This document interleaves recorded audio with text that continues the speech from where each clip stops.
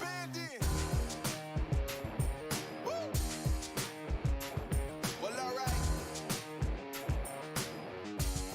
Yeah, they want me to fit in, but I can't. I'm too different with it, too advanced to think. You know my intuition. I got bars and ink, but never in a prison. Too far gone, never gonna sit and listen. This is optimism mixed with the best. You get it? What you're seeing is a beast in the flesh. I'm vetted up. I don't need to try to speak for the rest. Always keep it abrupt. They wanna keep it a mess, you know. This is what you get when you're sitting as a vet. But everybody know that you're a threat. With the rest, let's go. We won't fit in your box. We don't quit, we won't stop. Ride us all to the top. We won't fit in your, we won't fit in your, we won't fit in your box. No, we don't quit, we won't stop. No, ride us all to the top. Whoa. We won't fit in your box. No.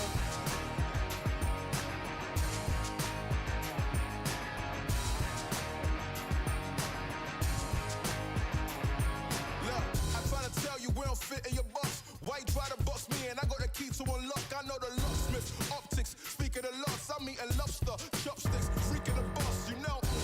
I'll never fit in where I go at. Ooh, boss talk like I'm Boaz. Ooh, why fit in when you know you can stand out still? They remember you more when you hand out deals. Let's go. We won't fit in your box. We don't quit, we won't stop. Ride us all to the top. We won't fit in your, we won't fit in your, we won't fit in your box. No, we don't quit, we won't stop. No, ride us all to the top. Whoa. We won't fit in your box. No. Don't box me in. I do my own thing. Spirit is right within. I got my own way. Violent is not within. Look at the way that I do my ops again. Oh, better let me loose. You know that I got the juice. Everything I got to do. Words that I speak out my mouth, I gotta move. Oh, oh, we can't fit in your box. You're too cold and you know.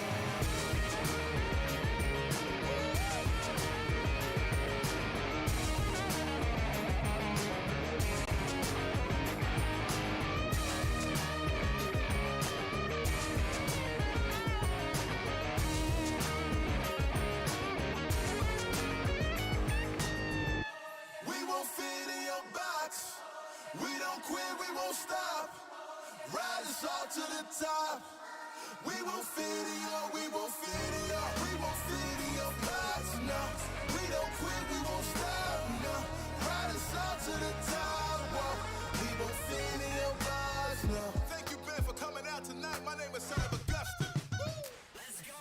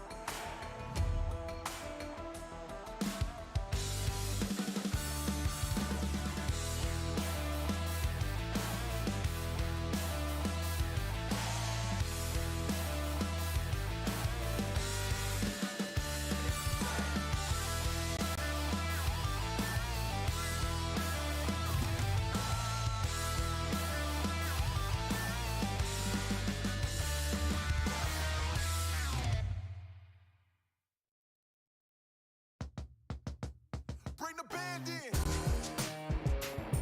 Woo! Well, all right. Yeah, they want me to fit in, but I can't. I'm too different with it. Too advanced to think. You know my intuition. I got bars and ink, but never in a prison. Too far gone, never gonna sit and listen. This is optimism mixed with the best. You get it? What you're seeing is a beast in the flesh. I'm vetted up. I don't need to try to speak for the rest. Always keep it abrupt. They want to keep it a mess, you know. This is what you get when you're sitting as a vet. But everybody know that you're a threat. With the rest, let's go. We won't fit in your box. We don't quit, we won't stop. Ride us all to the top. We won't fit in your, we won't fit in your, we won't fit in your box. No, we don't quit, we won't stop. No, ride us all to the top. Whoa. We won't fit in your box. No.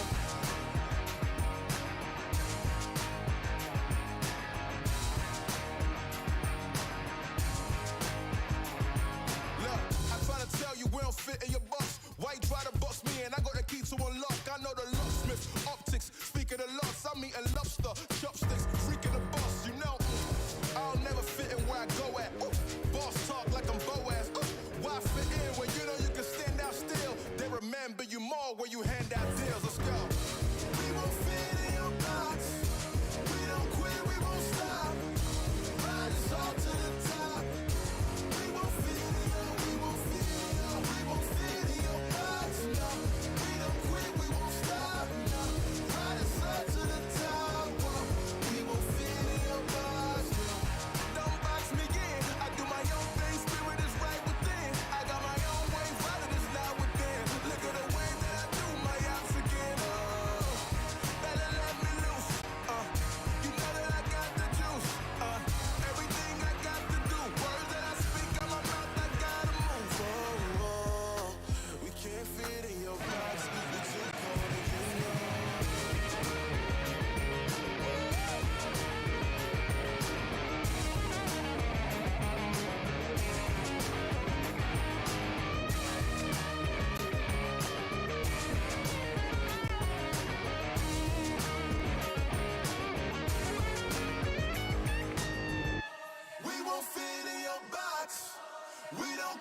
won't stop. Ride us all to the top. We won't fit in your, we won't fit in your, we won't fit in your box, no. We don't quit, we won't stop, no. Ride us all to the top, whoa. We won't fit in your box, no. Thank you, Ben, for coming out tonight. My name is Son of Augustine. Let's go.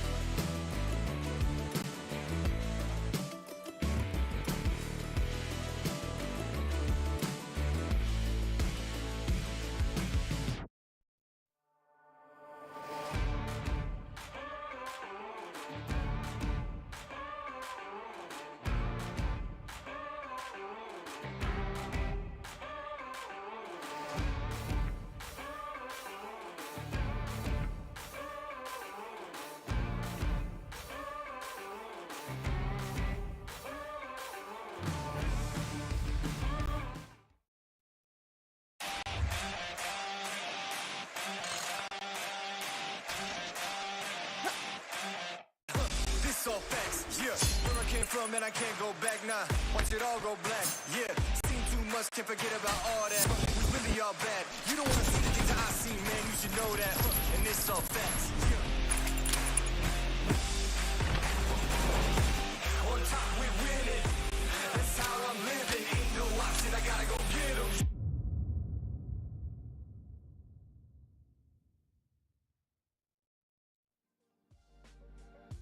Hello everyone and welcome back. It's the last day of the MEA Championship. Today we crown our 4 teams that are going to be moving forward into the PMGC. It is going to be an absolutely phenomenal day, jam-packed with a whole bunch of action. Of course, we don't know exactly what is going to be happening, but that is part of the excitement. Of course, you are joined with myself and Proxy. We're going to be taking you through all the proceedings. Big day. Super excited to see what these teams are going to be doing. Absolutely. We've already seen so many teams stepping up just yesterday in a amazing manner. So already our predictions have gone out the window and we are on the edge of our seats to see who is going to be the teams to step it up in an absolutely monstrous way today. Well, speaking about monsters, of course, we get to give a big shout out going out to Monster Energy, our official energy drink partners for the PUBG Mobile Pro Leagues and the Championship. So mad love, big respect going out to them, and of course a big thank you as well. Now in the meanwhile, right, speaking about monsters and all the energy, we've seen a few teams really look to crack a few cans wide open. I mean, phenomenal performances coming through from Quest that we've been seeing. Brute Force stepping up a little bit yesterday, you know, just in the nick of time, it's trying to reclaim a little bit of that ground. But again, right, such a difficult day. Teams having a very tough run, and of course, speaking about the tough runs, let's take a look at it here. It is going to be Quest Esports ending day number 3 right at the top of the leaderboard. Unsurprising with the reign of El-Hajj that we saw, especially towards the end of the last few matches yesterday, crowning our MVP for that day. And I don't think that they're going to stop anytime soon. We also did mention Brute Force had a much quieter day. We even took a look at the overall comparison of Brute Force from day number 3 versus day number 1. They were so dominating coming through in day number 1 that it was quite a stark comparison to their matches yesterday. But they managed to pick up another winner chicken dinner. So our top 3 alongside RUKH Esports all have those 3 winner chicken dinners, and they are looking to hopefully keep it that way. Over towards that second page, we saw surprising comebacks coming through from the likes of Slime Machine, Twisted Mind, even the World of Battle and the Clear Vision also gave us a few surprising performances. I would like to say the same for everyone pretty much on the same page. We had a highlighting moment and an opportunity to take a look at them once again. Yeah, I mean, there's such a lot of pressure riding on the shoulders, essentially for all 16 participating teams here. As we know, a few plays could make quite a bit of a difference, right? As we yet again look at the whole situation between 4th down towards about that 8th position. Only again 1 point that is separating the teams, and of course over on towards the second page from about 10th place all the way down, again single-digit differences. So anything can change up as we are going to be pushing through our matches, looking to see who are going to be the teams to step up and get themselves those plays. But speaking about the opportunities, right? Quest, we've mentioned them. They came through with a back-to-back winner chicken dinner. I believe that was back on day number, well, back on day number yesterday, right? So they've just been grinding it out so exceptionally hard, but that's not been the case all the way through. No, so I mean, we saw the resurgence of Quest coming through on day number 1, you know, trying to put themselves alongside the likes of Brute Force. Day 2 was much more of a quiet affair for Quest Esports, but coming back on day number 3, on the day where the pressure was arguably some of the highest, barring of course our final day, they stepped up in such an emphatic way. We can see this comparison here between Quest on day number 2 versus Quest at number yesterday, as DK likes to say, really just bringing in such a dominating performance. I mean, to have an average of 6.5 eliminations per map on a stage like the MEA Championships is just unheard of. And in all honesty, I mean, those damage numbers, we know where at least 5,000 of that came from just yesterday. That was thanks to, of course, the likes of El-Hajj. So an incredible showing, and hopefully we could see them once again showcase a few more tricks up their sleeves. Maybe there's something else they've been keeping from us. I mean, that's quite a tremendous performance that we've seen, right? If we convert those averages into actual points, day 2 we did see Quest walking away with 35 points. Yesterday, day 3, they doubled that, right? They got themselves just about 70 points in one single day. So an absolutely phenomenal play, a really strong performance coming through on their end. But I think the big question is going to be today, who will be the next team to step it up? Who's going to be the next one to play that level of gameplay? Of course, well, we could have a few potential indicators as who could be those takers. Of course, we keep talking about this, engagement between Quest Esports and Brute Force because it was head-to-head yesterday. We started off the day with Brute Force leading the pack, and then Quest just came in with an absolute vengeance. So the two teams that are definitely going to be on our minds just because of yesterday's proceedings is, of course, the likes of Quest and, of course, Brute Force going head-to-head, seeing exactly how they are planning to hopefully take that top slot. I mean, two very different approaches, as we can see. Quest Esports being that team that are a lot more aggressive, picking up, I believe it was 101 eliminations at the end of yesterday, and then of course Brute Force just edging forward with a bit more of those placements points. So a very, very contrasting play style, but both have been so successful for the respective teams. Yeah, I mean, they've both been able to just maintain an absolute absurd level of consistency. So I'm curious to see who's going to look to push through with that. But I think another team that I really want to see potentially maybe bring in a bit of a pop off, I think it's going to be the side of XENON, right? As we know, coming into yesterday's matches, they were sat all the way up in that top 4. Now today, as we saw on the leaderboards, it looks slightly different. They've now dropped all the way down to 8th place. But again, not a big gap, only 11 points. So there's still great opportunity for a team like XENON, who has stepped into this MEA for the first time, to have the opportunity to try and get themselves into the top 4 slots. We've seen the team of XENON specifically having very close encounters, getting very, very close to overly edging those winning placements. But it's always just that final moment, that final bit of timing, especially yesterday. We had 2 instances where they were literally caught with nades in their hands as they were taken out by either the likes of RUKH or NASR or who have you, just finding their location. So hopefully today they can lock it down and get a little bit more of a consistent performance. Because if they can keep that consistency going, we already know they have the confidence, they have the skill sets, so it really could translate into a winning formula for them. We also have to go and focus on RUKH and NASR, who are who end up our top 4 standing. So those are the teams currently who are going to be looking for those PMGC slots, but 6 more matches to go. Oh yes, indeed, 6 more matches to go, and I mean, there's so much that we could talk about here, right? We've been seeing individual players step up, forming like absolute legends. We've been seeing teams just blowing the scene up, coming out of nowhere, bringing in a very, very aggressive push. But now, with regards to the individuals, right? Who were the ones that really stood out for you? I mean, we know RUKH being RUKH, right? There's no surprise to see RUKH. But, I mean, Ado also. No, absolutely. Ado, especially in the first 2 days, being the back-to-back MVP for the likes of Brute Force, really solidifying their lead and ultimately giving us that standing ground. But what we saw yesterday, where Quest Esports just absolutely went mental trying to get themselves catching up to the likes of Brute Force. And of course, we know RUKH was a key principle in that. I mean, averaging about 3 eliminations, and as you mentioned, 6 eliminations worth of damage per map is really going to result in a very aggressive push coming through from Quest Esports. Whether or not both of these teams will be continuing their respective playstyles, as we mentioned, the aggression versus the focus on rotation and placement points coming through from either of them, they will be hopefully locking it down with a great balance. And this is sort of the 2 teams that are going to be leading the pack, the 2 question marks on everyone's mind. Who is going to be the champion of the MEA Championships Fall Split 2023? It's going to be a pretty, pretty tough one. But of course, speaking of which, let's take a look at the schedule that we are going to be working with here today. Of course, we are going to be playing exactly the same map rotations as we've been playing on day 1, day 2, and day 3. So no surprise to see that consistency prevail. But the big kicker here is, right, we know that we've got Erangel, as you've said, being half of the matches that we play.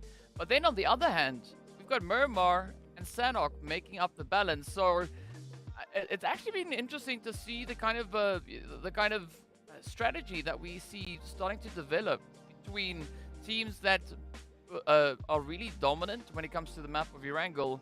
But of course then, what's to be made of Miramar and Sanhok, right? Erangel, strong map, but what happens on the rest?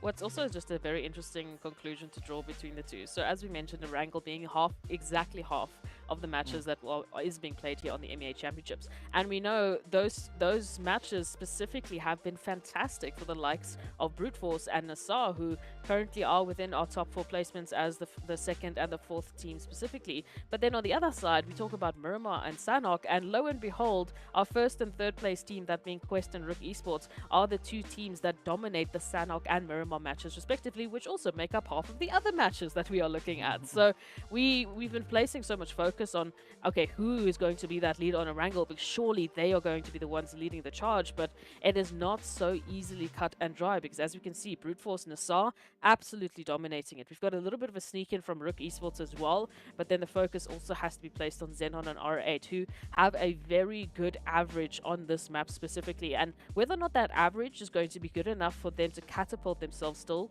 into the top 4 placements is yet to be seen.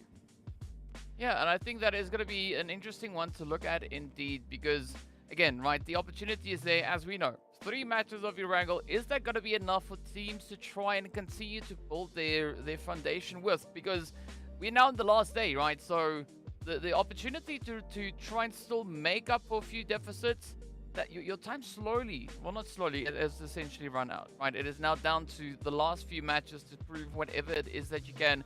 But talking about consistency though, RUKH Esports, they've been able to maintain a very consistent performance across all 3 maps. We see them just featuring here within the top 5 for Erangel. On Sanhok, they are very, very close to being in the top 5. They missed that by just a few points.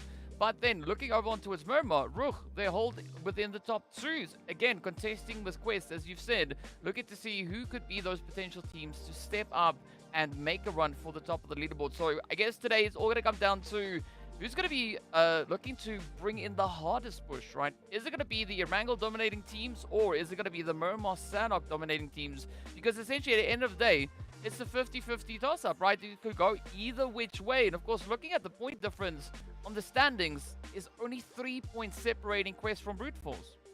And as you mentioned, I mean, with an average of 54 points and above on every single map in total, what they've been able to achieve so far, RUKH has definitely been one of the most consistent teams. So if they could step it up just a notch, just turn it up one more level, maybe that's enough for them to take a hold of either Brute Force's current position, whether or not they can take a hold of Quest Esports' position. Once again, yet to be seen, because we don't know how that head-to-head between our top 2 teams is going to go down, or if someone else has a plan that they're looking to hopefully take and execute today. NASR Esports as well, a team that we've been seeing time and time again have these textbook perfect executions. I mean, I love the way that they have been in engaging those initial fights, and then immediately just focusing on those numbers advantage, and they're very prolific with that. Their communication, their synergy has been on a different level in the last day or so. So hopefully once again they bring that through into today.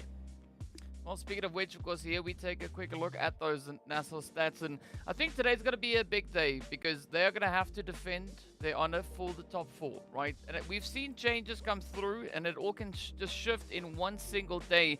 But so NASR, they're going to really have to try and find which map is going to be the one for them to make all that magic happen on, because if you look at their performance that we've seen in general on Miramar, you know, they are a little bit further down the board, definitely based on the other remaining matches that we have, right, between Erangel and then of course looking at Sanhok.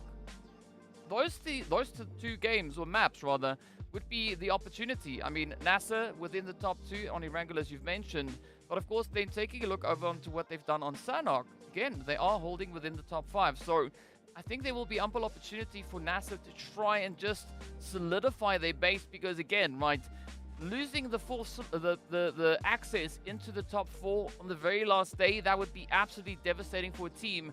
But we've actually seen a few other different approaches being played here as well, right? As we know, we have 2 other teams that have already qualified for PMGC, that being NIGMA Galaxy as well as FALCONS White, right? NIGMA Galaxy still playing a very you know, I would say tough game against the opposing teams, right? You can see them, you know, trying to keep the momentum flowing. FALCONS White taking a completely different approach. We see them sat all the way down in 11th place. Yes, every now and again they step up just to remind the teams as to what is going on, but you know, there's such a different play coming through from either side. And it's been a very weird experience, especially for fans of Falcon Whites, to witness them in this tournament. It's also, there has been a lot of questions as to, you know, what are they doing, why are they playing this way. It could be all part of a strategy. Again, we know that those slots were also announced, so we know exactly, depending on if you're the first, second, third, or fourth team taking a slot today, which groups you will be actually landing in, who you will actually be taking up. And Enigma Galaxy have the opportunity, knowing which slot they're in specifically, who they might be looking to face off against. So they could really throw a wrench in the works and be a spanner for the rest of the teams to sort of get themselves their preferred competition, if you want to take it that way. But that requires an immense amount of skill at this level of a competition. And for Falcons White, potentially, you know, this is an opportunity for them to really get a handle on some of their new team synergy, maybe couple of new strategies that they could employ to get themselves ready for the next phase. Well, who knows, right? It could be so many different factors, and of course, while we're on that, we'd love to hear what your thoughts are, the viewers back home. So be sure to let us know what you think. Who could be the team to step up? What do you think of the strategy coming through between Enigma Galaxy and Falcons White? Of course, hit us up on social media. You can reach us on YouTube, Facebook, as well as TikTok. But be sure to include the hashtag PMPL MEA Champ. Seeing that, well, that's where we are, right? And we want to see what your thoughts are on that. So a lot of opportunities going to be available yet again here today. I'm going to be looking especially towards, I would say, the top 8 to see who will be decided within the top 4, right? As we know, I don't think Quest and Brute Force are going to have to stress all too much. They are holding on to quite a bit of a substantial lead. But now it's going to be down to the rest of the teams. As we've said, there's only 1 point separating a lot of these teams, and this is going to require that extra bit of focus, because if you make one mistake, one oopsie, you only have so many opportunities to try and rectify that, and everybody here are pretty much geared for game day, right? This is the big one. It is the final opportunity for these teams to get themselves into PMGC, and that, as we know, has been the goal for so many teams, especially coming from the Middle East and African regions. They are ready to showcase their prowess. They are ready to showcase what they can do on a world stage. So this, as you know, is just going to be the stepping stone to getting to them to that point. And if they are strong enough to make it happen, then they absolutely deserve it. And hopefully we will be all there ready to cheer them on into the finals. But before we even get too far ahead of ourselves, we have to crown the champion. And only the champion will be that team to really get all of the momentum, all of that share of the prize pool as well, as we know, because it's not just the PMGC slots. No, of course, for all of their hard work, they get a little dose of extra ka-ching in the pocket, as well as an extra dose for our MVP, who has yet to be decided. I mean, is it going to be Ada? Is it going to be RUKH? Is there going to be another player to surprise us today? I mean, 5,000 damage just yesterday dropped by RUKH, which sets the tone in a very stark manner. Yeah, it's going to be a little bit of a showdown to see who will be crowned our MVP. And I cannot wait to see what, our performers are going to be looking to bring on through. Because essentially, at the end of the day, that's what they are. They are performers. They perform on an immense level. A level that we ourselves would be struggling with quite a bit. I am 100% convinced of that. But as we know, it is just about that time for us to step over into our first match of the day. Now, if you've got any thoughts as to who you think could potentially be taking the crown here, be sure to let us know on social media. Hit us up on the chat. And, well, it is just about time to see where the flight path and that zone is going to be taking us. Now, before we get there, any thoughts of what you think we could be having, aside from dry land? It would be very nice if we could have dry land, but for me, it's going to be very dependent on this initial zone. We've seen an absolutely chaotic level of zone placement in these last couple of days. The teams really have had it so incredibly tough. But moving into this one, already I'm seeing the military base island and I'm starting to shiver in my boots, whether or not that zone will be heading anywhere close to that once again. So please, if you're in the chat right now, give Sanhok, give Erangel your energy here. Sanhok will come a little bit later. Do not give us a water zone. I mean, all we can do here is just hope and keep our fingers crossed. Maybe it is going to come back to its senses here. I think if this opportunity, a zone maybe centering up towards school, towards RUKH, I think that could be quite an exciting one, potentially even over on towards the Gatka side here, as the teams like to really be presented with a little bit of a risky play, right? Again, not the craziest push that is going to be applied by that zone, But let's see where it is going to be taking us. So far, everything seems normal. The players making their way down. We got Twisted Minds again going for the usual drop location. Vulture Gaming Squad also going to be looking to get themselves situated down up in towards that Sosnovka military base. But the zone about to be revealed. Oh, gotta wait and see exactly where we'll be heading. Have you expected, components there coming through from Twisted Minds Virtual Gaming over towards the Military Base Island? Thankfully, it looks like the viewers did give Erangel enough energy, so instead of the south, we will be going directly to the opposite side, all the way to the north. So, unfortunately, there's still going to be water involved. Really, what this means, especially for the viewers that might not be aware of why we are so intrude against water, because we are very annoyed with it. It cuts the available space away from our teams. It really just applies that extra bit of pressure because all of a sudden, in terms of the available spacing you have, that gets cut in some cases in a dramatically halfway percentage. So it makes it so much more difficult for these teams to get comfortable and to get themselves into their best standings. I think for this, looking at this zone, I think this is an acceptable zone, right? Again, not the most ideal, but it's acceptable. We just have a small portion of that being water, and it's pretty close to RUKH school. So, yeah, it's going to be an interesting rotation, especially now for RUKH Esports, to see if they can get themselves repositioned all the way back up in towards Savoni. And I'm actually quite surprised that no one's going to be looking to risk it, right? Just taking it cool, calm, and collected. It's the first match. Let's get this one done. Let's get it over and see where we move to from here. So, a very respectable start.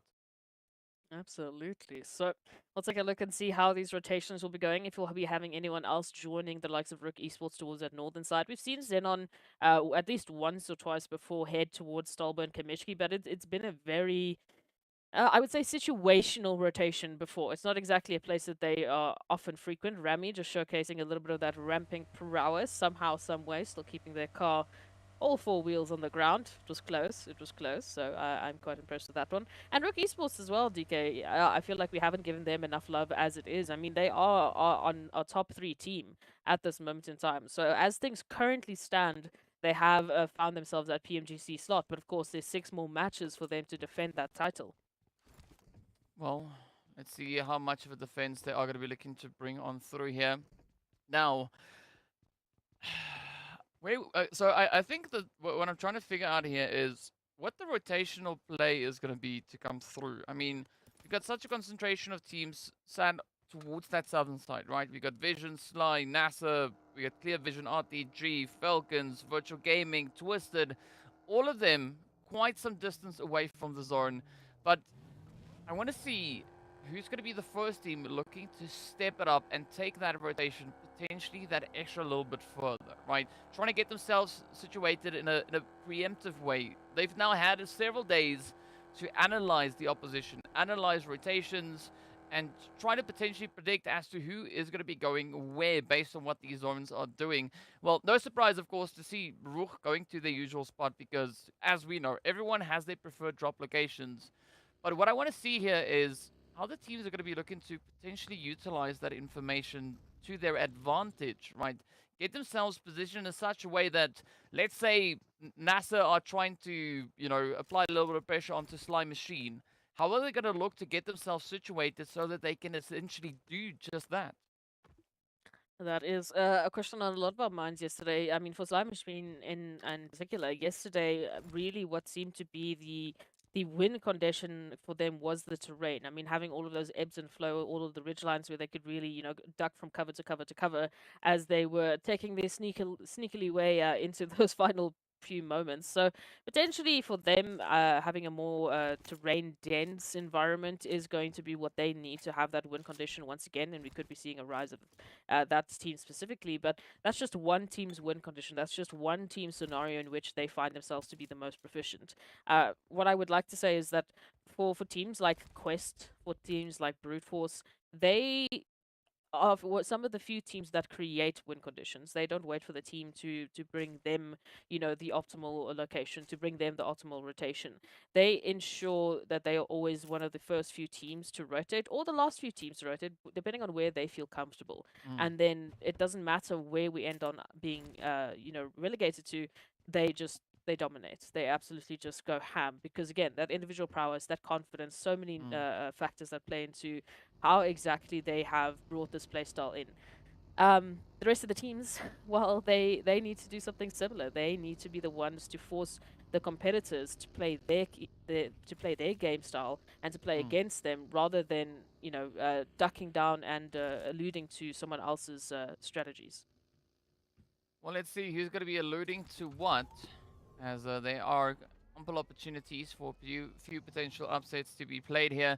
We are also looking at RTG on a steady approach towards clear. And there we have, of course, Galaga and Groza getting stopped in their tracks. Ooh, that one has got to sting quite a bit. But a good defense coming through here from the side of clear. I mean, a very aggressive showing.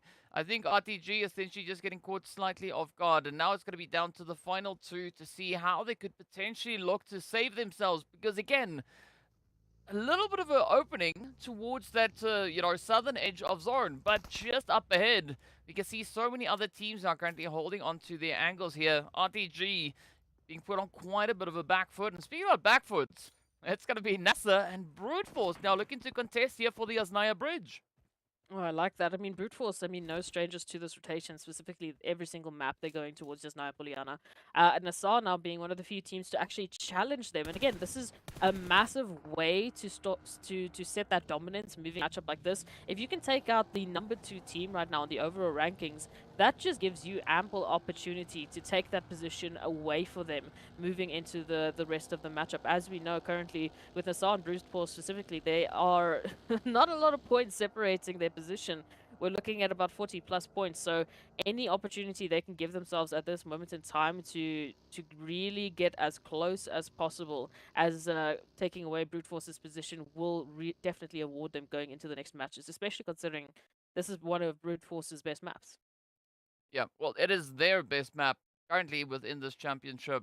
The one that they've been able to dominate with a 2-winner chicken dinners and nearly 100 points so far. So it's all going to come down to what the approach is going to be, how they're going to be looking to play through this one. But as you can see, the contention will continue as we wait for the zone. RUKH, they are going to be smiling all the way through, as they will not have to essentially move a muscle. They can now play this exactly the way they want, because this zone is playing perfectly in favor of RUKH Esports. I mean, Savoni's shooting range, they know this territory like the back of their hands. And I'm excited to see how they're going to be looking to just utilize all that knowledge and, of course, anticipate the rotations coming through.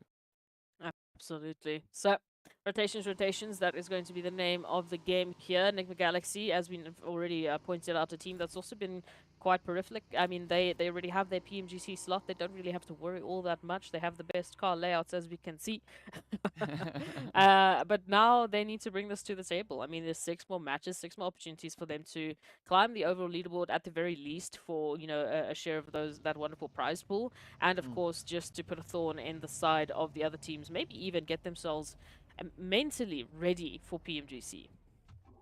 Yeah, I think that is going to be a big potential focus coming through for NIGMA Galaxy and FALCONS here today, because as we know, stepping into the PMGC stage, you are playing against the best in the world, right? That is just the standard. That is just what it is. So it's a completely different level of gameplay that they will have to try and compete against. So I think having a bit of an opportunity here to try and potentially simulate some kind of a play, some kind of a situation, I think that could be a good utilization of the time that they have, while at the same time still being an absolute menace like we've seen them be, right? So you gotta have that balance in there as well. Speaking about menace, Neo's gonna come through in the feed there as they do find the opening play up on towards Tapok. And now for Vision, this is an interesting spray. It's opting for a 3-1 play. I think essentially Tapok was maybe trying to do a little bit of scouting here. Oh, position here. Vision Esports, as we know, currently in 9th place, looking at our 2nd best team. Oh, and Tapok, I mean, with the damage dealt there, it might Vision Esports just from as they said, down a 3v4 scenario. It's a great rotation for them currently, of course. We know they're well within the zone, have quite a bit of spacing to work with. But we've got a few more teams that need to join the fray. One of those teams might even be NIGMA Galaxy. So up to them whether or not they want to continue this engagement just to give some space where needed. I see the vehicle rotations have already started, so it looks like they would rather opt to just keep space, keep safe, and hopefully provide some longevity moving into the rest of this matchup. And well, let's see if that is going to be the play now. Falcons also yet to get themselves situated up in towards the zone as they do come through with the approach all the way from that far edge.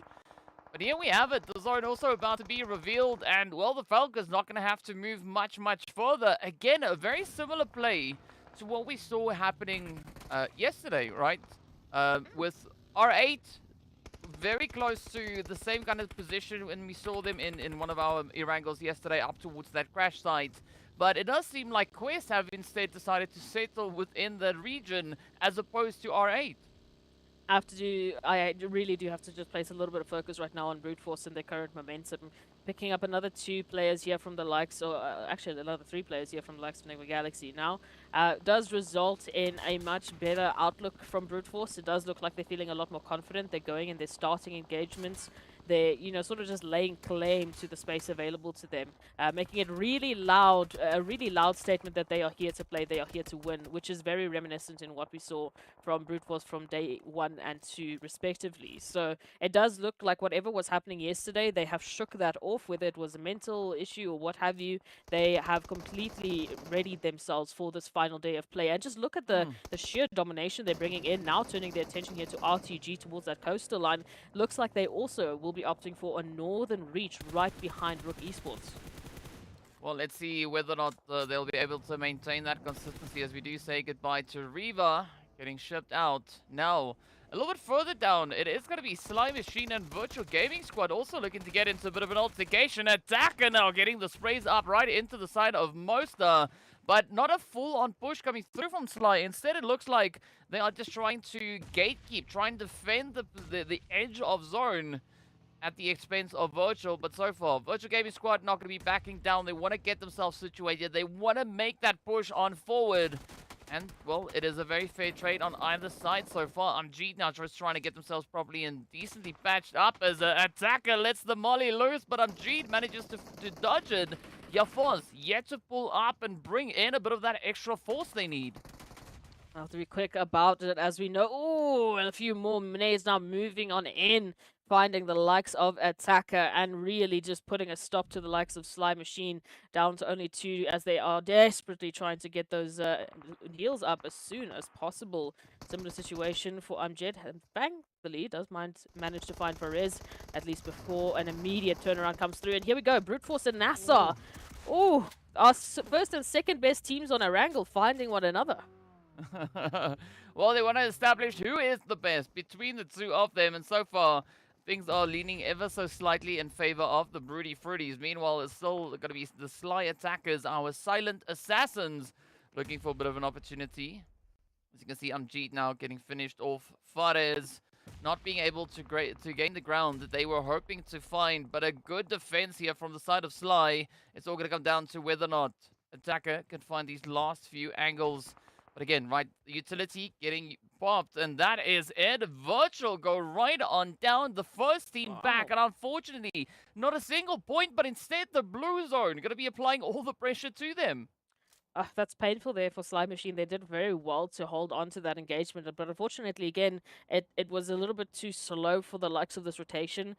Taking that engagement so far out of zone, so far out of that goal way is going to and unfortunately relegate them down to a couple of losses. So it's likely they will be going down to 1 member here, as someone is still alive, at least hopefully ready and running into that next phase. But we'll have to wait and see what they can do in that situation. Meanwhile, we turn our attention here towards that zone shooting range starting to light on up as members are trying to get a hold of the center position of the zone. R8 being one of the first teams to do so. And let's see if they can make this the start of a comeback on the overall standings. But again, looking at the zone, this is going to be one of those exceptionally challenging regions to play from. You can either take the approach coming through from the southern side, as we can see GEEKAY and Brute Force, and of course then XENON trying to play through. But looking at that northern side as well, there are so many advantages, a bit of a give and take on either end. I think it's all going to come down to which teams find themselves positioned where, and for the time being, It's going to be GEEKAY and Brute Force fighting for possession of the edge of zone. We also have a slight addition there of Twisted Mind. Now patiently waiting for their cue to get involved in the action here, but Santa not going to be even waiting for any cues to be signed or given. Instead, they will be just looking to light it up as they find the sprays. And now Evo Station, Dami and Co really going to have to try and navigate all the pressure being applied here. Oh, we love this. Already Erangel turning out to be an absolute field way. Now, as you can see, Brute Force here, very, very emphatic win coming through from them. They are looking very dominating up at that 5 eliminations, but up against the likes of a few other teams that would love to take this Erangel for themselves. Twisted Minds, oh my goodness, flying into the action, quite literally, nearly going to the window as well, but Gates stepping up as the Guardian, unfortunately falling almost immediately as Twisted Minds ascend from the heavens to just deal some pain. Beautiful pacing coming through here from Twisted, but that is going to be mine, stopping Dummy in their tracks. Brute Force, again, looking to expand their reach as best they can, and they do find the follow-up play right into the side there of Crypto.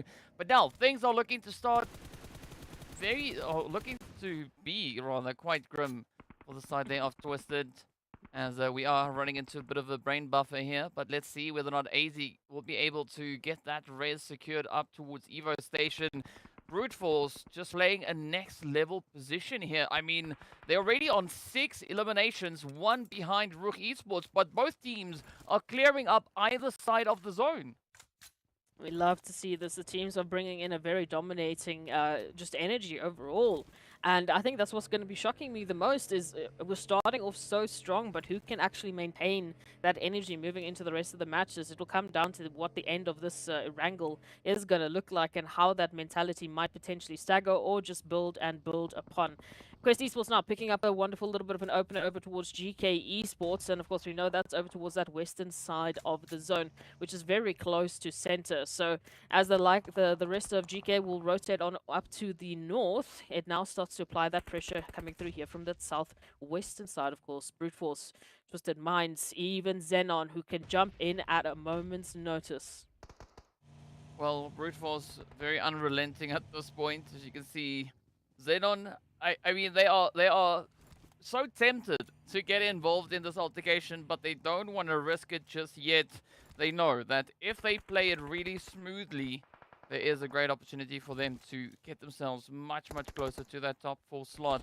So you can see the slight bit of a hesitation coming in. And speaking about that, again, just a beautiful look at Twisted, as you said, flying up in towards the zone. AZ Evo Station, getting pincered on the edge of zone. I don't really see a way for Twisted out of this play. They might be able to evade Brute Force, but that is going to put them right in the sight there of XENON, ready to welcome them through. Ooh, and of course, vehicle explosion is going to end it, so they won't even make it to the XENON side.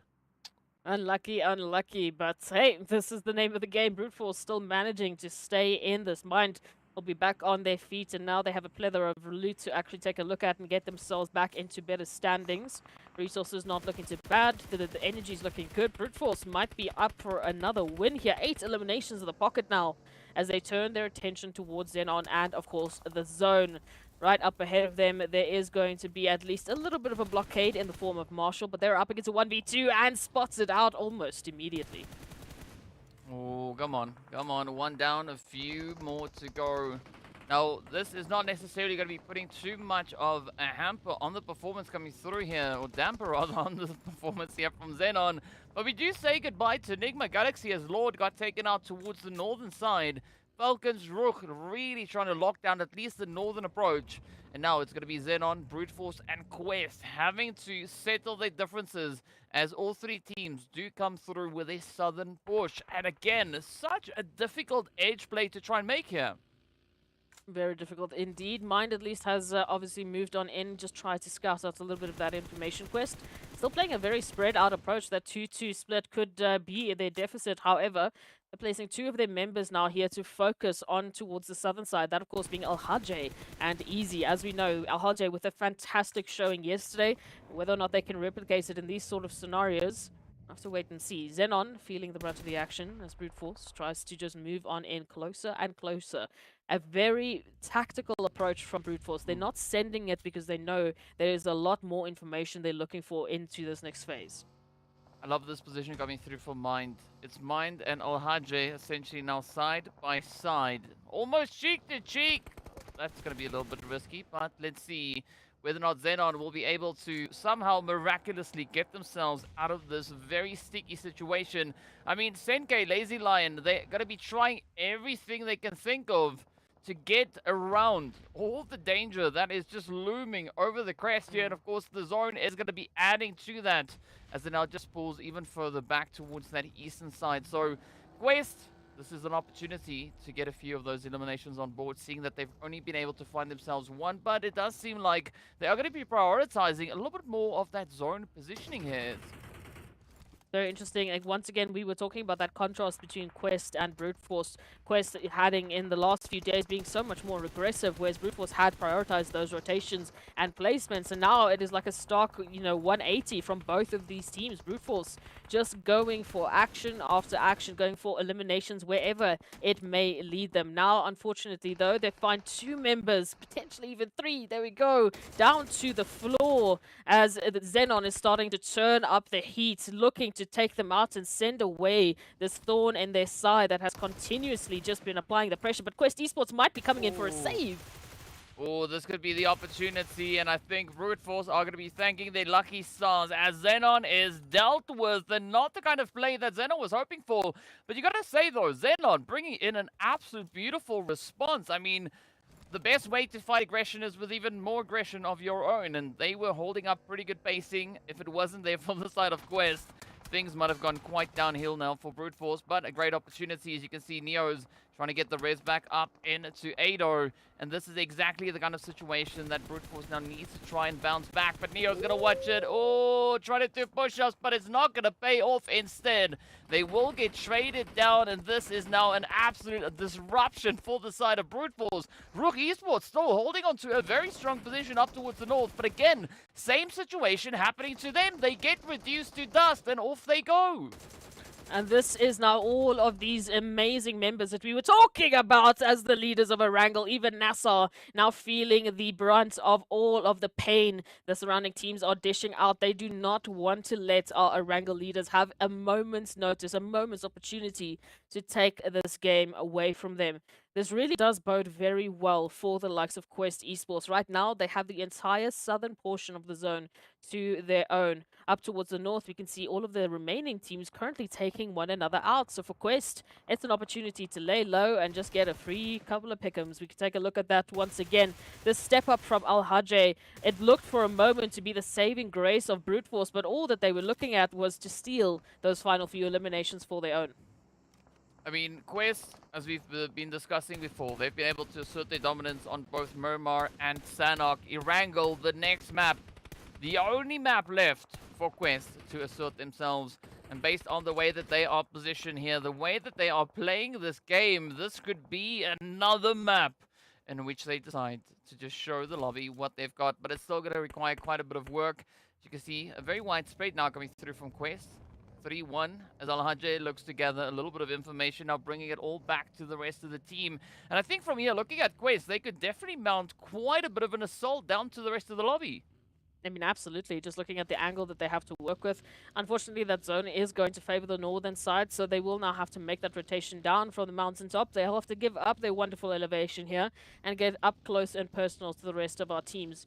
Opting potentially to go towards FALCONS as a full team would definitely make it a lot more of an easier approach compared towards that eastern side, which we know is very stacked with teams currently in the compounds holding cover, lying in wait to defend their positions. So right now for Quest, it's about information gathering. That's why we could see Easy just moving on to that western side, just trying to get a look at an understanding here of the surrounding areas, even trying to send a few utilities to bait out some positions here, as it's very tough for them at this moment in time to try and delegate which pathing would be the safest approach.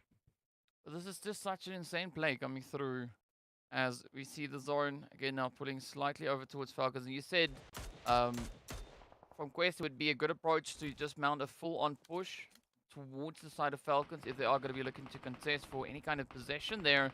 But speaking of which, in the meanwhile, Quest going to be looking to get themselves positioned right on the edge here of shooting range. But this is where Muhammad could definitely look to play quite a bit of an upset. We got Arthur Muhammad keeping a nice steady position here for the World of Battle, but we are yet to see those eliminations come through for them. I mean, both players not exactly having the opportunity they need to get those sprays. Meanwhile, B6 trying to play quite a bit of an angle onto Quest. Look, I'm not too opposed to the play that Quest is doing here. They sent the first two in as the scouting parties, getting the information, and somehow, some way, they managed to avoid that initial crossfire there with P6. Now turning attention, taking down P6, turning their attention towards the world of battle. They are just systematically just uprooting everyone within this position and taking hold and making claim that this is the Quest Esports territory here. So now a little bit of danger spelling for NASR as well. But there will be a little bit of a time here as Quest Esports need to regain HP. NASR, if there was ever an opportunity, it would be right now, just to bring the action back to Quest. Yeah, 100%. And I think the difficulty here for Quest was trying to take too many fights on too many different angles. A very bold play indeed to try and make here. But as you can see, Teak also trying to get themselves quickly repositioned. But NASR not going to have any of that opportunity pass them by, as the spray will continue to find its way on in. Teak now also looking to step on up. Teak not caring who they hit as long as they hit something. And with that, it's going to be Fahi done, dropped on down. Falcons and NASR now contesting for the winner chicken dinner. Spec v Teak, to see who will be the one to lock it in. Teak, a nice little bit of hard cover all the way out on the edge. But if we look at the zone, NASR, they have the advantage, but I don't think it's even going to come down to possession. Falcons, they're going to try and just apply themselves to this last stretch. Last few resources now being utilized. They need whatever advantage they have to get down into this one. And another point we need to note, DK, for Spec, they have no mids. They have no ability to get the HP really back up into it, other than a few bandages we can see that they're trying to apply here. So in terms of resources, in terms of utility, Teak is up just by one.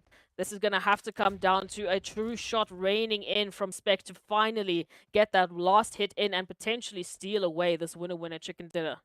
Oh, Teak now going through with a very big a big strand here. Almost a 200 IQ angle. But the advantage still leaning towards Teak, as you've said, right? Spec doesn't have a single drop of med, so whatever damage they take, it's just going to start to compound. There will not be on any opportunity for them to try and rectify that. And a quick reposition on the side of Teak could be exactly what they need now to get their angles to play down onto Spec. Again, waiting for Spec to pop their head out so you can see exactly where they need to push. You're going to see Teak trying to weigh up the options here. Are they going to try and maybe make a push for the tree? Are they going to stay behind this rock? Well, we'll find out very, very soon. As we know, the blue zone is going to be closing in, and that will take us to the next stage. And again, coming through with that is going to be even more pressure as we've now hit stage number 9. The blue is going to close on through. NASR, they have a slight bit of an advantage, and that could potentially be what puts Teak in such a tough position here. Having to move on down. We know the zone is applying the pressure. Time is of the essence, and as it starts to restrict, it starts to get all of these players up and at it. But here it is, the final push out in the open. Teak goes down. They need to get that final hit onto Spec if they want to make it happen, and they do. All the way down the line they go, and they have found the connection they needed. Teak, absolutely phenomenal work. But you got to commend NASR, their Spec working so exceptionally hard to just lock it down. But Teak just taking it to another level. So a big congratulations going out to Falcons. And again, I think a very well-deserved winner chicken dinner. But what a challenging start to the day here. I mean, we had Brute Force step it up. We had Quest step it up. We had XENON stepping it up. We had everybody stepping up, making it so dang contentious. And then at the end of the day, we see a team get themselves the winner chicken dinner. A team that, you know, has been just hanging back a little bit, and then today they're like, you know what, let's just do it. Let's just get the job done. Absolutely. I mean, in those final moments, we saw that push coming through from Quest Esports. As I said, I would have loved it if they rather went and opted for a push against Falcons and the likes. But it would have potentially just resulted them into that same situation as what we saw coming through from P6. Not everyone can make that situation into a clutch, mind you. Again, thankfully, they had the resources. They had the ability to actually hit those final few shots. You can see that longest elimination reigning true for very good reasons. But a very fantastic start to Erangel. we're starting to see a really good story building here for the teams. Like we said, Brute Force, Quest, it's been, you know, the 1v1, but we have to take a look at that match ranking, of course, just to remind ourselves what a close match this was. I mean, just look at that, our top 5. Ooh, domination. I mean, it's pretty crazy, right? So, and just to think, if you thought day 1 was crazy, day 2 was even tougher, right? Day 3 even more so. Day 4 proving to be quite a step up in the pacing here, but the team's not going to be shying away from any eventuality here. Unfortunately, as we saw for NIGMA Galaxy, not exactly having the opportunity to garner a few additional points. But again, so much aggression. I mean, you got to commend Slime Machine for what they were trying to do here as well, right? Holding on for as long as they possibly can. It paid off, but then it went a little bit downhill once they were able to escape that initial blue zone damage.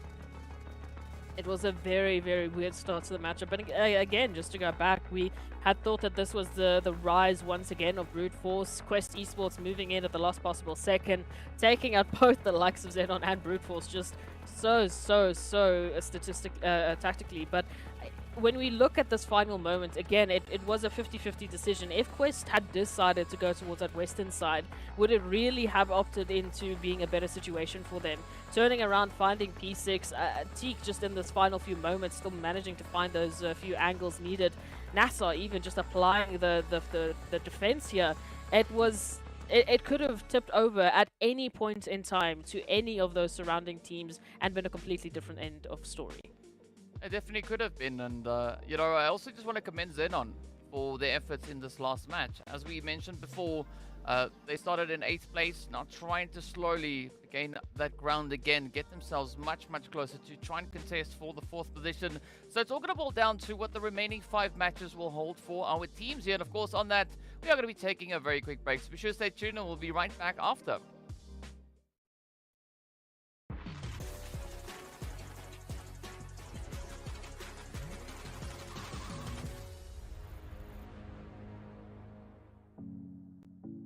بالبدايه نقول لك الف مبروك على حصولكم على لقب ابطال PMPL افريقيا. وغير هيك حابين ناخذ رايك، كيف شعوركم بعد ما حصلتوا اللقب وتاهلتوا للPMGC؟ اكيد هو شعور كان واو صراحه، يعني خاصه بعد ما تاكدنا من موضوع الPMGC، ففرحه البطل PMPL فكانت مو طبيعيه، يعني سوينا حفله اصلا في الجروب. هلا انتم تصدرتوا مرحله المجموعات او خلينا نقول الليج ستيج للاسبوع الاول والاسبوع الثاني، لكن حسيناكم عانيتوا بالاسبوع الثالث، فهل بامكانك تحكي لنا شو صار بالضبط مع الفريق؟ هو بالاسبوع الثالث يمكن يعني اداء التيمات يعني تطور اكثر، صاروا يعرفون لعبنا فحاولنا نغير ونجرب كذا شغله للفاينل يعني. وبخصوص الأمية، المرة الماضية شفناكم بديتوا بداية خطيرة جدا، باك تو باك وينر تشيكن دينر، لكن في باقي المباريات وفي باقي البطولة ما قدرتوا توصلوا للتوب 5 بنهاية البطولة، فهل تقدر تحكي لنا شو صار مع الفريق برضه بالبطولة؟ بالنسبة للMEA السابقة فغيرنا النظام كل لعب، فحاولنا نواكب يعني مع أنظمة جديدة، حاولنا نجرب بس بعدين ما نفعش معانا، يعني رجعنا للستايل القديم. طب فورتي، هلا بما انكم تاهلتوا للPMGC، شو حيكون هدفكم لPMPL EMEA؟ طبعا هل فكركم عندكم الامكانيه والقدره للمنافسه على المركز الاول في البطوله العالميه؟ هو احنا بالPMGC حاطين يعني اهداف معينه، فاولهم التاهل للفاينل اكيد، وان شاء الله بالفاينل نقدم اداء لازم توب 3 لسه. هل في اي شيء حابب تحكيه لجمهور الفالكونز والجمهور العربي؟ اكيد بالنسبه للجمهور الفالكون كان معانا في الPMWI، في الMEA، في الPMPL، في كل مكان كان موجود معانا، فدعمهم قوي وان شاء الله يواصلوا. وبالنسبه للجمهور العربي شوفونا بالMEA يوم 11/14.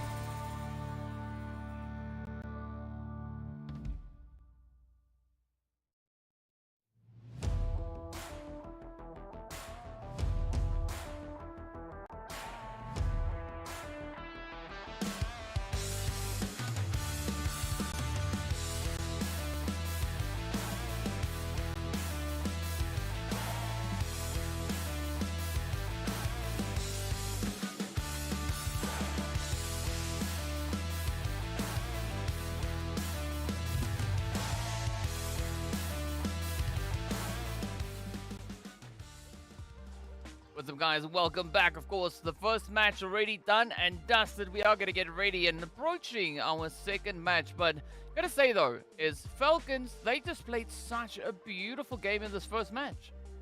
Absolutely. We can take a little bit of a closer look at exactly how that went down. I mean, a great jump there from Teak in those last few moments to actually clutch that one out, picking up those 3 eliminations. But even moving on into this final moment, you can see P6, Puncher, and Axa just applying the damage and taking a lot of damage in the process as well, especially from the likes of P6. But a beautiful, beautiful showing. They really were supporting their teammates once again, moving into these final few moments. And Teak just taking it on the mantle and saying they'll step up for the likes of Falcons White.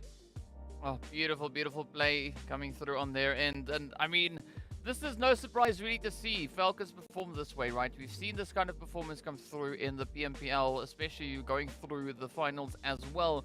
But we've not yet had a lot of that opportunity being present within this championship. So it's good to see the Falcons, again, just reminding everybody, it's like, we're here. Watch out. We can still play a little bit of an upset. Absolutely. So let's also just take a look once again at how Brute Force and Quest actually managed to pick up some great points into that last matchup.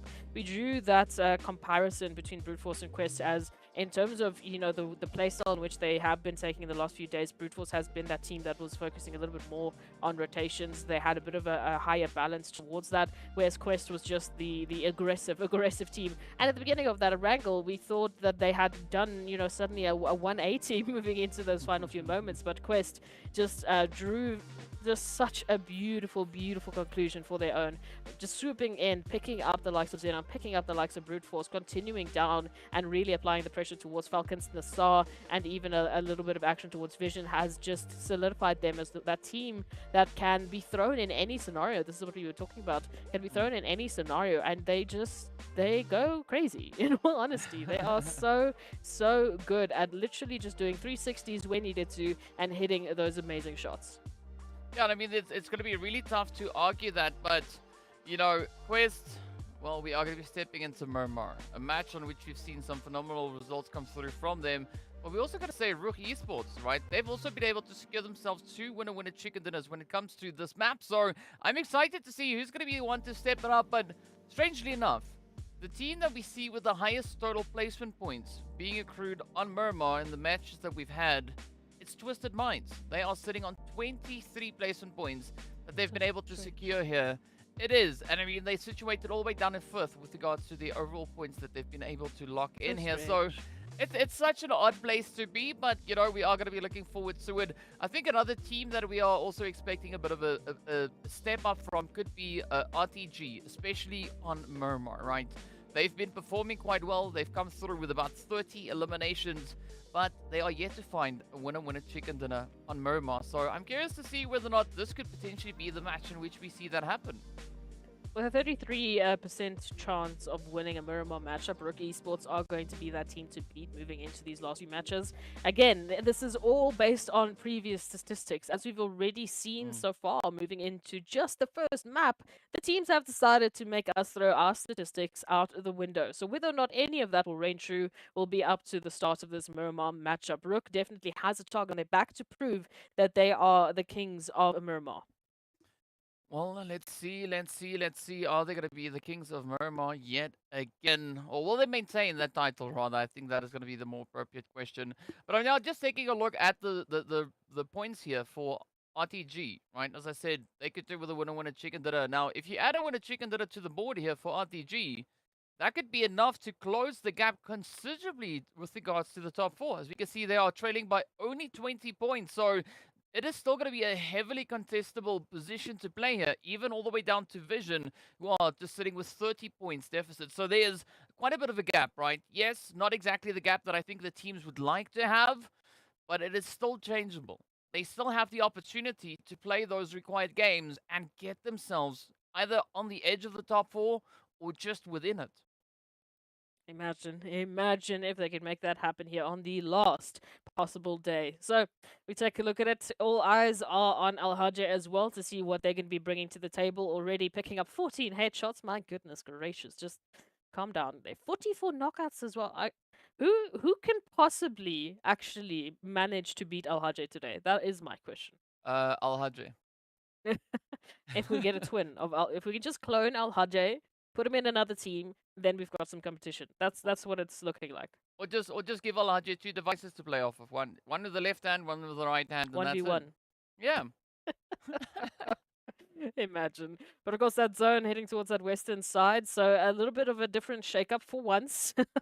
We have finally a bit of a different zone to take a look at. A great opportunity as well towards El Pozo and Monte Nuevo, and a place that we haven't really been able to put a lot of focus on because we've just been heading over towards Puerto Pareso time and time again. So I would love to see if teams are going to be making use of this newfound terrain and hopefully showcasing a winning formula here. Well, let's see. Ooh. R8 now just making their way up on towards the San Martin Hills. And again, a very interesting spread coming through here. I mean, R8 taking quite a bit of a trip to get themselves looted up. I mean, it's pretty odd to say Escaton not having anything on their end, but, well, it is going to be Clear Vision just pulling up right alongside them, looking to bring in a bit of an upset, and this could be exactly that play now. But here we have it. Oh, come on. Clear Vision. R8 not going to be making too much noise, but it is instead RUKH coming with a beautiful quick trade. All right, so let's apply a little bit of that pressure over towards Clear Vision here. Very interesting position once again that we're seeing just with these rotations towards that northern side. So San Martin feeling a little bit of the pressure once again, having a new set of visitors to worry about. Twisted Minds moving on in from the northern side as well. For now, I do like that we are just seeing Clear Vision rather just opting for a bit of a rotation back. They've got one shot in the back. They want to get out of here as soon as possible. And ooh, RUKH will just narrowly miss that opportunity to get a follow-up. So we should be seeing Clear Vision hopefully just to get themselves back up on their feet before moving on in. Having the zone gives them so much more time to relax, to get some loot up before moving through. Quest Esports, of course, over towards Al Azahar. So a bit of a further rotation for them. Not as far, of course, as the likes of RUKH Esports. As we know, DK, they are all the way up towards that north. Yeah, but RUKH, they enjoy the blue juice, right? So they're not going to be feeling all too phased. Another team that also enjoys a little bit of blue juice is, of course, the Falcons, but they are already positioned up in towards Valle del Mar, so there's not going to be any worry on their end.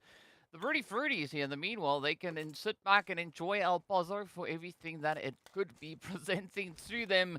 But I'm curious to see if we're going to have anyone potentially looking to contest all the way over on towards the side, right? All the way up on towards Pozo. I mean, it is going to be it is going to have to be rather a very deliberate play to rotate in the direction there of El Pozo, because I mean the rest of the lobby we don't necessarily see them moving towards that direction. But based on what we have, at least for the time being, I don't see that really being the situation or being the case.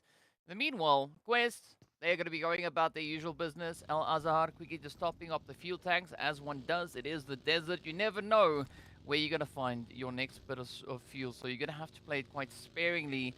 But now, Quest, they start their trip, they start their journey, looking to push on forward, and already we do see Al-Hajj pulling in pretty close towards Hacienda del Patron. Okay, so a bit of an interesting scouting position coming through here just to get a bit more information towards Twisted Minds. We'll have to wait and see what information they'll be garnering from that. Al-Hajj has looked so very confident in these last couple of matches. So if they are feeling it, if they are in form, it could potentially spell some disaster for our surrounding teams. But we will wait and see. Of course, we know there are plenty more amazing individuals here within this stage that can bring just as dominating of a performance. So let's wait and see who that next individual will be to hopefully give us a little bit more of competition for that MVP slot at the end of today. Slime Machine back on the likes of Miramar, just rotating on out from Los Leones, trying to get themselves better situated within the zone. Sly, they have a weird roller coaster of an experience and trend over towards Miramar. Some matches they are just so scary. They again, we keep talking about them as the silent assassins or the ninjas. They have this power to just continuously make their presence disappear and then just come back when they feel like taking some eliminations. So whether or not they'll be doing exactly that on Miramar, especially heading towards the more western regions of that terrain, we know Chimacera can be quite a crazy set of locations to deal with. So if we continue going that direction, maybe this is what Slime Machine has been waiting for. Well, we'll see whether or not they are going to be finding themselves any bit of happiness on towards that western side. Speaking of the west, there's one team you got to watch out for, especially when it gets to where this region is currently holding. And of course, that team goes by the name of XENON. Currently situated all the way up in towards Monte Nuevo. Doesn't seem like they have been feeling any need to start rotating up just yet. But speaking about rotations, we are going to be seeing Vision, GEEKAY, and the World of Battle now just finding themselves in a bit of a play. Vision quite far off, but GEEKAY looking to get a little bit more aggressive. I don't think necessarily purposefully, right? They were just starting to rotate out of Picardo, and now it's going to be the World of Battle just popping off a few hits. So GEEKAY going to have to try and change their initial approach, as they won't necessarily be able to get to their rotation location just yet. Still plenty of options, though, still within the zone. So we'll see. Maybe they bring through a bit of a surprising performance. Like I said, for me, I wanted to know, if we have a few teams that are going to switch things up a little bit, especially coming through on this last day, really throw their competition for a loop. And even if they're forced into doing so, if they can thrive in those positions, then why not? Maybe they can bring a whole different level of performance. GEEKAY as well, another team we are hoping to step on up to the plate. Now staring down the barrel over towards the World of Battle. Well, a very patient play then. GEEKAY not going to be looking to, let an opportunity slip from their fingers. But they might not have much of a choice, seeing that we've got Virtual Gaming, XENON, as well as Vision and NASR all now looking to add their contribution. A little bit of carnage up in towards that center zone. Speaking of which, we do have a shift. Oh, see now this zone shift, this is the one that I was worried about, because for XENON, this is their shift, right? They know exactly how to play that shift when it does exactly what it did here. But of course, well, we've got the FALCONS in there as well, so they're gonna have a little bit of competition to see who's gonna be the one to lock it down. In the meanwhile, we are going to be looking all the way back to that far northeastern side of zone. Quest, Twisted, both teams still trying to settle a little bit of a dispute, but at the same time, they need to get their butts back into zone. This rotation, like you said, I mean, XENON and FALCONS we've seen in previous MEA championships, they had an unfortunate amount of these shifts. I mean, time in and time out, map after map, we were just going to Chumacera, DK. It's like PTSD all over again. Thank you very much for that reminder. That does mean, though, that they have a little bit more comfortability towards those portions of Miramar. But specifically for FALCONS, as a team that literally just tunnel vision themselves into that position, has been dropping their still consistently in this Miramar. I'd be very interested to see what an altercation like XENON versus FALCONS is going to look like on that western reach.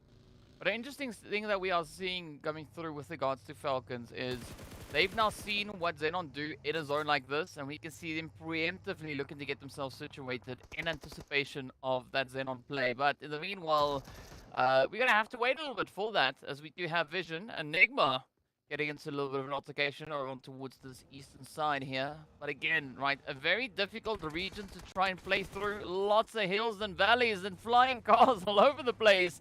But it's going to be the World of Battle to potentially welcome Vision down the hill. As, well, again, they're not in the clearest position in this scrim. Yeah, about to feel a little bit of that heat as RUKH continues to just strafe atop the hill.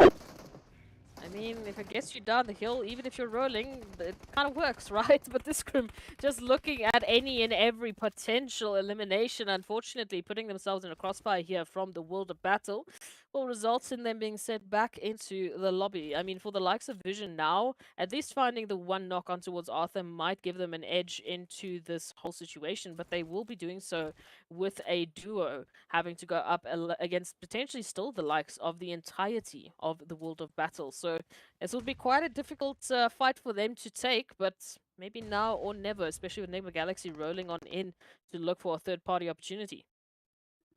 Well, let's see if that third-party opportunity will present itself. In the meanwhile, I'm going to be focusing my eyes towards that western side, because as we've seen in a zone like this, whoever controls the west, they are just capable of doing tremendous things here. So it is going to be a little bit of a tough play for our eastern teams. But fortunately, is not going to persist to the west. It is instead going to be pulling a little bit further back on towards La Driera. But here we go, right? GEEKAY feeling the pressure, feeling the heat. RTG and Twisted out in the blue.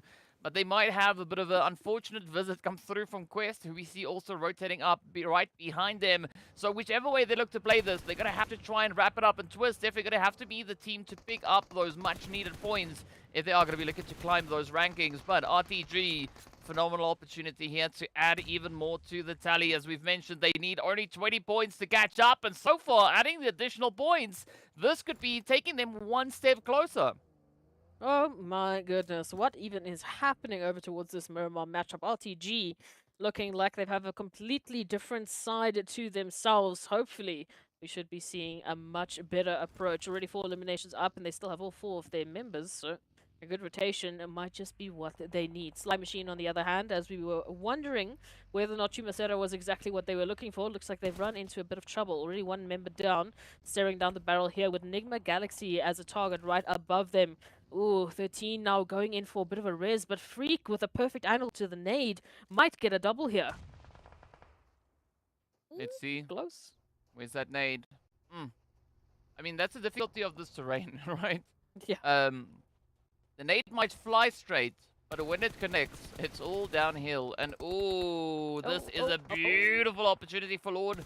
They do find the play up onto 13. Fashe is going to have nowhere left to hide. Maybe hiding in the lobby. I think that could be a good spot. As you can see, Fashe now suffering the casualty thanks to a little bit of that gravity doing its thing. But now, will we see NIGMA follow through and get the rest of Sly? I mean, strategically, it would make sense, but positionally speaking, I mean, I think NIGMA would have a much better time getting themselves rather situated in zone and then contesting from there. Well, at the moment, they are running a 1-3 split, so they've got RUKH that has at least solidified a rotation for them into the zone as it stands, and ironically, we do have the last member of Slime Machine heading right to where RUKH is currently holding on, so this would be a very unfortunate rotation. But we'll see. That call is going to be made. We can see NIGMA Galaxy back into the cars. RUKH can hear that they're pushing towards his position. I mean, just looking at this coincidence, it is ridiculous. And I mean, as we were talking about, RUKH should have been the scout just getting the position, the rotation, but here they will be the final potential nail in the coffin of Slime Machine. Well, I mean, I'm not quite sure if that is the kind of coffin that you want to be in, right? Because it could still be quite stealthy. I think it's going to be a difficult one to get your hands on. But in the meanwhile, I mean, NIGMA, they're not going to relent just yet. They are going to be looking to find any place, but this could also potentially lead them right onto the doorstep here of FALCONS, so we can see controlling the plateau. And this is a beautiful standing point, right? A beautiful angle to hold, and they can bring in quite a bit of a response all the way from up there. But in the meanwhile, also, we got to take a look at Quest, who've now just managed to find their way up into Wood Zone, but still have a long, long way to go.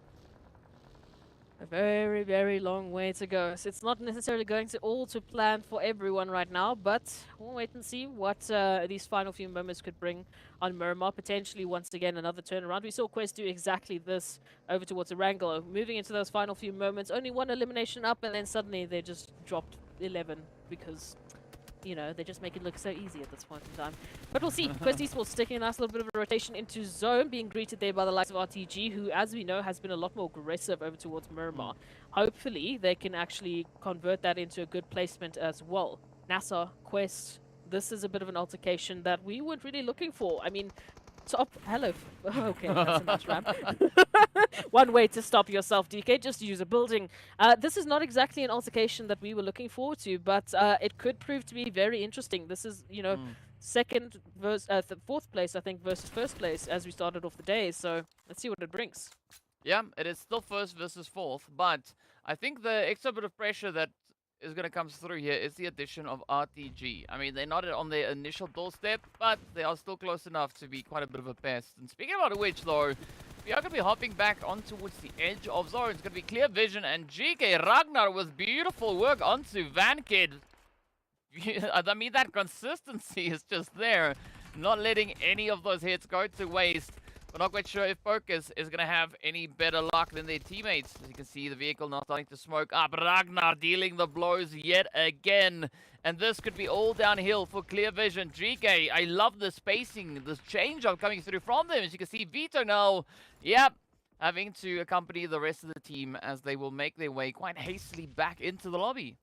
Ooh, unfortunate situations, but we'll see. The world of battle now potentially up on the chopping block. They have literally survived onslaught after onslaught from teams taking rotations into their locations, staying alive, making sure they survive up to this point. But now, is RTG going to be the final hurdle that they can't conquer, or will this be the start? Arthur dropping to the floor, trying to get a bit of an opportunity here with the rest of their team. A 2-1 split for the world of battle. They have an opportunity to corner and sandwich the likes of RTG.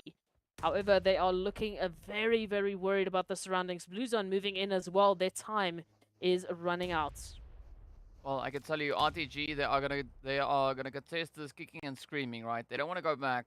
They refuse to go back, so they're going to be trying to defend as best they can. But the world of battle, they don't see any other way out of this. The Blue Zone is going to be nipping at their heels, so Arthur needs to find a way on forward. Oh, but up comes the responses. Rio looking to see what they can find here. Now, this is where it still could all turn on its head, as you can see the expanses from RTG. I mean, Galaga reading the situation beautifully, looking to get a bit of a flank situated, and now the world of battle in a very tough position, down to only Krona. Oof. Very, very tough position. Again, it might have been with a little bit of that hesitation, worrying about rotations from other teams, and that delayed them pushing into a potential, a great crossfire that could have seen a very different result. But it's all right. RTG, as we know, they have been on a very different aggressive level this matchup, so maybe it was all just to go with fate. But we'll see. GK Esports now taking that rotation from that northern side as well, just behind the likes of Virtual Gaming. Hopefully they will be able to get themselves into safety and have a good, fair fight, but it already is going to start you out to the outskirts. Virtual Gaming step on in, finding one of GK as they are looking for a conversion to the rest. The danger now lies in the position of brute force moving towards the noise, right? Again, they are like moths to the flame. They just get drawn to the action. As you can see already, Neo's now focusing a little bit of that effort down on towards Yafoz. And this is the opportunity for Virtual Gaming to maybe turn this into a little bit of a bait and switch. As Amjid is up top. Gotta watch those angles though. GK. You can see them also now rather coming to the realization is like, maybe, just maybe, we need to get ourselves a little bit closer towards zone because, you know, being this far out and with the blue zone approaching, there's not going to be an easy play to be had here. World of Battle also going to be meeting their end as they will get backed up alongside Volt there from Vision. And now it's down to Saif, but of course the big bad blue zone will continue to do its thing onto RTG. RTG taking a lot more time than I would have liked to get those final few eliminations. So even though they've picked up 9 eliminations, now they rotate up into the zone as potentially a team to drop here in 12th. It would be heartbreaking if that were to be the case, but maybe they are just going to be aiming for a lot more aggression into today's matches. Mosta stepping it on up here from the northern reach up against either Brute Force or GK or both at this rate in time as they find themselves in a sandwich. Oh, nice. Good play here from Mosta. Sending Santa back to the North Pole, and there goes Gaith as well. GK out in 11th, at least walking away with those 4 eliminations. But this is where the hard work now really starts to come through towards this northern edge, right? Virtual Gaming Squad, Brute Force, and of course a side order of Quest. This is going to be a pretty tough one to stomach. But speaking of which, though, we've got NASR and Saif also holding right alongside Quest. Let's see how this is going to pan on out. Quest Esports has been a little bit quiet up until this moment in time, looking for those eliminations. Virtual Gaming not with an easy rotation. Now up against a Brute Force, just trying to get a bit of hard cover with those vehicles because they are out and exposed. In a moment's notice, that nade could make the connection and we could be saying goodbye to Virtual Gaming. Will it make it? Ooh, enough damage to get that re-knock, but Mosta, somehow, someway, still alive. I mean, a very good attempt, though, coming through there from Peapod. In the meanwhile, it is going to be NASR and Quest fighting for possession of the Southwest. Oh, you can see Fahidan just having a little bit of a barbecue there, enjoying the flames. before getting back down to business. But I'm curious to see how Kante and Fahidan are going to look to push through this beautiful defense. But yes, a brief spray coming through from NASR. They know there's someone nearby. Let's just start spraying and then run up the staircase. And now it's going to be down to easy, and it's going to be everything but. Virtual Gaming Squad, though, Mosta with a beautiful answer back onto Ado. I just don't understand how they're still alive. I mean, we saw Brute Force actually descending from that hilltop to get the confirmations, and somehow one little smoke still keeping Virtual Gaming in this one. Once again, Amjad going to be revived, back up on their feet. Hopefully this time they have an opportunity to get meds popped off. It looks like they are in a much better standing. However, they are still facing off against the potential full force here of a Brute Force towards this reach. Rotation into the zone is not going to be easy by any measure. Within a moment's notice, we could also be seeing XENON and NASR jump into this. And there we go, Mosta. Oh, after all that survivability, they go down once again for real.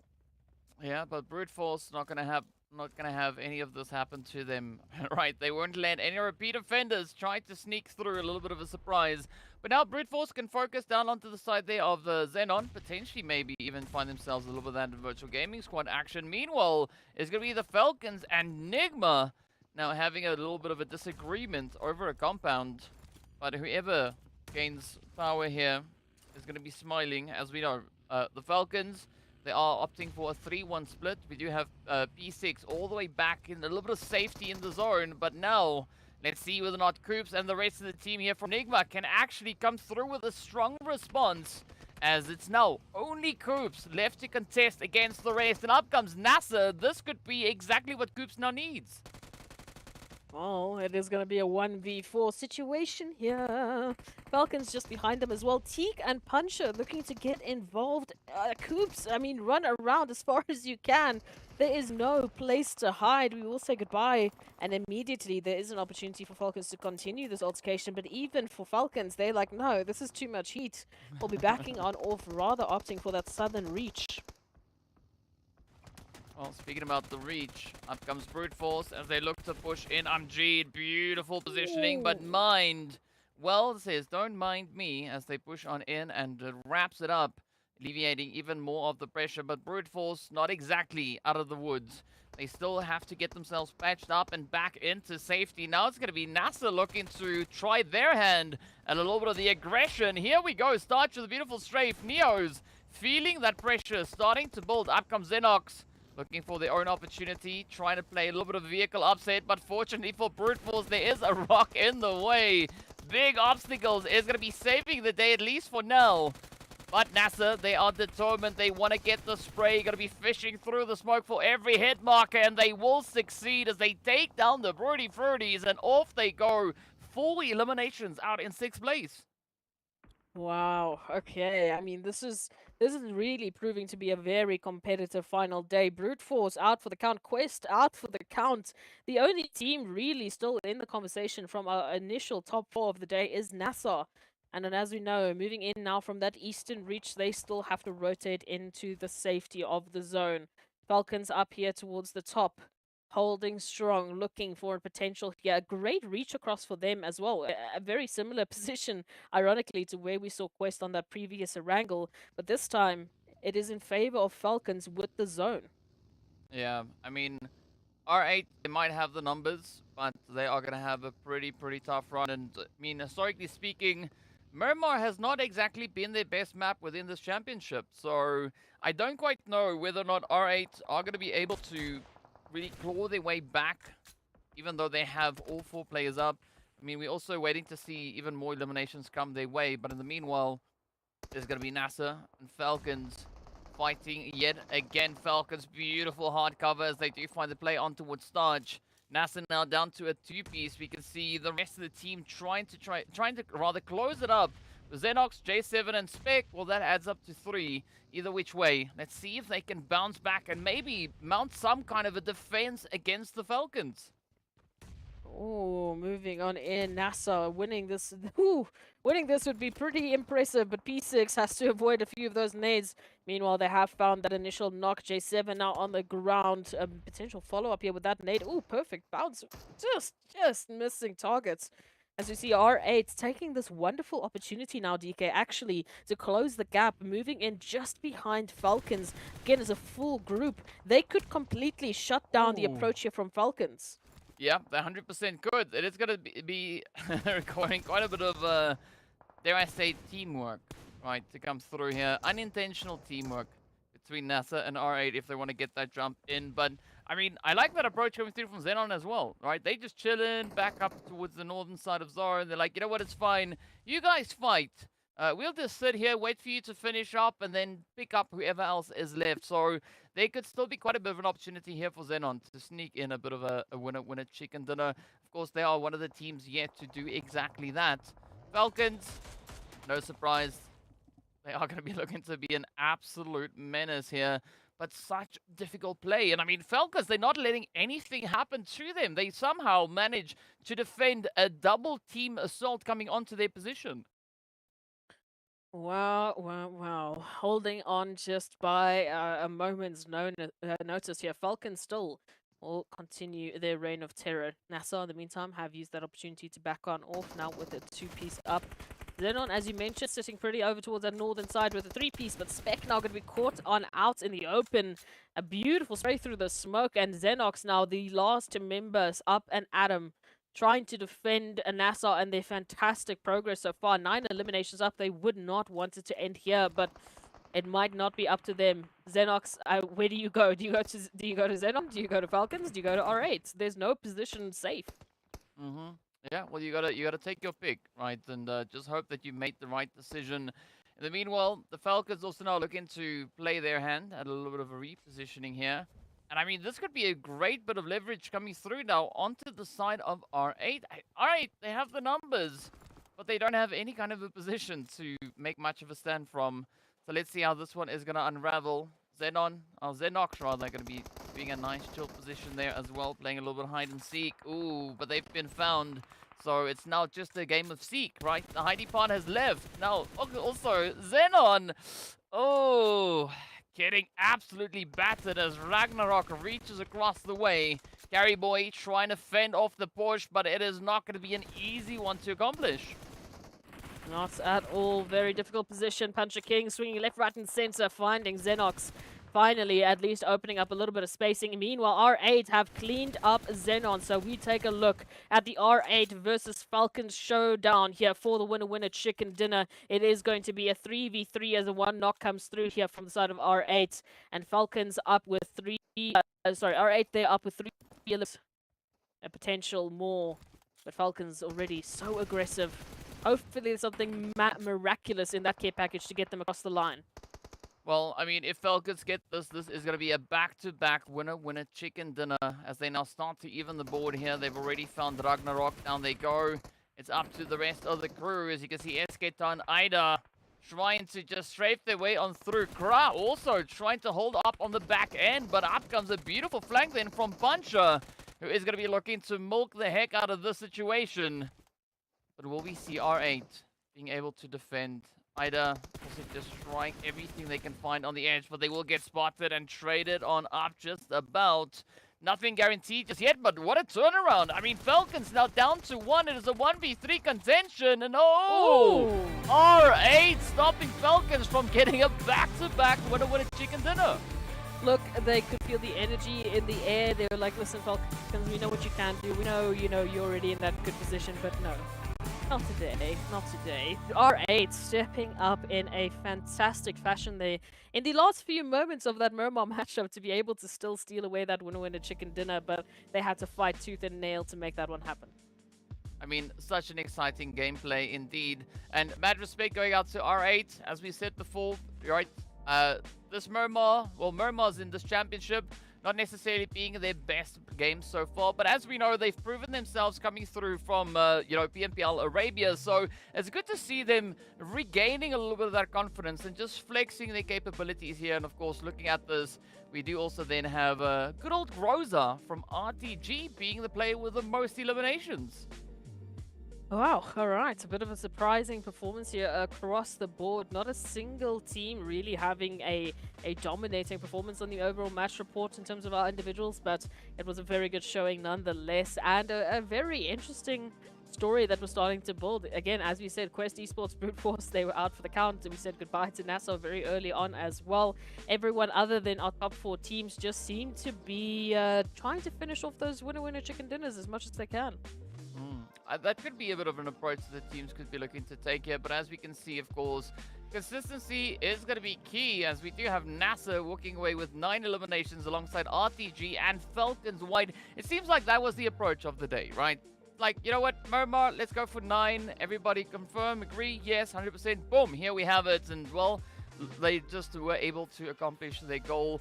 But unfortunately for 2 teams, right, they are going to be sent back with a few bubbles, as it will be the players here from Clear Vision and RUKH Esports. Fortunately for them, the donut shop has enough to, you know, just help alleviate a little bit of that play, a little bit of that pressure. Well, a 3-way tie in terms of eliminations, 9 apiece each. Yeah, it was going to be a very heavy-handed Miramar matchup. We saw a lot more aggression coming through from the teams.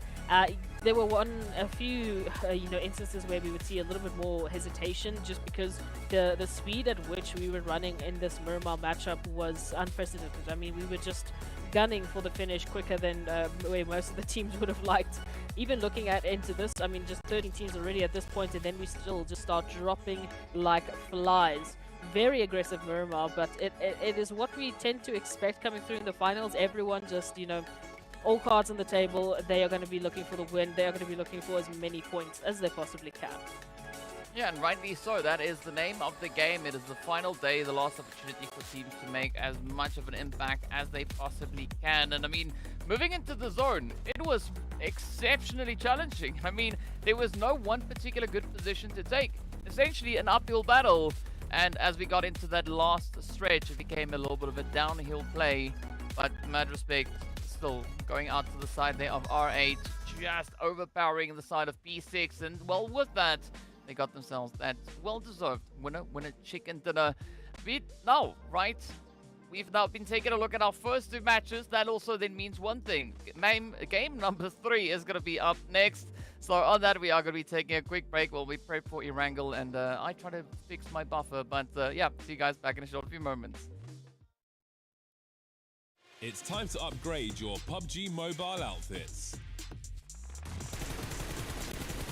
Join free daily cups for solo, duo or squads. Win Faceit points. Exchange for PUBG Mobile UC. To customize your accounts, join Faceit today and earn rewards. Try for free at faceit.com/PUBG Mobile.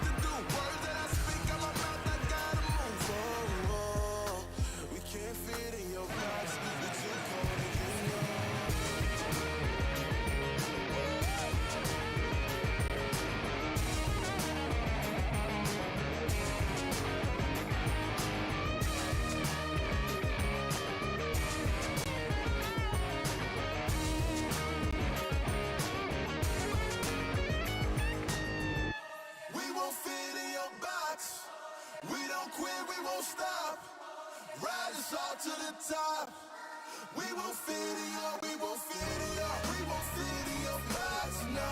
We don't quit, we won't stop, no. Ride us all to the top, whoa. We won't fit in your box, no. Thank you, Ben, for coming out tonight. My name is Son of Augustine. Let's go.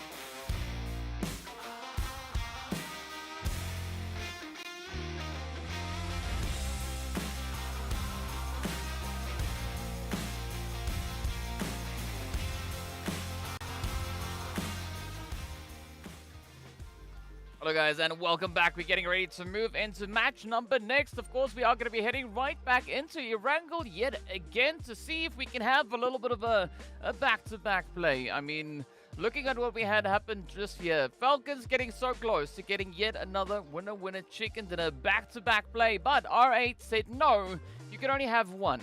That's it, right? The first match, that's fine, but you will not get it just yet. So it's all going to boil down to what the teams are going to be bringing into the next match. But before we get there, of course, we are going to be taking a look at a few stats in the meanwhile. Absolutely. So let's jump on into a nice little bit of a breakdown. Again, that matchup was quite a heavy-handed Miramar. We had three-way ties in terms of eliminations between a wild set of teams that we weren't expecting. For NASR, having to give it up to them as well, just for the overall improvement that we've seen coming through from these matches, ending up in a very close finish to those top slots, but ultimately just those final few moments being exposed and unfortunately being caught between a rock and a hard place there, it did make it very difficult for them. But hopefully we will see a lot more from them coming back into these next couple of matches, as they were one of our teams to get 9 eliminations that round. It was a really good showing from them. Yeah, and I mean, NASR, they've been playing a very consistent game across the first 2 matches. They already sit on 24 points for the day, 10 of which has come through from placement, and the 14 eliminations they've been able to secure so far. So yeah, NASR looking really good. No, it's a very impressive showing so far. But of course, another team that really caught us off guard there was FALCONS. I mean, managing to defend their current position there towards that high ground area. We thought for a second there, no, surely R8 was going to come through and steal it from them. Well, they did, but not in the fashion that we were expecting. Ultimately, once again, a near perfect back-to-back finish coming through from FALCONS. If it was not for the likes of R8, we would have seen a very different situation. So we have to give it up to them. They've definitely stepped it up, and we asked the question at the beginning of the day, where is FALCONS? They haven't been playing to the usual pacing that we are also accustomed to, especially when it comes to these players. I mean, they all speak for themselves. You see these names, you know what you're up against. They have an incredible amount of experience split between them, so it's great to see that they're starting to show it off a little bit. Yeah, and I mean, that play just put them essentially on par with XENON with regards to the overall standings. And you know, XENON now finding themselves in even more of a challenging position because things are becoming more and more challenging. They now need about 22 points to try and close the gap. So there's quite a bit of a barrier that has been, you know, established. It's like an exclusive club to get into the top 4. It is going to take quite a bit of hard work. But as we know, the teams just on the outskirts having quite a bit of capability. And we want to see whether or not they are going to be looking to flex that moving into this Erangel. Absolutely. So our second last Erangel for the MEA Championships just around the corner.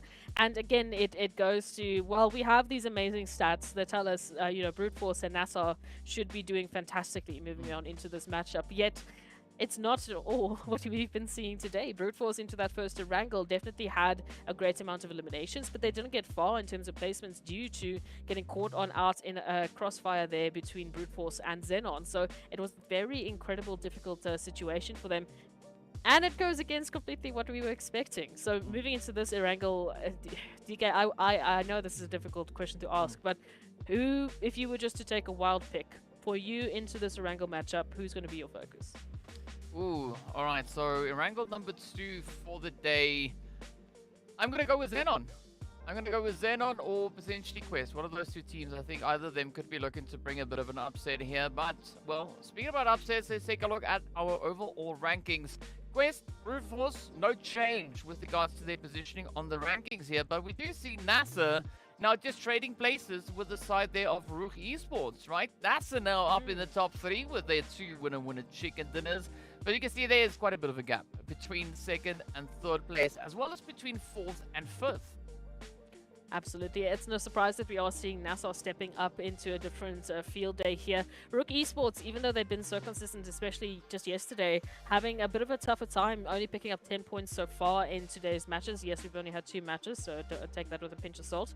But NASR and FALCONS just have been so good. We can see FALCONS moving up over towards that 8th position, right up ahead of XENON, as you mentioned earlier on. So for XENON, considering that just yesterday they were in the top 4, it really has been a very difficult set of matches for them since starting day number 3. And hopefully moving into, you know, nearly the halfway marker, as you said, the second last Erangel of the day. This could be the wake-up call for them. You know, doing the math, looking at where they're currently finding themselves, watching that potential PMGC slot running away from them. I really do want them to step it up. We've seen so many times how close they have been, and it's just the final few matches where they need to lock it down and ensure they're doing everything that they possibly can. It's gonna take pretty high levels of focus to be able to maintain that for the remainder of the day. I mean, they've already played so many other matches, not including this championship. They've also played, you know, their respective PMPLs, which has already taken quite a bit out of them. But, well, we're almost there, almost done. So it's just going to take that extra last few pushes to come through. But I'm not just taking a look at the whole situation that we have between 5th and 9th place, right? There's 3 points difference. 3 points for 5 slots. Oh. That is insane, right? Whatever happens in this next match is going to be changing up the entirety of that. And I mean, so there's still a lot of hope for a team like XENON, like FALCONS, like NIGMA, RTG, Virtual Gaming Squad to get themselves into even more of a contentious spot, or just try and essentially create a bit of a gap, a bit of a buffer, so that they can then just mount an absolute aggressive assault moving into the final stretch of the day. But again, moving into Erangel, it's going to be a tough one, because we've seen so many teams, as we've already discussed, right, stepping up, coming through with these surprises out of the blue almost, just you know, going like, oh wait, I'm still here as well. You know, you might not have seen much from me for the entirety of the championship on this respective map, but let's just quickly remind you as to what it is that we are capable of. So I'm really going to be looking to see who's going to be the one to step it up now, because as we know, right, this is one hella contentious position to be in. There's so much that can change here, and again, there is no clear indication as to who will be our top 4 teams. No, that's what we love to see, and this is what we asked for on day number 1. We didn't want to have a clear winner. We didn't want to have a dominating presence from only one single team actually moving us into the final moments, because again, it's 4 slots available for PMGC. We need to have that expectation that the region as a whole, Middle East and Africa regions as a whole, have stepped up their plate considerably, that they've stepped up their efforts, and that they've done whatever they can to get to a whole different level. If you have 4 opportunities, 4 teams that can get themselves into the global stage, they need to be ready in every sense of the word. So fighting it out to the last possible second is exactly what we would expect, exactly what I love to see, because it showcases a very healthy competitive level, and hopefully that means that the 4 teams will be sending to the global championship at a whole different level than what we've seen in previous years, maybe even bringing through a very different set of results. Yeah, well, who knows? All right, there's only going to be one way to find it. And of course, for those of you that are wondering why we are still here talking, it's only because we had a rehost, right? So we'll get back into the action very soon. You know, we just got to make sure that everything is absolutely perfect, right? If there's a little bit of dust, a little bit too much dust that is blowing across the screen, we can't have that, right? We need to make sure the conditions are perfect for these teams to show us exactly what they can bring on through. But again, quite excited to see what this second to last Erangel of the entire championship is going to be bringing through. I mean, it's pretty scary to think that essentially the 2023 season has now all boiled down to what is going to be happening in these next few games, right? This is essentially the conclusion of the 2023 season, at least for the MEA region, right? And speaking of which, of course, as you can see, it is almost about time. So what do you want to see with regards to flight path? If you had if you could choose anything. You know what? The western side. The west side of Erangel. I don't care how we get there, but let's just try and mostly focus on the western portion of Miramar. We don't give a lot of love over towards those western regions. We've had so many south and north and even eastern zones that it would just be nice to see a different part of Erangel for once. Well, let's see if that is going to be the case. I mean, I'll keep I don't know how committed I want to be to this. Am I going to keep my fingers crossed, my toes crossed? I'll keep one hand crossed. I'll just keep one hand crossed. DK, so I know. What you that's why I'm trying to decide. Like I even made sure that I put my feet flat on the ground. Right. There's nothing other than just my left hand keeping fingers crossed. So let's see whether or not that is going to be the case here, as we do take a beautiful scenic view at the amazing Erangel. I mean, again, it's just like sometimes you forget that this is just a mobile game, only a mobile game, right? It And is that so there's just going to insane. be so much violence here in a moment's Yes, notice. I mean, if All this the tree, violence. if that tree could tell, if that tree could speak, just imagine the stories it could tell. It looks like such a great vacation spot, like this Yeah. okay, not this place. This is a very bad example of vacation spot. But before we got here, it looked like such a wonderful place to go and take a bit of a relaxing time. Maybe get some nuclear infection along the way. I don't know. I wouldn't really want to be here. I mean, you got free vehicles, right? You don't have to go to a rental company. You can just walk up to a vehicle, hop in it, and what worries do you have? Nothing. You can go have fun in the container yard, play a little bit of tic-tac-toe, look at someone running there alongside the building for some reason. I don't know if that was intended, but they do have a teammate at least, so that is a good thing to see. Of course, we know those are not the players. Maybe that's the cleanup crew, right? That's how the map gets so clean after every match. We've got a cleanup crew that goes in and cleans up. My goodness, can you imagine the amount of effort it would take to clean up Erangel after every match? Oh my god, no. That's a job I don't want. I'll put it now. But hey, at least on the very, very slight chance, we did at least start on the western side. Not necessarily going to end there, but we get to see a nice little bit of an overview there of Quarry, Primorsk, and ultimately we're going to be ending up towards the reaches of Kamishki and Stolber. Finally, our second last Erangel has approached the field. And this is now where many questions start to unfold. We can see the rankings there on the top left-hand side. And it's looking really good for the likes of Quest Esports, currently leading the pack. But again, not by a margin. I mean, there is still a massive opportunity for anyone to really step up the plate. RUKH, as we've also mentioned, we want to have another answer as to who could potentially be the player that would take that MVP, that would dare take that MVP away from the likes of RUKH. Well, who knows? Who knows? I mean, Ado, let's be honest, Ado's been playing really, really well. So, you can't really fault anything on Ado's side. I mean, they've been able to pack quite a bit of damage in there. RUKH is just a whole separate species. But I think if there is going to be someone that could stand a bit of a fighting chance, it should be Ado to maybe contest for that, at least based on what we've been seeing so far. Speaking about which, of course, we are going to be hopping all the way up in towards the northeast. So, not exactly west. I mean, it is west if you turn the map on its, upside down. I guess then it's still maybe over on towards the western side. But the teams are going to be happy about this, right? Because, again, they don't have to make up any, extreme rotations to get themselves decently and properly situated. They can go through the looting phase and then, start to make their calls from there. Well, there's still like one or two places within this zone that would be nice to visit for the first time here within the MEA Champ. Already seeing a bit of a change up coming through from Twisted as well, heading more towards the east. I'll tell you who, though, is extremely happy with the zone, and that would be Brute Force. I mean, moving into this matchup, Yasnaya Poliana so close to being smack bam center of the zone. They are going to have a field day in their optimal position here. Just getting their loot up and then hoping and waiting and ready for the rest of the surrounding teams to make their rotations in before they get a potential couple of eliminations. As for some of the other teams, the Falcons feel the same way that I do. I just want to go to the west-hand side, but here we are once again for like the 50th time this week going to the east. Easy. We'll be saying goodbye, as well as a quick rundown comes through from NIGMA Galaxy. But ultimately, we're still going to the east. Why? I mean, the east at least can contain a beast. I don't know, I'm just trying to rhyme. But we'll see. We'll see. We got to take what we dealt, and it is just the whole case here.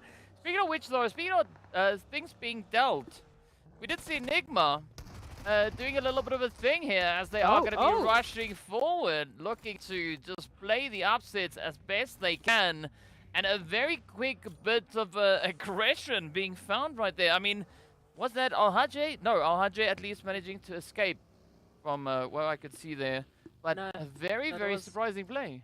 Was it? It was Al-Hajj. Yeah, it was Oh. before it was easy, and then they immediately went to Al-Hajj. So it just looks like NIGMA No. Galaxy is hunting down the entirety of Quest Esports one by one by one. Man. No Well, MVP for you today. I guess that's probably the way that you get Ado to contest Al-Hajj for MVP as you go out and you take out Al-Hajj. It's probably the only way at this rate, really. So yeah, I don't know what NIGMA decided. I don't know if someone paid NIGMA off and they were like, please, you have one job. Find Al-Hajj, one of the Quest players. Just find him and take him out. Otherwise, at this rate, no one is going to have a chance. So, hey, it just means we might have a little bit of competition for that MVP at the end of the day, which is always a great bit of fun. Unfortunate, though, for Quest that they will be starting off so soon with only 2 members. I think they also themselves were caught off guard there for quite a bit of time. But hey, over to the east.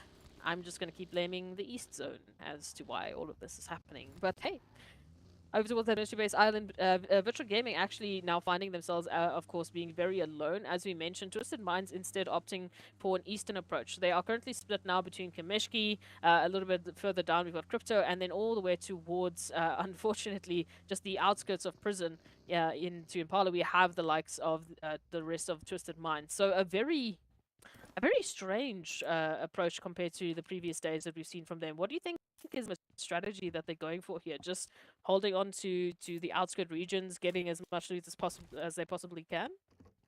I mean, that could be one approach to try and take here, but again, I would say it's all dependent on what their objective is, right? And the unfortunate part is we don't know what the objective is, and that's always where the difficulty comes in. All we can do is come through with a potential guesstimation, our best analysis as to what we think the team should be doing right here. So it's tough. It is tough to say, but maybe, who knows? Maybe a little bit of that edge play could be a good strategy to take forward here. So you are taking forward. You can see XENON also now looking to make up quite a bit of ground. And I think this is a good rotation. They're not going to be waiting for the blue zone to close in entirely. Instead, they are going to be looking to be a little bit more preemptive and get themselves situated while there are still quite a few available opportunities and positions and compounds to take occupation of. Interesting rotation now moving in. From the western side, also very curious to see where they'd actually end up dropping. Also, for GEEKAY Esports, focusing there towards RUKH might prove some sort of dividends. We've got the World of Battle just trying to get exact center here between Yasna and RUKH, holding onto that position. SK Town finding a bit of an opportunity here. Ooh, yeah, there we go. Final hit comes in, and this scrim unfortunately will be dropping off. Ooh, this is not the kind of angle just yet, but there we go. Kra! Oh, getting met with a little bit of a tra coming through here from Tapok. You gotta love it, but let's see how they are gonna be looking to navigate the treacherous grounds they find themselves on. Vision with a good response here. Unfortunately, Tapok not gonna be able to follow through and avenge their teammates, but up comes the rest of R8, so there are ample opportunities. He has R8 now. Looks to make a very hasty retreat, and Vision gonna be looking to just fend them off. Look at that, Tapok's like, yes, get out of here. What? Whoa! Wow. Hold on. How did they get that right? Do we have like a record-breaking stat for the highest jump ever made in a vehicle within this matchup? Because I think they just broke the record. That's gotta be it. I mean, if they were able to land it on a cool spot, that would be bonus points. But yeah, amazing jump. Oh, that is cool parking. There we go. I'll give them 7 out of 10 for that. It's efficient, not exactly. Right? It's not exactly the least amount of space.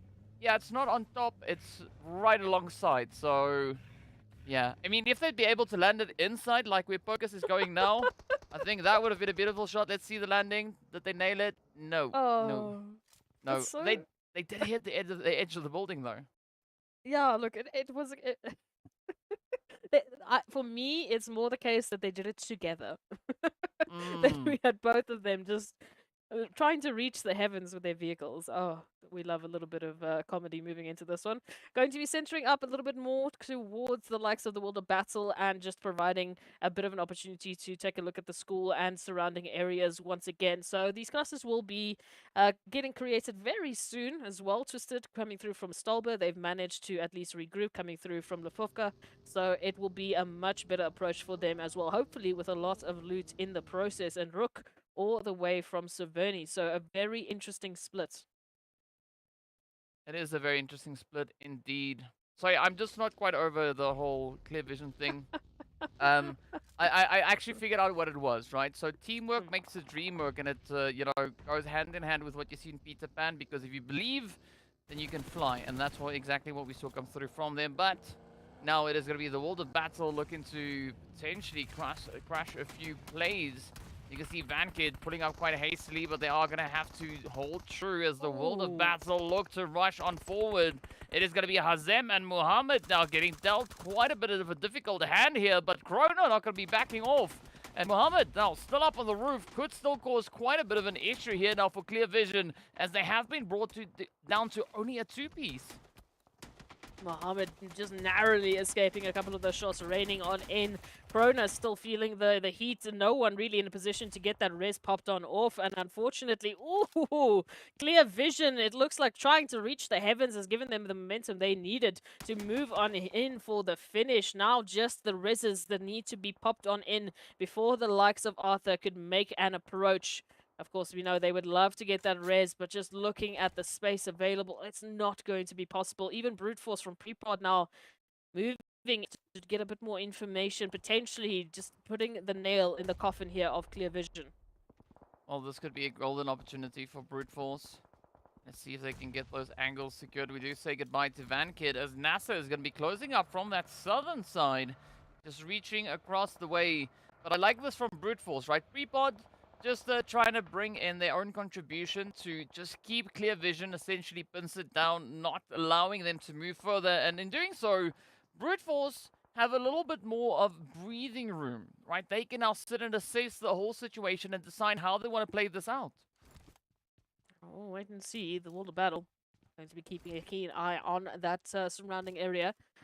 Arthur in a very tough position here. As we know, for the World of Battle, moving in from that second page, they would have wanted today to be everything, to be an opportunity for them to climb that overall ranking.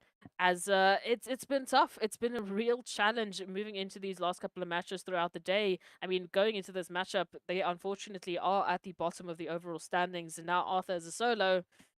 I don't know what they can pull out of the hat, but hopefully it will be miraculous. Meanwhile, we take a look at this. Actually going to be giving a little bit of love to the outskirts of Rozok and Yasnaya Poliana. So, I mean, that's a little different. You know, we sometimes come here. I don't know. I'm so tired of the East, man. We've seen it so much this week. It is what it is. You just gotta have to deal with it, right? Soak it up, buttercup. But let's see where this is going to blow towards, as Slime Machine come with their approach, trying to push on forward. We do have RTG just up ahead of them. So our Silent Assassins could maybe look to find a bit of an angle. But again, not the easiest position to play off of, because essentially all they have here is hill cover. They do have a beautiful ridge along that road and a slight little bit of a compound, which is just barely within the zone. So it is going to be a somewhat difficult position to play, but to add difficulty to it now is going to be the position of NASR. So Slime Machine not having any luck. This is a very, very, very tough angle here now. Slime Machine, as we know, Miramar has been their stomping grounds, but moving into this matchup, it could be a very tough challenge, at least with a little bit of hard cover. NASR will have a bit of a tougher time to get a few of those hits in and get those confirmations on out. Rotation, though, has to be on the foreground here. As we know, Slime Machine just on the outskirts, having to move in so much closer to get themselves into a safe position, at least for now. It's the only real issues up ahead of them could be the likes of Virtual Gaming, who are taking a bit of a slow rotation. However, for Sly, I'm not too sure what pathing really is going to be the safest. It seems so open yet so dangerous at the same time. Well, you gotta risk it if you want the biscuit, right? That is what it is gonna be at the end of the day. And now, a very interesting change with regards to the pacing of the teams. I mean, we normally see quite a bit of that edge play being quite prevalent, but this time around, the teams, well, they try to tend away from the zone rather instead going for position a little bit more towards that centered region. And Falcons being no strangers to that, as they are just making their way through the edge, instead opting for very widespread, let's be honest about it. But I want to see how they are going to be looking to utilize that spread, because I don't quite know what to make of it. Oh, gonna be an interesting position here now as we take a look at it. Virtual Gaming. Now, from this position over towards school, a nice rotation for them. Obviously, it would look to be the case, but they are up against the likes of Quest. At least, as we know, NIGMA Galaxy went and they had a target on Quest's back and made sure that they were relegated down only to a duo. So there is a potential here that they could win this one out. They could secure these compounds, and then looking at that zone rotation, it would put them in a fantastic position within this next phase. Well, let's see whether or not they can get that fantastic position secured. There's something odd going on. We'll see how these teams are going to be looking to work their way through. Virtual Gaming Squad, they are going to be looking to find an apartment here as they do pull on up. Quest already well situated, but also prepping themselves for a bit of a disengage. You can see Kante and Fahidan, the last two hopefuls, trying to find a little bit of a safe haven, and Amjid now just being an absolute nuisance. Oh, Fahidan getting dropped right as they enter the door. Beautiful spray. I mean, the accuracy on that, so phenomenal. But let's see whether or not there's going to be any hope now for Quest, as this is not exactly the kind of approach that they want to try and play off of. NIGMA Galaxy also going to be creeping up on towards Virtual. Meanwhile, RTG and Twisted still going to be finding themselves exactly where we left them. Oh, exactly, indeed. It's all too scary to get moving, so not going to blame them one bit. Twisted Minds with that easternly approach now. Moving in, finding 2 eliminations. I do like this kind of energy coming through from Twisted Minds. Let's wait, let's see if there's a bit more. Falcons, as we know, have had a rise in power coming through into today's matches. They unfortunately had that back-to-back winner-winner chicken dinner stolen away from them. So it looks like they are back angry with a vengeance, DK. This one has to be theirs. They want to make it happen. Well, they are definitely going to try and accomplish that goal, as they do find themselves a little bit of Saif. Now it's going to be Tapok. Ooh, trying to play a little bit of a trigonometry, sending everything all over the place, but instead it is going to be Puncher to deny any of that to come anywhere, as Vision has now been reduced down to Vault, holding just on the edge. If this is the resurgence now coming through from Falcons, this could potentially be an absolutely phenomenal play. In the meanwhile, a little bit of an emboldened Twist are going to be looking to try their hand alongside the Broody Fruities, but it is going to be a very risky play for either team. Oh, we still take a look at this brute force. Nice little bit of an opportunity. Ooh, putting the nail in the coffin of Twisted Minds potentially here. Dammy going down almost immediately. Great spray down there coming through, but we still have to find those final few numbers. Pre-pod now, just regrouping with the rest of the team. I like this angle that Brute Force have towards Twisted Minds. It does not bode very well for the likes of Twisted. So, could get a flank around, potentially spotting out the likes of Neos and pre-pod. Then they might still have an answer to this aggression. Well, let's see if any answers will be submitted. Now is the opportunity to try and do exactly that. But, yeah, this is a very tough spot, right? Brute Force got to figure out how and which way they're going to look to play this. I mean, because they could turn their focus down on towards RTG and Twisted. But again, they also have the opportunity over on towards NASR and Clear Vision. So, a very tough decision that they have to make. But in the meanwhile, it does seem like they are going to be committing at least now initially onto the side of Twisted. Meanwhile, Clear are going to be knocking on the door, try to get a bit of an angle on towards Spec, and Spec now starting to take even more and more damage. But this is not easy by any measure, as one shot gets a bit of self-nade damage. I don't know how they're going to go down there, but ultimately Starch now rolling on in, has heard the damage, has heard the potential, immediately shooting down Puku, and one shot as well. Unfortunately, it was not enough, and now Starch might have done enough. Clear vision. Unfortunately, after trying to reach the heavens, DK, we could be seeing them go back to the lobby here. Yeah, we definitely could. And it is going to be a tough play.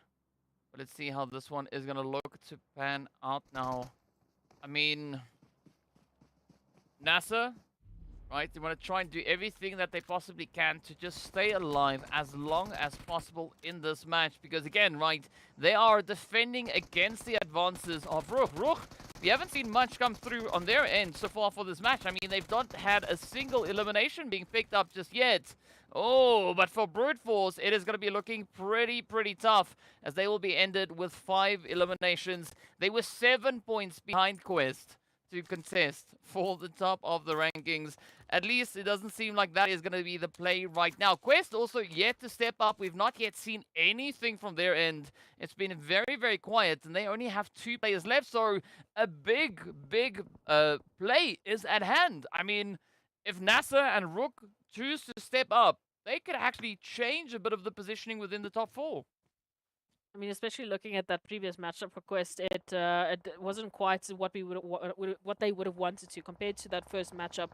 And now moving into this one, they immediately got relegated down to 2 members. So especially for RUKH, NASR, as you've mentioned, this could be a way for them to shake up that top 4 placements and potentially get a little bit of chaos into the PMGC. Slots and Volts getting caught on out as Rauf steps on up to lead his team in more ways than one, finding a great amount of eliminations. Now it is NIGMA Galaxy moving in from this western side. Again, question in my mind whether or not they will be heading more towards the northern reach of GEEKAY or towards the side of XENON. As we know, for XENON, it's been a very tough couple of matches, so whatever they can do to stop this approach will definitely be made. Oh, come on. Come on, let's see whether or not any approaches will indeed get brought to an end. I mean, this is such a tough play, right? XENON, NIGMA, GEEKAY, RUKH, I mean, insane. Rauf trying to survive, but Marshall denies that as he comes through with the S12K, and up comes Lord now looking to bring it through a bit of their own vengeance, and it's going to be an absolute showdown. A shoddy shoot-off. It's going to be Senke to get stopped. Now, XENON down to Carry Boy, not exactly the turnaround that they were hoping for, but it is going to be the turnaround that they will have to work with. GEEKAY still going to be holding on to all 4 their players here, and oh, XENON gets ended. Oh my, oh, it's not exactly where they wanted to have this go. Even for, oh my goodness, did you just see that? Sly Machine just took out Quest Esports as well. Wow. What is happening on this Erangel? Sly Machine is now up with 9 eliminations, as is NIGMA, but they've been relegated down to 1. NASR's only up with 2 members still alive, and RUKH is down to 1. What? Top 4. This is not top 4. DK, and they are just not having a shot at the dark here. I mean, it's insane, right? I mean, even if you look at the elimination tallies there, Sly sitting on 9. NIGMA also sitting on 9. But now it's going to be Sly looking to end it for NIGMA. And if they succeed, well, they are going to be our first team in this match to hit those double-digit eliminations. And, well, they do follow through. NIGMA getting packed up and shipped out as they will get sent away in 7th place, walking with their pride in hand. But here we have it now. Sly prepping for even more carnage, even more of an opportunity. And it's going to be the opportunity now for GEEKAY to prove themselves. Absolutely. This is... wow, what a strange turn of events. But Slime, if they thought that they were on a roll, unfortunately, maybe here is where it ends. GEEKAY stepping up with a full force. Already finding a beautiful nade through the window there. A little bit of a follow-up as well, just to see what else they might be able to get treated to. As you can see, not fully committing to this. Oh, but the reach in from NASR. Starch going to be finding 1. And this now does pose the question here for GEEKAY. All of a sudden, the attention is split and they're not focusing on the enemy in front of them. It's a tough play, right? Because you're going to have to try and cover all the possible angles, and there are so many approaches that you have to keep your eyes on. Your head has to be on a swivel at all times. And now for GEEKAY, things are not going to be looking too great here as, well, they've been dealt quite a few blows, but they're not exactly in too much deep water. They can still maybe float. Vankit, though, is not going to be able to float as they will instead get sent to the lobby. And that is the end of their run. 5 eliminations in 6th place. GEEKAY trying to make up for a little bit of lost time. They still have a 3-piece up. Meanwhile, Sly, they're slowly starting to disengage, heading a little bit further on towards that southern edge of zone. Yeah, very, very strange position here. Like we said, we weren't really expecting Slime Machine to step up this dramatically. I mean, I am welcoming it. The Silent Assassins are back, baby, but it is going to be a tough, tough battle. GEEKAY Esports right up ahead of them. R8 already taking a very split-up approach, trying to control the northern reaches of the zone. Of course, we still have to consider what Pusher might do in this scenario, just hiding under the bridge, like a little bit of a question mark here for everyone. We do have R8 at least dedicating one member to holding onto that position. So they have information about Pusher. They just are choosing to wait for the right time to deal with it. Meanwhile, the question really poses itself between these 3 teams. Sly Machine, GEEKAY, and of course NASR. Who will be able to survive in this engagement before moving to the north? I think it's going to come down to R8. Similar to what we saw happen in Miramar. I think R8 are going to look to play the upset here. Right, they've been making moves. As you can see, we got Kra situated over on towards the western side, XENON and RUKH holding over on towards the east. And I mean, Sly, GEEKAY, and NASR, they are so focused on each other that they are not paying enough attention up towards those northern sides. So, yeah, I think this is R8's opportunity. Well, let's wait and see. As we know, they first have to deal with Pusher coming through here from the bridge line. No surprises. I think they would have spotted them actually dropping off that bridge line. I have to wait and see. It doesn't look like Ragnarok will be focusing towards that area, but they do have a teammate there. Just stationed and poised. As Slime Machine starts to try and look for any cracks in the defense here of GEEKAY Esports. They do have the numbers advantage, but the more resources they spend, the more time they waste here, the more they give NASR an opportunity to take both of these teams out. As we can see, that zone really favoring Starch and the rest just waiting for either Slime Machine or GEEKAY to make an approach. Well, let's see how this one is gonna go for the time being. I mean, Sly, GEEKAY, you kind of get why they're being a little bit hesitant. They don't necessarily want to give up, you know, the advantage here. But, I mean, the silent attackers, they've been doing an absolute phenomenal bit of work. 11 eliminations, and they still have all 4 players up. But now it's all going to come down to positioning. As you can see, NASR trying to get a bit of a preemptive setup here. Trying to see if they can gatekeep Sly, potentially even GEEKAY. But it is such a tall order, such a tough position to play through. And I'm still convinced that R8 are going to be looking to play one heck of an upset. But now, we do see Starch getting dropped from across the way, making a little bit too much noise.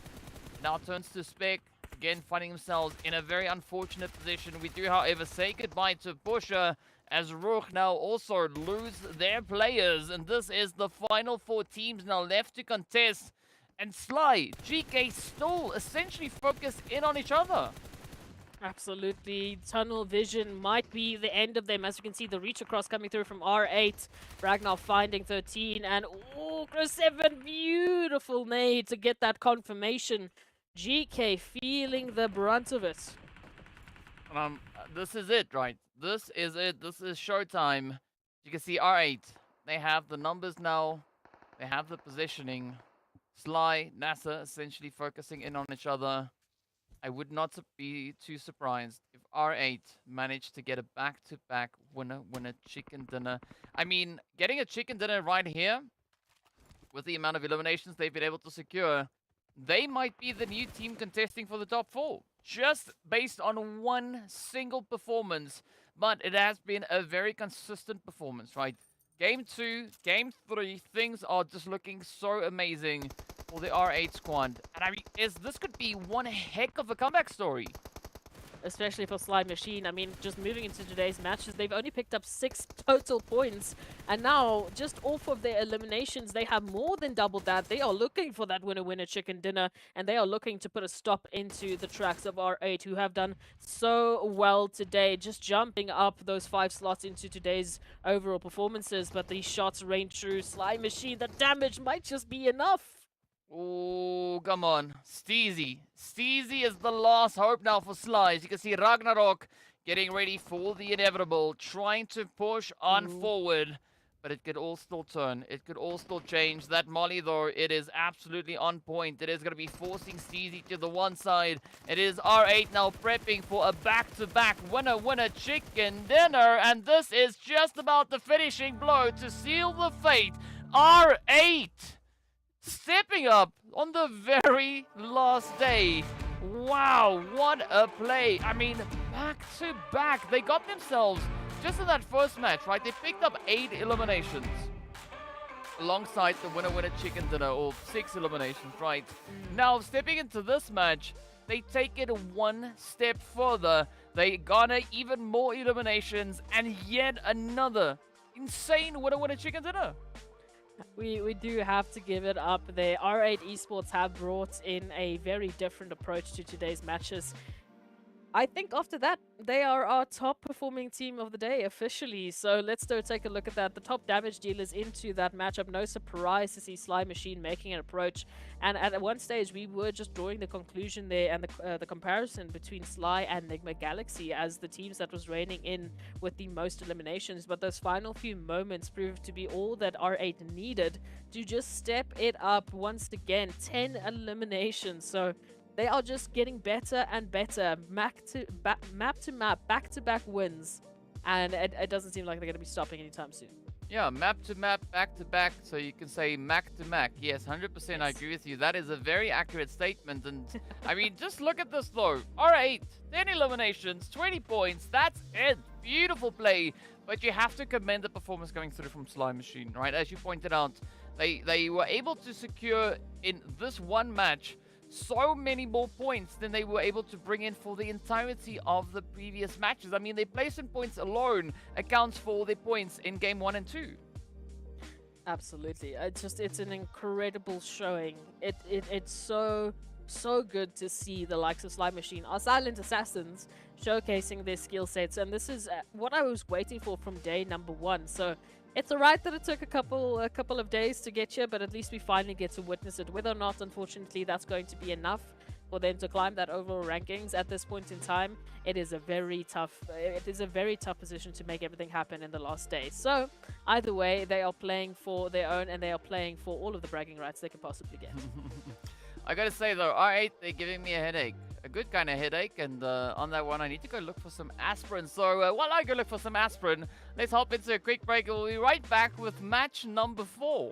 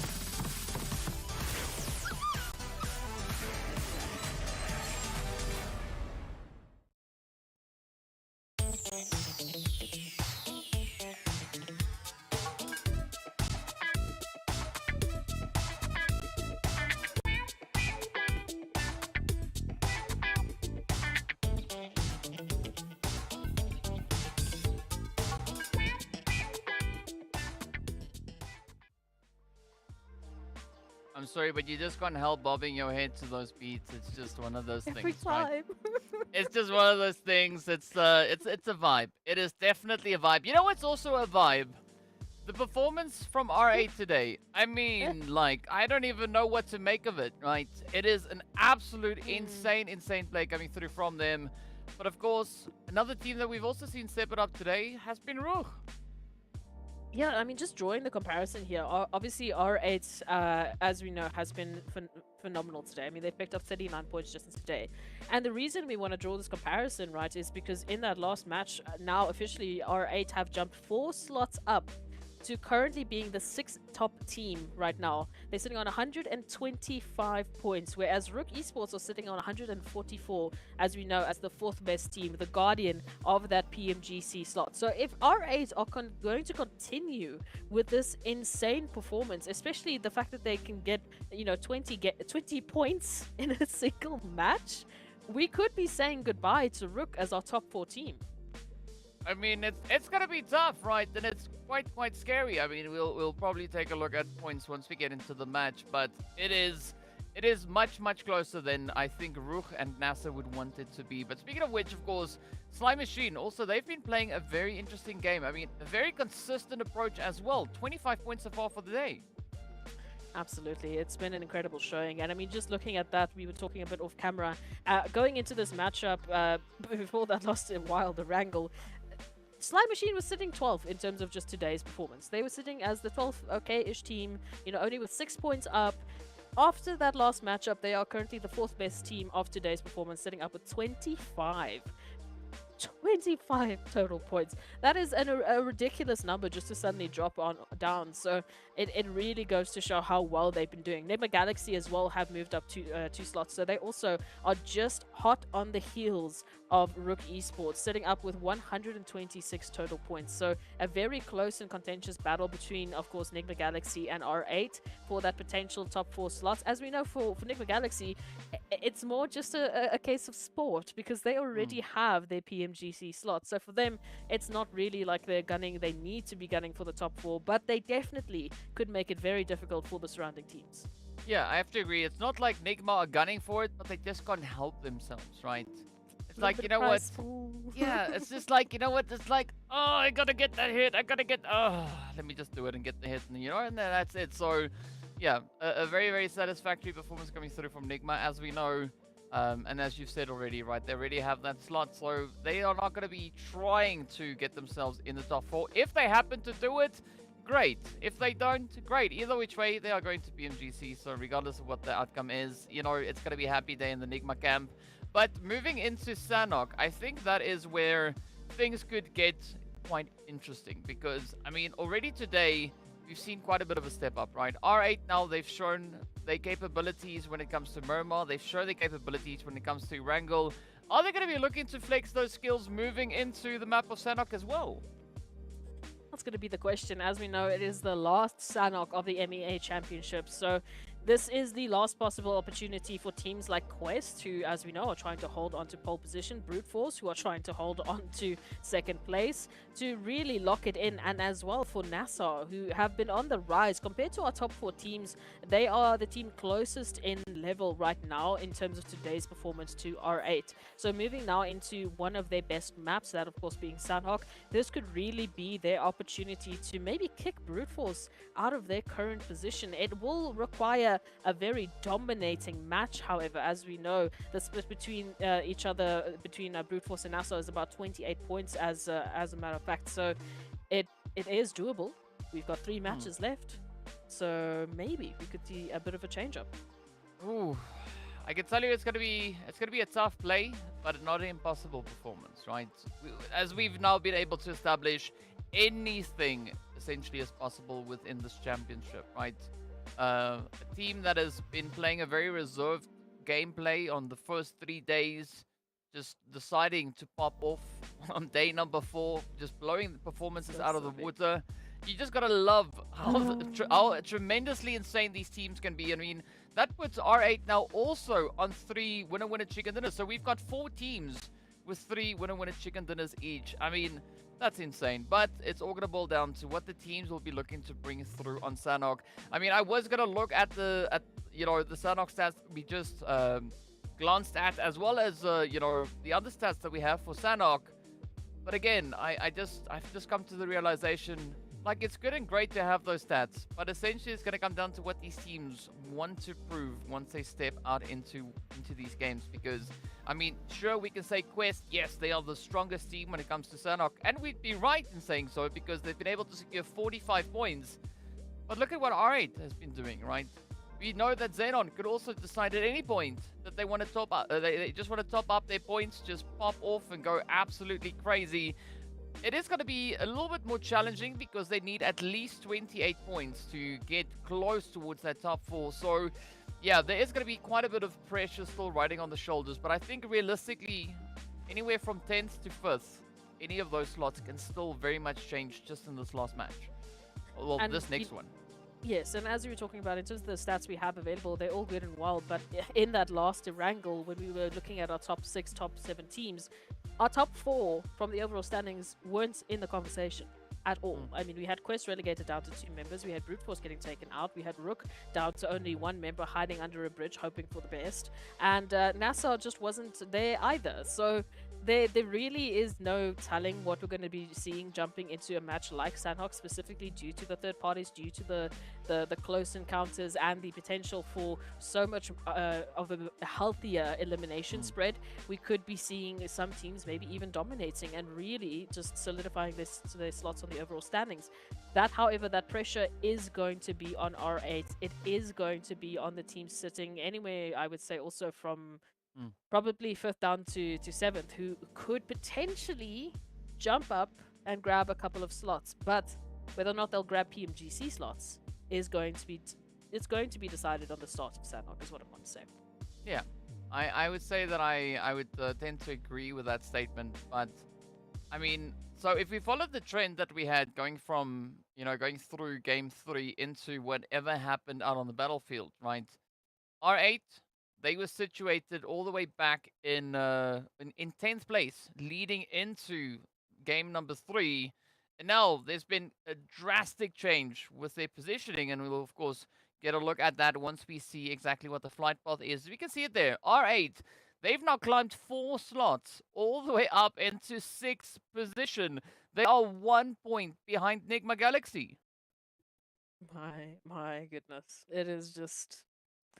It is so close and contentious. It gives everyone a bit of a shake in their boots, because now all of a sudden you start to ask the question, well, what's going to happen? How are these matches going to look? We only have 3 more opportunities, each on a different map entirely, that has its own stats, its own expectations, that it will be very difficult for anyone to try and predict. But hey, if you're watching and you're in the viewers in the chat, just letting us know, what you've been seeing so far. If you think you can try and predict who is going to be taking the top 4 PMGC slots, let us know in chat who your favorite teams are and who you think pretty much have this in the bag. Yeah, I mean, give your craziest prediction, because who knows, you might even be right. So, yeah, excited to see those predictions come through in the chat. In the meanwhile, we are going to be looking at a little bit of a heat being applied there to the side of Clear Vision, as they will be starting the match off with, well, essentially 1 less player, but it's all going to come down to whether or not those follow-throughs will find their way in. The same thing happening here with Quest. As you can see, Easy already getting dealt with. So now it all turns to Alhaji, Fahidan, and Kante to show us what they can bring. But, I mean, so far, we've been seeing a very consistent play coming through between day 1 and 3, right? Day 1, 2, 3, the consistency building. Now come day 4, it's a completely different story. Absolutely. I mean, it is going to be a very fun time to try and even figure out how impossible this has been for these teams, and yet how they are making it just look so easy. Like, yeah, let's just drop 20 points in a single match. We can pick up 13 eliminations in the MEA champs. Why not? What's stopping us? Breaking records left, right, and center. So incredible to see now how this might shake up on the overall standings, but it really has to start here. We were talking a little bit off camera. It feels like we can only really start to get a safe bet at the end of Miramar, which is, I mean, one map left. You know, like it's a bit of a cheating statement to be made, but it really has just gotten to that level, which is fantastic to see. I mean, we've been asking for this since the first MEA Championship that we ever witnessed, you know, where we had just one team rolling on through every single player, left, right, and center, day in, day out. Now, there is no telling who's going to be that dominating team. And then even if we have a dominating team, they will be joined by 3 others. Yeah, yeah. And I mean, well, so if we wait till the end of Miramar, that is obviously then going to be the end of the day. But I think a little bit sooner we could be able to see a little bit of something. Oh, sorry, I just got to interrupt myself. The Blubber Duck. Finally, the best Yay. boat in the game. Yes, the Blubber Duck. So if you don't know why I call it the Blubber Duck, just look at it. It's a Blubber Duck. It looks amazing. Anyway, back to what I was talking about. I completely forgot, but it's fine because let's just enjoy the scene. It is looking so nice. Oh, thank you for that one, Brute Force. But yes, there's so much that could still erupt, right? And it's all gonna come down to at least match number 5. I think by the end of match number 5 on Erangel, they will have a pretty good indication as who could have a very high probability of being secured within the top 4. I don't think we are going to be able to make that decision anytime before that. I mean, this match will definitely help in establishing that, but I don't think we have any clue just yet. No, we don't. We were talking a little bit off camera as well. We've seen some wild predictions in chat. Some viewers just, I don't know how you do it, but you have a tendency just to guess exactly right what tends to happen. Whereas we sit here, and even when we try, with all of the statistics at our hands, these teams go and completely just, well, they make us throw our stats books out the window because they mean nothing at the end of the day. It's very unfair. We try our hardest, DK. We try our hardest, yet we just can't. We can't do it here. At this level, these teams, they know how to surprise us day in, day out, and this MEA Championship has been no exception. But hey, looking at the zone towards that northwestern side, any potential locations that you're going to be keeping an eye out, especially maybe a potential zone shift that you would really like to see? Nothing particular with the zone. I am, however, going to be looking towards the Falcons to see what their read on the zone will be, because we currently have them situated towards that western bridge, right on the outskirts of ruins. But there's not a lot of contention currently held within that region. We do see Sly, XENON, and of course Virtual Gaming Squad positioned up into Trifecta. But the Falcons, just a slight smidge, a little bit more towards that western side. And once the Falcons start to push forward on towards the northwestern island, they are going to find themselves at the mercy of R8. Oh, and this is like we were alluding to. R8 in position when they can overthrow the top 4, maybe just narrowly getting themselves into a PMGC slot. So it could happen. If we give R8 the perfect win conditions, they might just take this day out from under all of the teams. But Sly Machine on the rise in that previous matchup, now potentially having to face off against the likes of XENON, taking a nice split approach. You can see Marshall now as the scouting party, trying to be a flank. However, their position has been caught. Whether Sly Machine will utilize that information and make the first move is going to be up to them. I tend to think they are just going to wait, lying in wait for that opportunity. Great opener, double. Now, as we see XENON immediately reduced down to 2. I mean, this is a very, very unfortunate play here for the side of XENON. It's almost like the top 4 is just being dangled in front of their noses on a stick, and the Sly Machine is just like, ha, you like that? How about no? Right, we are going to be looking to play the upset, and now it is all down to Lazy Lion as attacker, and Steezy starts to push on forward. Ooh, but that hit could potentially be stolen, as we still have GEEKAY on the opposite end, and they can hear all the noise being made. But so far, Lazy Lion not going to be looking to back down just yet. They are going to be looking to mount as much of an aggression here as they can, and a potential save coming through from Virtual Gaming Squad. I can't even believe what I'm watching anymore. But here we go. A Sly Machine, just a big step up from them. Now, unfortunately, can they do it for a second run in a row? No time to breathe, no time to relax. Virtual Gaming up on the rise.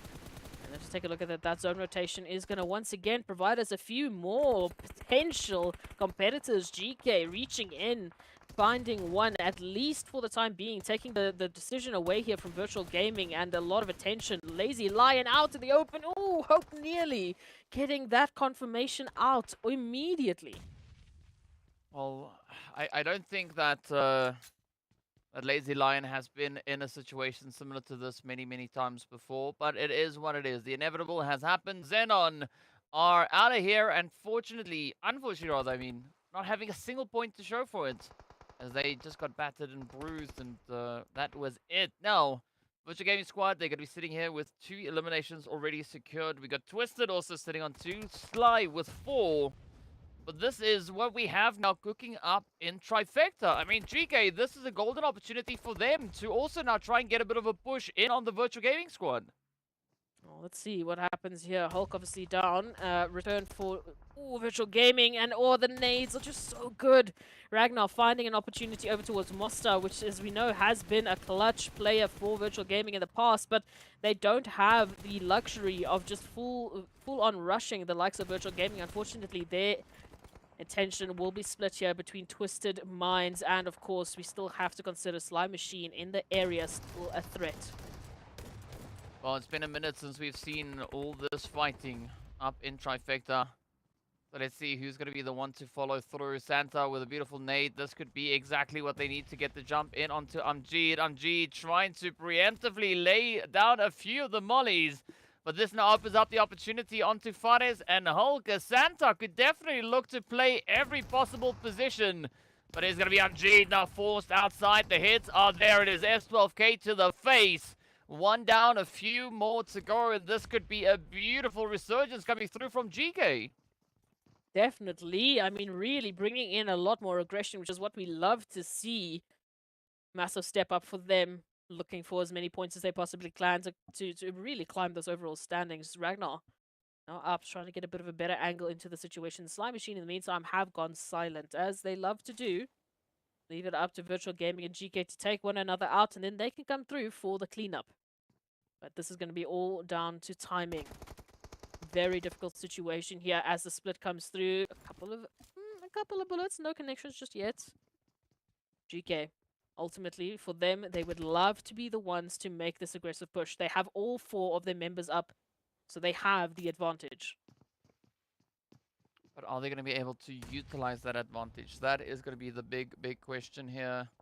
I mean, GEEKAY, they've been trying a few different approaches.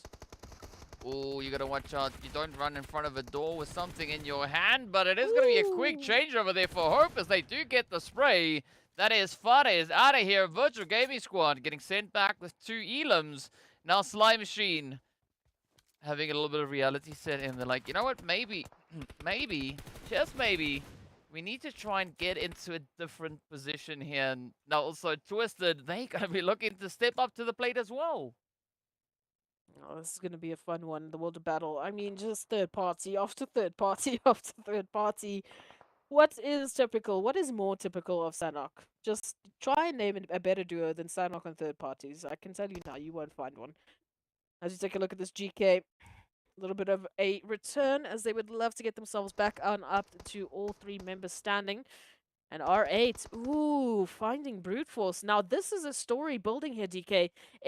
Once again, the more we get of the top 4 teams being eliminated early, the more there is a chance for everyone else, everyone we've highlighted before, like R8, like of course, the likes of NIGMA Galaxy, to actually steal away a slot. Well, let's see if they can, pull that steal off. I mean, it's going to be a very tall order. Not the easiest thing to accomplish here, not the easiest play to make. So let's see whether or not that is going to range through. In the meanwhile, R8 focusing their efforts into the side here of the Broody Fruities as Brute Force now start to climb the hill. And I think this position here alongside NASR could maybe be a little bit more of a favorable play, but they're still going to have to watch their back, right? Because NASR, the moment that they find the angle, find the opportunity, it is going to be absolute go time. Yep. We'll wait and see. All eyes on our top 4 teams right now, as it's up to them to defend their titles, up to them to defend their positions. from the incredible efforts that we've seen so far from NIGMA, from R8, even from Virtual Gaming and Road to Glory, there is definitely something brewing in the air, and it is spelling some disaster, potentially. Brute Force now up only with 2 members, cautiously going up these ridge lines, trying to find a safe haven. Although we know Sanhok, Chaos just around the corner, and all of these teams will be finding themselves on the outskirts, waiting for some safety, waiting for an opportunity to get to the eye of the storm. Falcons White already spotting out the likes of NIGMA Galaxy, making a bit of a rolling rotation in the form of Lord and Freak, but they're keeping to the coastline. Nice drift, nice drift. They're keeping themselves here. And now they push on out. They've actually managed to isolate 1 member here from Falcons White, so all of a sudden this could be a disastrous play.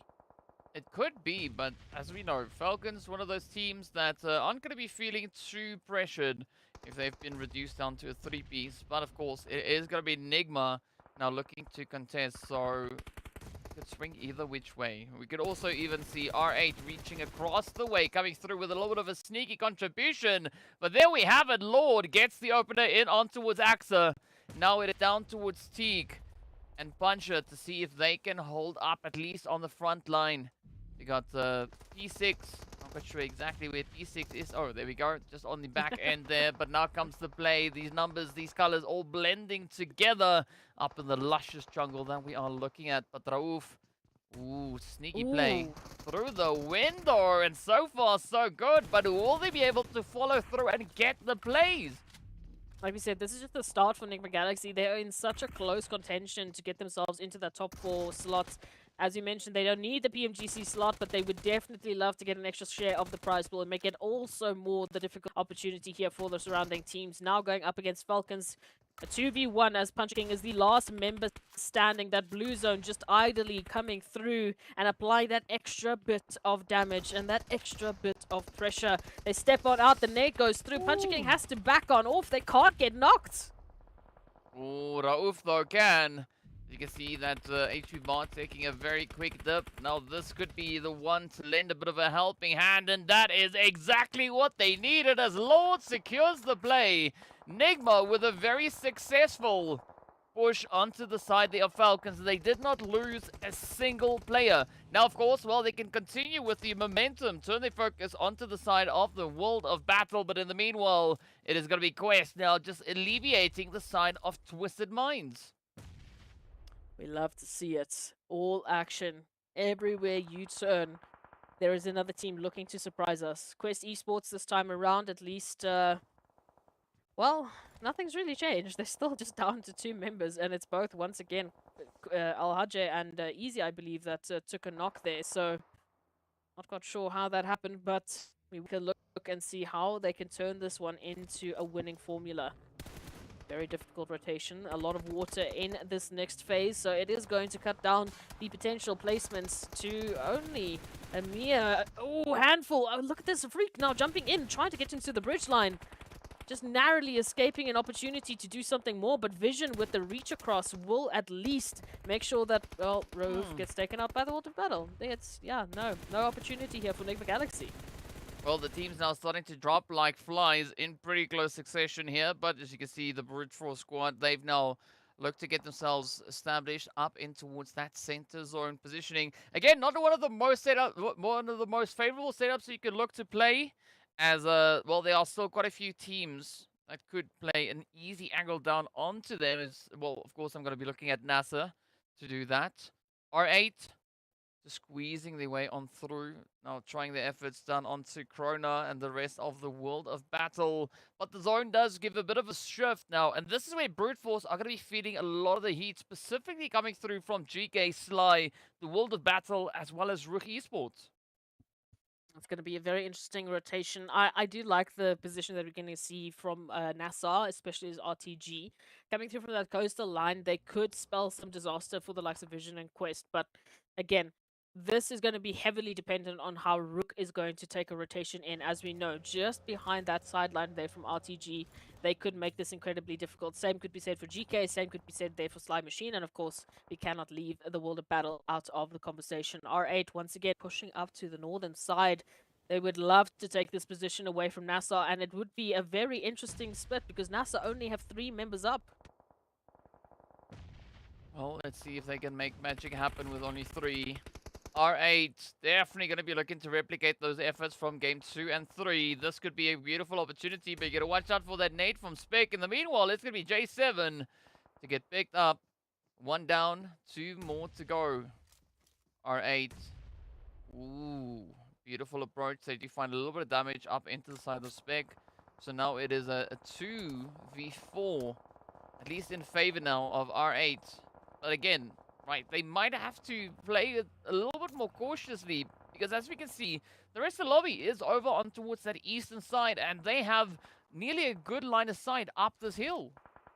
Yeah, alright, we've seen this now in the previous matchup as well, as they were trying to take on the likes of FALCONS. They weren't nearly this aggressive, however, so now you can see the confidence reigning in for R8 as they continually push on into NASR, continually push them out of position as they try and take a hold of this northern reach, or this northwestern reach of the zone, before focusing on the rest of the surrounding teams. NASR, of course, relegated down now to only 2 members still up and Adam. The focus still split here between the surrounding teams, rotating on in. Ida, beautiful spray down over towards Mohammed. The World of Battle starting to drop a few members, just trying to get themselves into safety. Oof. Well, let's see how this play is going to unravel, right? Pre-pod, not the best spot to find yourself in. The World of Battle looking to play a very, very tough position now, as they still need to get themselves situated, but of course being forced to the edge, trying to get their reses secured, and with Corona now back on their feet, Arthur can start focusing back onto R8. There's definitely that opportunity here, but R8, just looking at this elevation, they've got the numbers, they've got the guns, they've got the resources, they've got pretty much everything just going for them. The only thing that is still a bit of a question mark is how that zone will shift on out.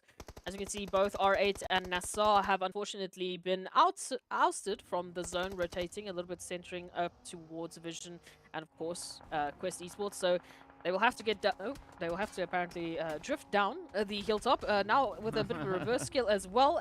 Yeah, this driving is not helping the situation, but somehow at least Ida managed to get down that hilltop. RUKH will be unfortunately staying behind, and this is not the rotation R8 were looking for.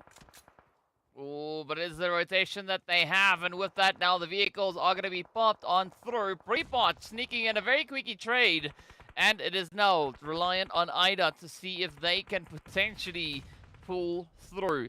Also, in the meanwhile, RTG taking their approach on towards RUKH. Also, who's now fighting with GEEKAY, having a little bit of a pool party out on the edge there. But again, no one having any clear indication of how this is going to unfold. And the World of Battle now trying to take a piece of action all over the place.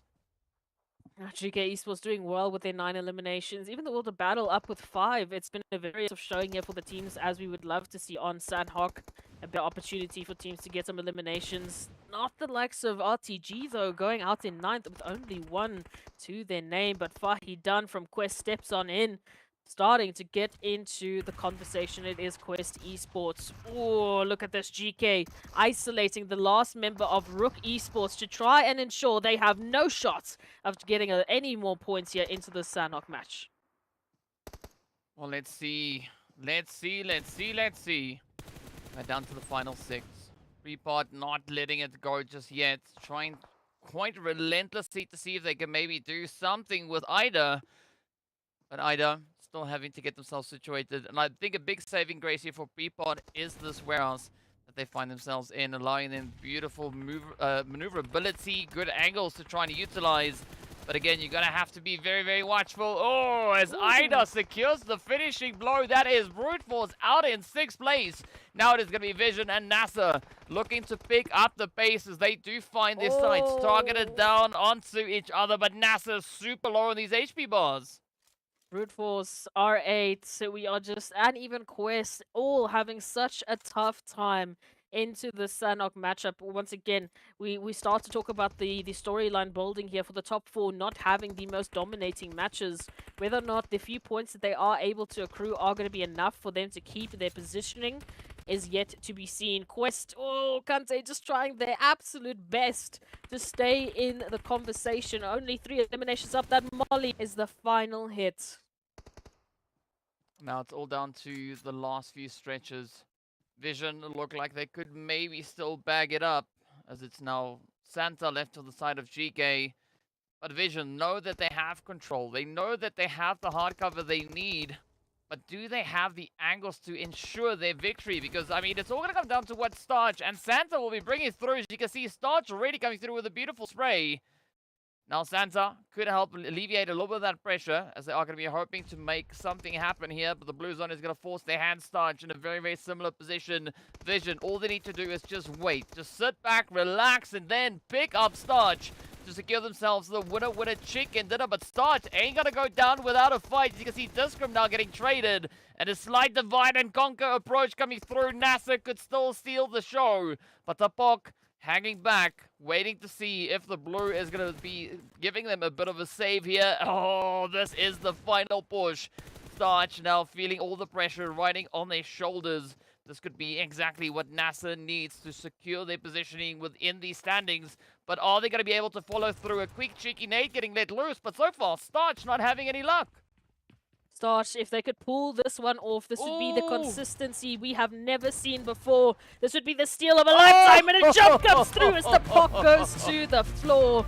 Somehow, some way, they managed to make it happen. NASR has been the most consistent team from our top 4 thus so far, and now I can't even believe they stole that winner chicken dinner. It is such a beautiful, beautiful, beautiful clutch. I mean, if you'd asked me beforehand, between these two, who's going to take it? Definitely, I would have been like convinced that it was going to be the side of Vision. They had the numbers, they had the hard cover, they had everything leaning in their favor. But Starch, I mean, they just decided, you know what? Let's risk it. Let's see if we can get our hands on that winner chicken dinner. And they did an absolutely amazing job. Absolutely. We can take a look at that match report. My goodness gracious, so much to break down into this final few moments. Again, a massive shout out to GEEKAY Esports for stepping up. A very good showing from them. It does seem that they just get that energy towards the second half of the day, similar to what we saw from Twisted Minds, and it nearly did go a very different way. Also, Slime Machine starting off with that altercation against the likes of XENON, and then obviously Virtual Gaming jumping in. But it was just a strange situation. For R8 specifically, that one rotation, up until that point, it was looking like it was once again going to be an R8 match, and then one single travel down the hilltop meant absolute disaster for the entire team, and they were relegated down to 1, and in a blink of an eye, we said goodbye to them and their chances of getting another potential win. Well, as we said, right, it is going to boil down to the very last match of the day to see exactly who are going to be our top performing teams, right? Those teams granted the opportunity to get themselves the BMGC slots. But looking at the damage here, you can see GEEKAY, they've been doing a tremendous amount of work, coming through with 12 eliminations. And I mean, we have to remember 8 of those eliminations were from Satan, just bringing in a wild performance. It's so incredible work. 2.2 thousand damage in one single Sanhok matchup. It's not really too much of a surprise because it was such a violent Sanhok, but my goodness gracious, what a beautiful showing. And again, coming through in 3rd place with 12 eliminations, awarding them those 17 points. NASR, as we mentioned, the most consistent team that we've seen so far in the previous matches, are consistently getting themselves into a top placement, has proven to showcase that they might be able to take Brute Force down for the count, especially considering Brute Force's performance in this previous matchup. Yeah, I mean, it's been essentially the consistency of the day has boiled down to R8 and NASR, right? Those are the two teams that have been performing like absolute legends. As we know, R8, yes, they've been able to convert a few winner chicken dinners out of it. NASR, they've not yet had that luxury, but they are holding within the top 2, top 3 for the day so far. I mean, FALCONS also sitting there, but a big helping hand has come through from that winner chicken dinner contribution that they've been able to find. I mean, even looking at how things have gone through this match itself, again, it does prove to be somewhat challenging because, again, you're not necessarily guaranteed any potential positions. You're going to have to just grind your butt off to get there. I mean, after this last matchup, basically, even though we've had a back-to-back win from R8, the only point separating NASR and R8 in terms of what they've been able to achieve today is 3 points. you wouldn't think so compared to the matches we've been watching. And NASR have just been so quietly and diligently going through every single map, picking up as many points as they can and staying consistent with it, which is always what we are looking for in a team that is gunning for the top. And with all of what they've done now, the question poses itself, will they be able to take a slot away from Brute Force? Well, we'll find out very, very soon. In the meanwhile, we are going to be hopping into a quick break. So be sure to stay tuned. We'll see you guys back in a short few moments. It's time to upgrade your PUBG mobile outfits. Join free daily cups for solo, duo or squads. Win Faceit points. Exchange for PUBG Mobile UC. To customize your accounts, join Faceit today and earn rewards. Try for free at faceit.com/PUBG Mobile.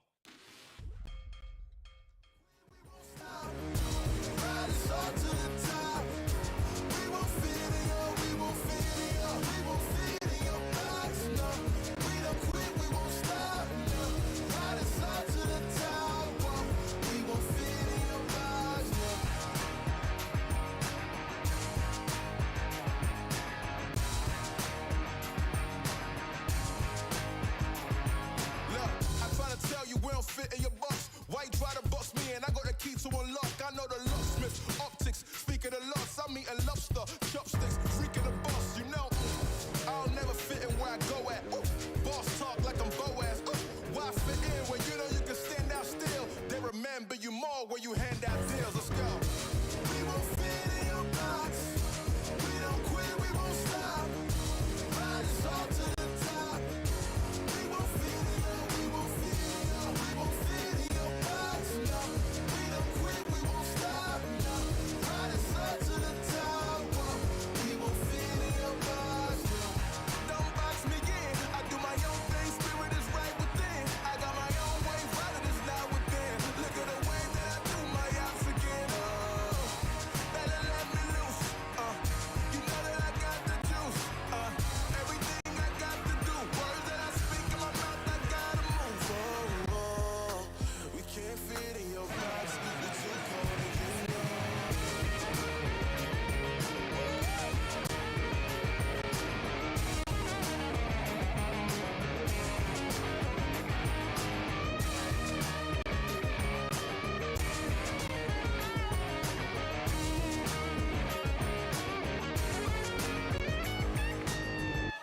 We won't fit in your box. We don't quit, we won't stop. Ride us all to the top. We won't fit in your, we won't fit in your, we won't fit in your box. No, we don't quit, we won't stop. No, ride us all to the top. Whoa. We won't fit in your box. No. Thank you, Ben, for coming out tonight. My name is Son of Augustus. Let's go.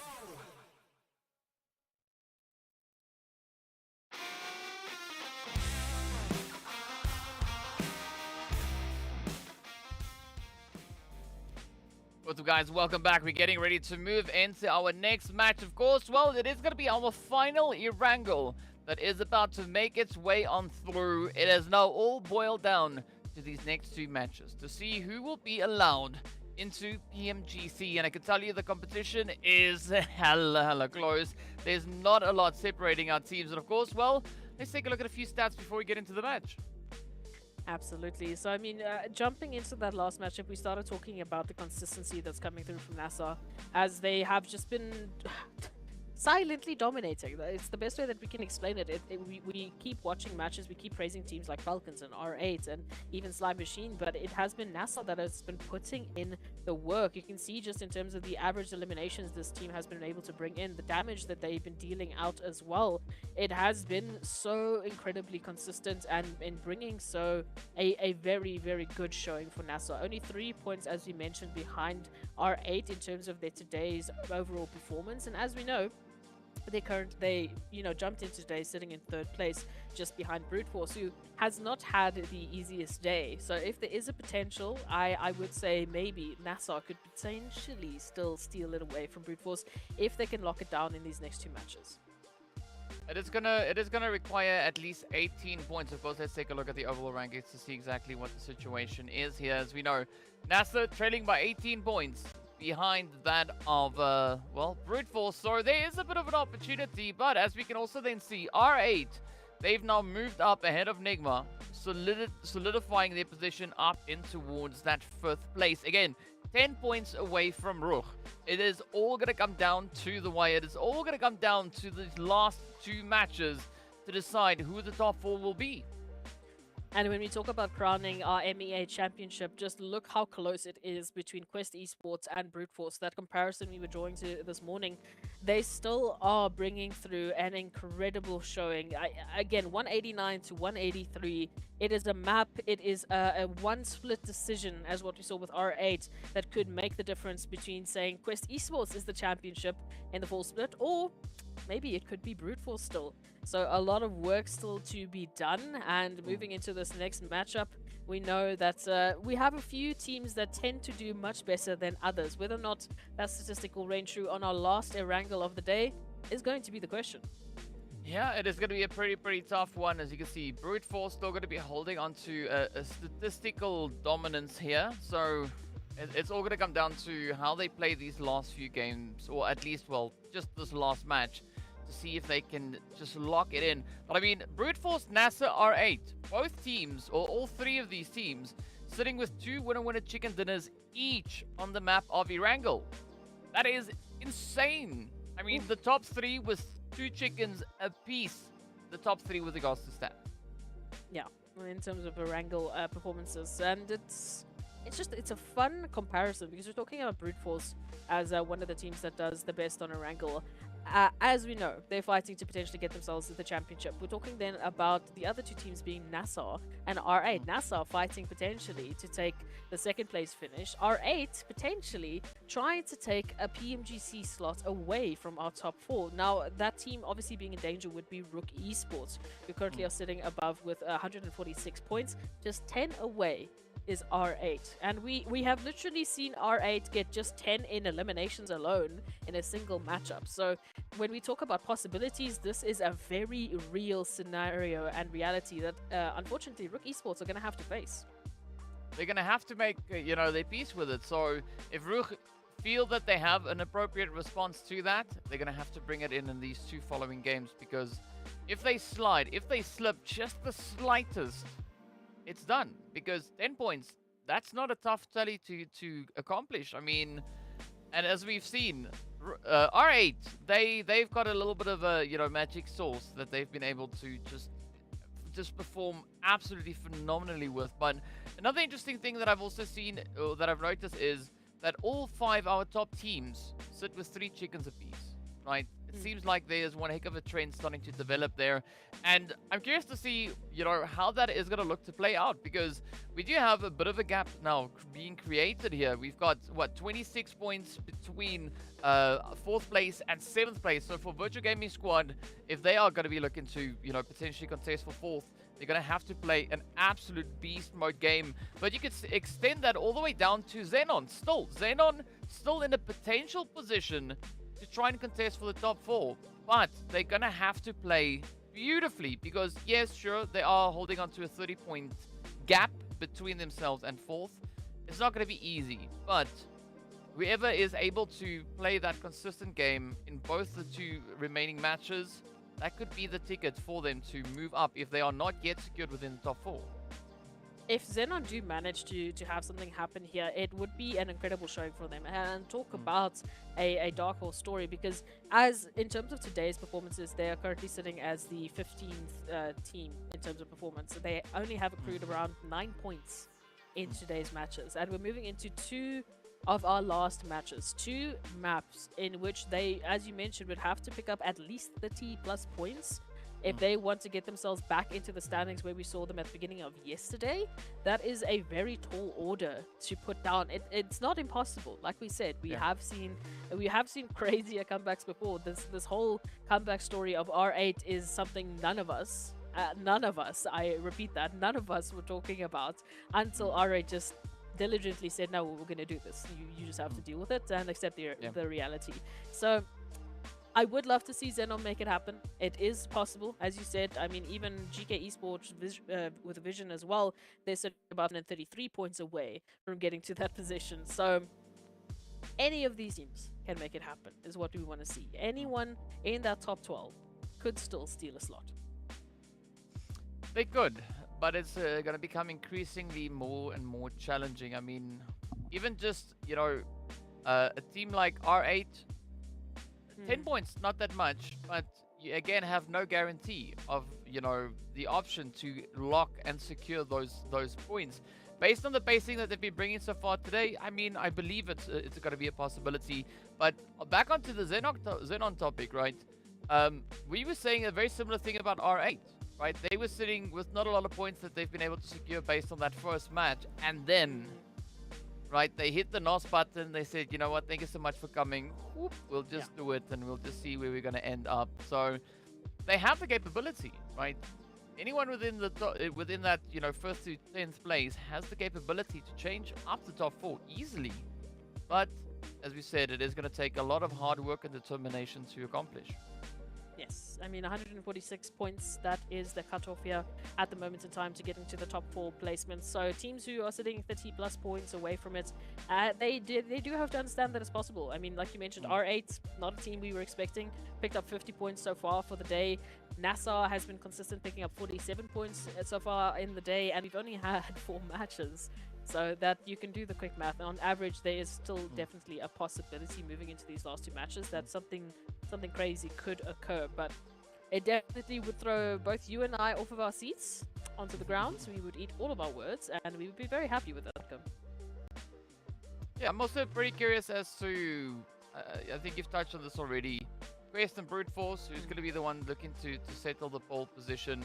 I mean, you just can't fault to the approach coming through from Quest. They have the most placement points, they've got the most eliminations, but Brute Force a very close second to that. So there's not a lot currently separating them. So yeah, I wanted to see whether or not there's going to be any contention for that pole position. As we know, it's also a difference of quite a bit of money, right?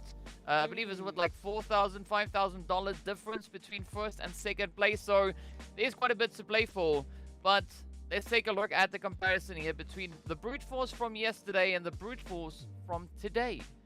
As we know, Quest has been on the rise, but they've had their own challenges. So going up against the likes of Brute Force, we can see for them, it's also been a bit of a different story. They've definitely stepped on up to ensure that they will hopefully pick up as many points as they possibly can. But is it going to be enough? Is going to be the question. Well, we're going to find out pretty soon. Of course, now we are going to be heading straight on down. And it does seem like this time around, we are going to be starting with an approach a little bit further up north as opposed to those previous southern approaches that we've been taking. But again, the zone can still take us in any which direction. So curious to see exactly where we are going to be popping off. But, you know, big majority of the teams here are going to be pretty relieved with this flight path. Hey, already up towards that northern side, ending over towards Lipovka. So a bit of a different reach across. We even see Twisted Minds in earlier rotation already over towards Zaki. So some few changes that we would be expecting. Brute Force, on the other hand, naturally easy access over towards Yasnai Poliana. So likely won't be seeing changes there. Virtual Gaming, quick shout out to them. RUKH Esports, of course, we know love to really sit down in Severny. And they will this time be joined by the likes of Virtual. So as we keep talking about this danger that RUKH are facing, this reality, this could either be the best opportunity or the worst possible chance they have of holding on to their current position, because now they immediately get a hot drop on the second last map. Talk about bad luck. Well, let's see. Maybe the bad luck is not going to be all too bad. Oh, never mind. Yikes. We are going to be looking at a southern zone.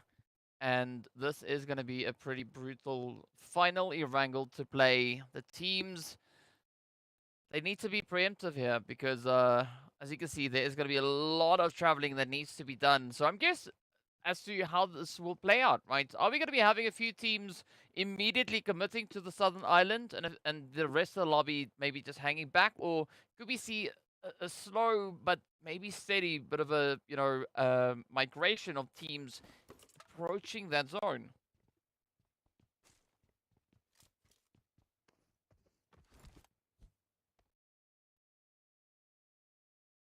Well, either which way, we'll find out pretty soon, as it does Absolutely. appear. There we go. All right. You forgot the mute button. Yeah, I I started off the conversation and then I realized I was talking to myself. Oh, So moving on, as I wanted to say, as we keep posing these questions, keep posing. Well, what about this? What about that? What about this? We start to get into a conundrum of we absolutely don't know. Firstly, what's going to happen, nor do we see a reality where anything is set in stone at this moment in time. I mean, we're into our second last matchup. We have 4 teams who have been absolutely dominating. The safest, I would say, we could potentially, hazard a guess at is that Quest Esports or Brute Force will likely be in the top 2.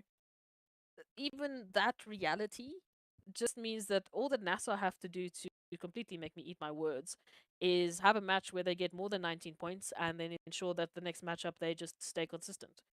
And with Brute Force and Quest Esports having a tough last few matches, that still makes it a reality. So for RUKH right now, the focus I just want them to have is on where they're currently placed. What is the goal? The goal being to get themselves into PFGC. That goal right now is being threatened by the likes of virtual gaming, and they should not and cannot allow that to happen. So a great opening over towards Amjid. Now, just hold on. Keep this momentum going.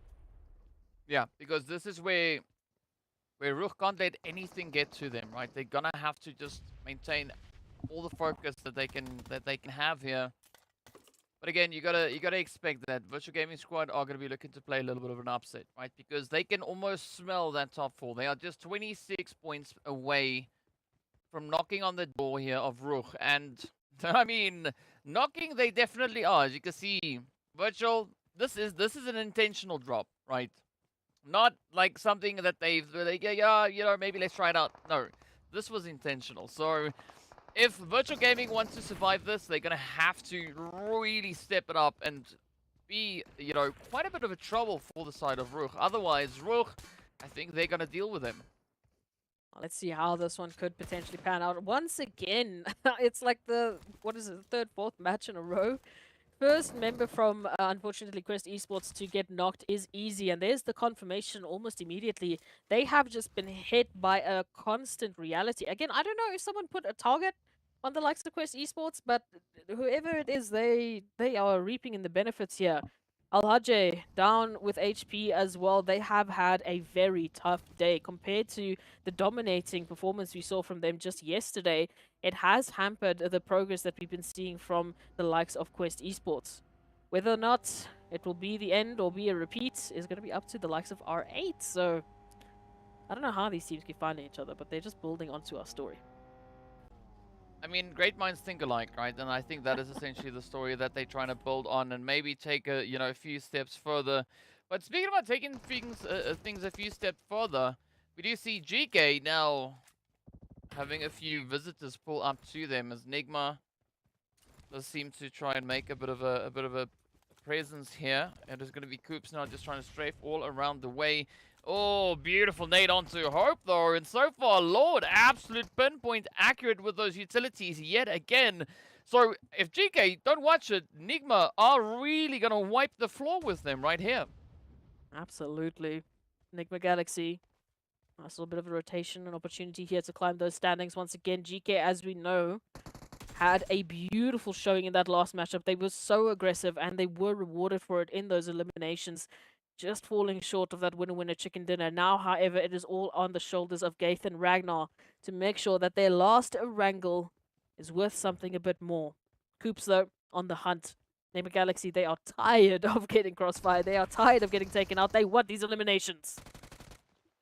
But unfortunately, they don't have much of a say in that, as we do have Ragnar getting dropped as well. Gaith, the Lone Star survivor, trying to make their way out of here. I mean, no surprise to see NIGMA do this, because as we know, and you've said it as well, right? NIGMA, they're going to try and apply themselves to get much, much closer towards that top 4. I mean, they're only 6 points behind R8, so it makes sense that NIGMA are going to be getting a lot more aggressive in this match. They have to. They absolutely have to. And I mean, moving into today's matches so far, ooh, for NIGMA, Lord has definitely been stepping up. I mean, they've picked up 8 eliminations so far. They've been dealing the damage. And the whole of NIGMA could definitely stand up to that category. Now we can see clear vision here. Because they would love this final hit onto the world of battle. Shots raining true. Ooh, Zig and Zag somehow, some way, I don't know how, but Krona still just barely alive, finding a bit of safe haven, finding a little bit of cover. While we take a look at this rotation from Falcons, the military base island, once again, a focus here. For the last match of Erangel in this MEA Championship, I feel like it's quite fitting. Yeah, I think it is quite fitting indeed. And now, speaking of fitting, everyone is going to try and get themselves situated towards that southern island. But again, we don't have any guarantee that this is where the island is going to go decisively so. So it's all going to depend on what will come through in the next few moments as the blue is going to be approaching. We've got about 20 seconds until we find out where these teams will have to try and get themselves situated. RUKH, Brute Force, they're just going to be chilling. No major rush. They know regardless of what the zone does, they will still be able to get themselves situated as it will only be phase number 2. Meanwhile, Virtual Gaming Squad and XENON locking heads right there up towards the northern edge. But the zone does take us all the way down towards the southern edge. Now, Quest R8, beautifully positioned already. Oh, I love to see this. A very stark reminder of some of the previous zones we've had before. And now all of a sudden, well, the teams are going to have to make a very tough decision in terms of rotations. Falcons, thankfully, with that rotation, will find themselves towards the southern reaches of the coastline. So they are sitting pretty as we take a little bit of a recap look at what the world of battle at the hands of Clear Vision. A wonderfully aggressive push coming through from them, rewarding them in terms of those eliminations. And hopefully it will give them the spacing they need for this last wrangle. Let's see if spacing is going to be available now. Saif still looking for a bit of an opportunity. I mean, for Vision, this is a great setup towards the bridge. They're going to have to really defend it as best they can. But I think at this point in time, setting up for bridge camp, I don't really see the benefit in it because, I mean, there's still quite a bit of a vast ground to cover to get yourself situated all the way over towards the western side of the map. So maybe relinquishing the, the eastern bridge contention, I think that would be the bigger play to make. But, of course, the teams are going to do it whichever way they like. In the meanwhile, NIGMA just helping the side of GEEKAY find their way back as they will get sent off in 16th and unfortunately not a single point to the name. Oof. Very tough standings here. Vision Esports, they've had a very interesting showing so far in terms of the matches today specifically. I mean, they've been one of our consistent, players in terms of being able to pick up 20 points, just ahead or just tied actually with NIGMA Galaxy, which again, we have them who you wouldn't necessarily highlight as those standout players, those standout teams that they have just been diligently working behind the scenes to ensure they're picking up as many points as they possibly can. So I like the hard work that they've been putting in. And I would love to see them at least just be able to climb a few spots on the overall standings. Let's see what will happen here. Get a little bit of that blue zone placement. I mean, I don't know what Vision is trying to do. I understand what NASR is doing because they heard Vision and they're trying to camp it out, trying to see if they can maybe sneak in a few of those cheeky hits. But I think NASR might be feeling comfortable resting in the fact that RUKH Esports trading by 19 points behind them. So they're not going to be all too concerned about whether or not RUKH is going to be catching them. But still, you want to see NASR playing for position within the zone because we know out in the blue, this far removed from the current zone, it is going to become increasingly challenging. And especially now with Brute Force, XENON, all of the teams over on that far eastern side yet to move on in. But, of course, well, we are going to be, in the meantime, hopping over towards something a little bit more closer to center zone. As we've got Twisted, RTG, fighting for possession of the loot crate. And, it is not relenting over on this bridge. I know anytime soon we won't be seeing any sort of a break, any sort of opportunity or space to breathe for these teams. The zone is going to be constricting, and I mean, towards the position we're going to, obviously, it's not going to be an easy fight. You can take a look here as this rotation between XENON, Vision, and NASR, a very, very tight and close sprint to the zone. I mean, just looking at those HP bars, the zone just chunking away and making this all the more painful. Nice car, nice car. I approve. It's almost as good as the Blubber Ducky, but for different reasons. There's the Blubber Ducky. So, yeah, 5 points for Blubber Duck. In the meanwhile, Twisted, Dummy coming through with a beautiful hit. Quickly disposing there of Riva.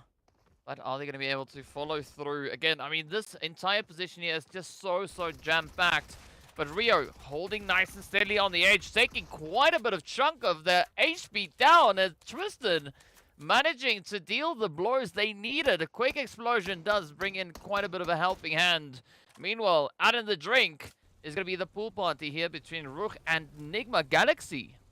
Oh, this is a bit of an awkward situation. Looks like they unfortunately had to jump into the drink.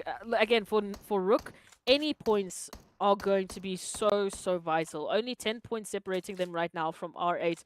And if we take a look at the current performance that we have been seeing so far from R8 and RUKH, they definitely have been showcasing that RUKH want to hold on to that slot as much as humanly possible. At least already picking up 2 eliminations. Oh, but speaking about altercations, Vision and Virtual Gaming. Hello, knock knock, who's here?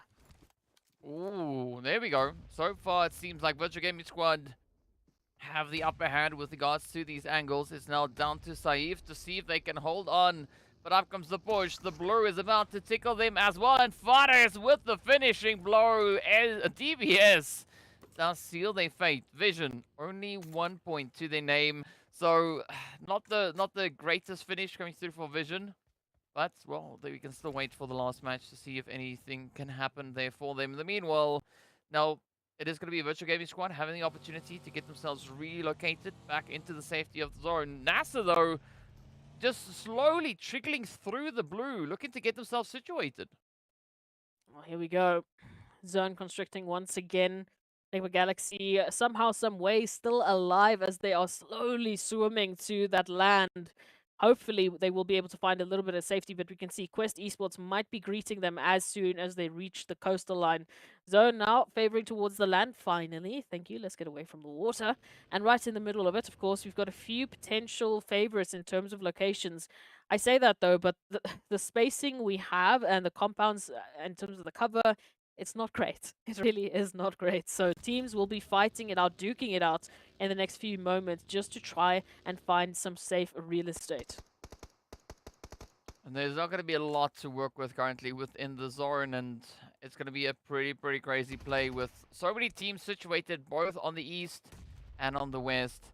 But in the meanwhile, the fights will continue from the southern side as AXA finds the push up onto Crypto. 1 down, a few more to go.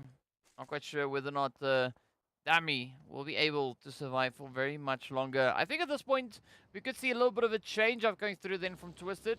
They do have 4 eliminations up, but I think they could be opting for a little bit of that survivability play. Meanwhile, Brute Force also just getting themselves situated, moving into safety, and well, unfortunately, it's not going to be the safest position to pull into.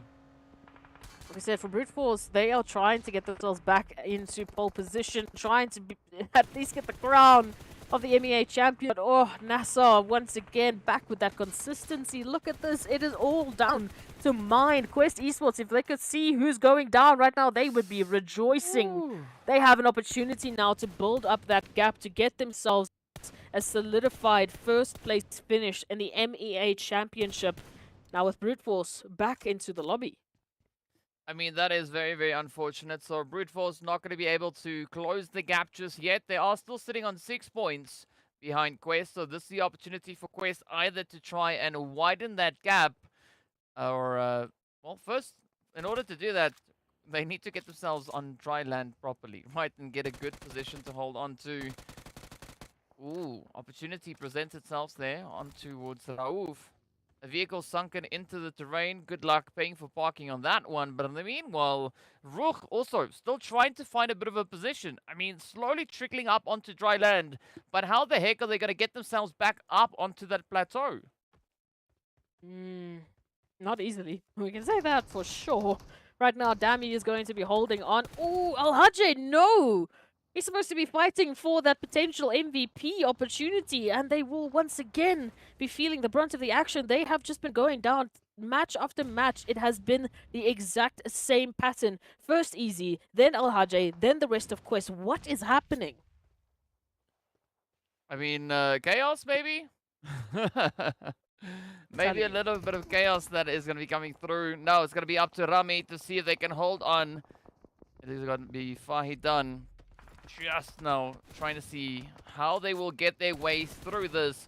But RUKH, again, such a difficult spot that they decided to rotate onto, as they do find the play onto Kante though. So things not looking all too bad. But in the meanwhile, it is going to be Al-Hajj and Fahidan now just trying to get the heck out of dodge. And they, again, don't have a lot of options. Not a lot of space to rotate forward. Difficult location here for teams now to make rotations. Oh my goodness. This is my stress levels are on a new record high, DK, because every single one of our teams in the top 4 are having a problem right now, barring NASR, who are just left to their own devices. Quest Esports don't have a chance today. I don't know how this is happening. Again, I don't know who put a target on their back, but Al-Hajj, now the only member still standing, holding the hopes and dreams here for Quest Esports to maintain that championship position. This was going to be the map that they had as an advantage to build that gap, to get themselves some safety moving into the last Miramar matchup of the day. But R8's just here to break the dreams and hopes. Could they do it? Al-Hajj going in to find one, but can't get the second.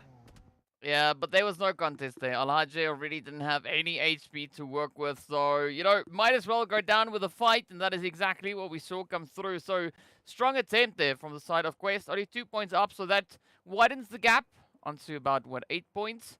But now it is down to the rest of the lobby to see what they can bring forward. And R8, I think the only team currently still within this lobby alongside RUKH Esports, they could definitely look to play quite a bit of an upset.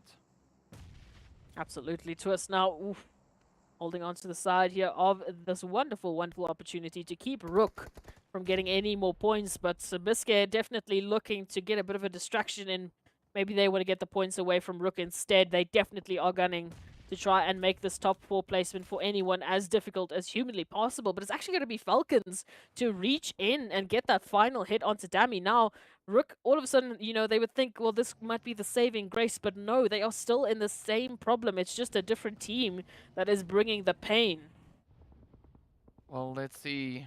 Let's see whether or not that sneaky approach from NIGMA could start to pay off. In the meanwhile, it's going to be Fares and the rest of Virtual Gaming Squad looking to play all the way from the edge of that zone. An interesting quick retreat there, or a quick relocation coming through from Virtual. Not quite sure why they've decided to pull back out of zone. Maybe they have, you know, seen something that they want to try and utilize. But of course, it does seem like they are going to be looking to maybe push in alongside Clear Vision, NASR, and XENON. You know, DK, we spent a lot of time talking about the top 4 teams, and barring NASR, they've all had a bit of trouble today. So I wonder if we did that thing that casters sometimes do, and if we did. But breathe. I'm very sorry. We do that often. We breathe all the time. No, it starts either with a J or with a C, and it makes it very difficult for these teams to do what they do best. And right now, that's the only thing I can shock you as to why it has not been going well for either Quest, for Brute Force, and now, of course, for RUKH. Oh, coffee and Jello. Those are the things you're talking about. I mean, I've only had coffee today, so yeah, we'll go with that one. In the meanwhile, it is going to be R8 now, looking to get a little bit aggressive here, pushing forward, but Mostar says no, and well, down they go as R8 pick up yet another elimination, but they have 2 players now that got knocked. One got finished, as we do say goodbye to Kra. And this could still provide quite a bit of an opportunity for the remainder of R8, but they're going to have to contest against the side of NASR and XENON. So this might be a little bit of a short-lived play coming through from R8 now. This is, again, this is not what you should be doing. R8 with an opportunity just 10 points away right now from RUKH, and they might be relegated down to only a single member. And if we take a look at those eliminations, only 1 elimination splitting up between RUKH and R8, which means R8 have so much more work to do if they want to get themselves a slot here. Come on, let us get back into the action here. But meanwhile, NASR might be that distraction. XENON focusing all of their efforts, but ooh, a good opening there from Starch. Oh, come on, jump shots coming in. Lazy Lion needs to watch this one. Oh, the Molly instead backfires, and that is Lazy Lion getting wrapped up. Gary Boy and Senkei have to try and pick up the last few pieces, but again, it's not going to be the easy one. Starch really showing that they are an absolute menace as they find yet another one. Senkei has been dropped. Gary Boy about to be met with a bit of utility, but it is a tennis match, and Starch gets taken down. Gary Boy carries the name of XENON forward into this lobby. They can't even script it. Oh my goodness, what is happening now? RUKH down only to Pusher, as R8 have been relegated down to only 1. So this couldn't be closer between the likes of RUKH and R8 for that top 4 finish. But in the meantime, NIGMA Galaxy, of course we know, looking to stir some chaos, looking to make it as humanly impossible to get into the top 4 finish, even turning their attention here now to P6, poor P6, just trying to run up into safety. As we can see, NIGMA Galaxy really applying that pressure. And meanwhile, just to point it out, every time we don't talk about them, they manage to get themselves into the top 6. Sly Machine, alive and well within the zone. Like we said before, right? It's the moment that you don't look at them, that's when they start to do things. So let's maybe look at the rest of the teams, at least for now. RUKH still caught in a very, very tough spot. NIGMA also not having the best setup here, but it's going to be XENON and FALCONS now fighting relentlessly. And it's going to be the FALCONS to swoop on in and send them out. Down to the final 5 teams we go, and again, such a big hurdle yet to be crossed. We gotta take a look at this one now. Massive, massive opportunity. FALCONS, of course, holding on strong, but it is Sly Machines up with a full squad into this matchup. They have not yet started a fight with anyone at all. RUKH in the same place that they have been since the beginning of this military base shift. Unfortunately, still not finding a way to get up, and HP bar's not looking good. No resources to work with. Biscay just needing that one little pixel to find the final hit into the nail, and then we could be saying goodbye to RUKH Esports. Yeah, but this is quite risky for Biscay on the edge. The nade finding the damage. They are both now in a very similar position. Pusher and Biscay both trying to survive. But doesn't seem like Pusher has much HP, much meds left. And now it's all going to come down to the final play. Pusher, they know there's no way to get out of this hole. But, of course, they aren't going to be looking to go down without a fight. One well-placed nade could, at least for the time being, alleviate quite a bit of pressure. But Pusher not necessarily landing the hits. Now, how will RUKH get themselves out of this? Well, defying gravity as they start to climb on through. Still got to watch out for Krupp. So NIGMA not quite done with RUKH just yet. Oh, you cannot script it. This is the, the end, unfortunately, of RUKH Esports. It literally has been the toughest position out of all of this placement here to try and hold on to. And RUKH has been stuck in that position for so long. It's almost impossible to get yourself out of that position. And now we turn our attentions here to R8. Ragnarok, the only member still alive. As we know, moving into this final few moments, RUKH Esports, they have managed to at least pick up a few, and I do say that, a few points, 6 to be exact. R8 up with 4 eliminations, so they need all the placements they can possibly get, and that starts by surviving the onslaught here from Sly Machine. Wow, what a play, what a play. Down goes R8. They will not be picking up yet another winner chicken dinner, at least not right now. Biscay also getting spotted, and down they go. So this is now a very, very tough spot to be in. NIGMA out with 8 eliminations. It is now between Sly and the FALCONS in a very similar position to what we've had before. But let's see how this one is going to unravel. Who will be the one to reign supreme? Is it going to be our silent attackers coming through here? Or could it potentially be the FALCONS looking to get yet another play Now, this could be a phenomenal strategy for Sly. They've done quite a bit of work with regards to getting themselves positioned up into this late game, but Falcons, they've just been ripping into the lobby already, sitting with 9 eliminations up. Now looking for the final 2 to add to their tally, even maybe looking to get 4. But here we have it. B6 trying to draw the attention while Puncher sneaks in to play the surprise angle. Beautiful showcase that we've seen from Falcons so far today. Sly Machine, they have nothing to lose but everything to gain in this final few moments. 4 up against the 2 of Falcons. As long as they ensure that they isolate these eliminations and that they get trades wherever possible, be a very clean sweep. You can see the spacing. A very, very, very brave position we can see here from Puncher King. P6 now slowly but surely edging up, trying to back up their teammates. As at a moment's notice, everything can go downhill and everything will be done. Oh, upset being played. The silent assassins step on up. They claim they winner chicken dinner, doing an absolutely stand-up job. And of course, this is their first winner chicken dinner for this entire championship.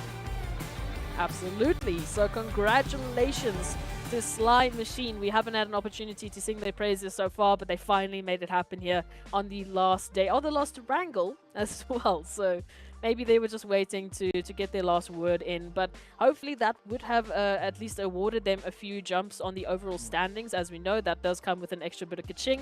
And we would hope to see that they have been rewarded accordingly. Well, speaking about being awarded, we are going to be looking at Fares and Puncher doing the most with the eliminations and the damage as well. But again, just such a challenging game that we saw being played here. I mean, Virtual Gaming Squad, they were also trying to, play a few surprise angles. And, I mean, Fares definitely being able to capitalize on that opportunity. But as we know, at the end of the day, that's not exactly the way it went, right? Puncher, Axa, and the rest of the crew locking in quite a bit of damage. But it's surprising to see nobody from Sly Machine on this match report. As mentioned, seeing them into those final few moments, even though they had all of 4 of their members alive, well, rather let me say, because we could see that they had all 4 of their members alive, they really had not picked a fight with anyone into those final few moments. Rather, it was the likes of Falcons White, as we saw, relegated down to 2 players who picked up elimination after elimination, sitting on with 9. Also, massive shout out to NIGMA Galaxy up until that point being very aggressive as well. R8, the story between them and RUKH continues. 8 to 6 points strategically is not going to necessarily give them that opportunity in this map specifically to overthrow RUKH Esports, but still one more map poised and ready to potentially be the one. Ooh, this is absolutely nerve-wracking. I mean, and we're just watching. We're not even participating in the game here. And I mean, mad respect going to everything that we've already been witness to, as these teams just continue to find ways to play upsets from all potential angles, even the angles that we would never have even thought to imagine. But it's not going to stop anytime soon, right? It is literally going to come down to the wire to see who will be the teams allowed to move on forward. I mean, R8, they tried a bit of a thing coming through this match, looking to see if they can maybe replicate some of their efforts. Unfortunately, they were only granted 4 eliminations, and of course they got taken out just ahead of making it into the top 3. So unfortunate finish on that end, but still such a valiant effort on either end.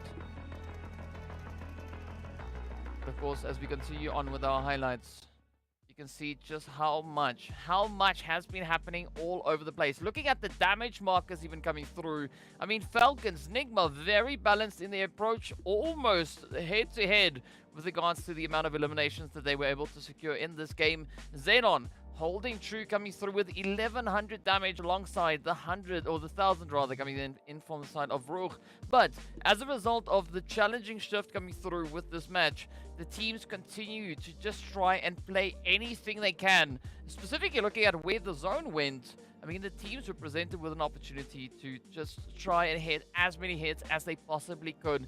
But of course, as we know, we have one more match to go. The final decisive play is yet to be made. So be sure to stay tuned and we'll be right back with you after the break.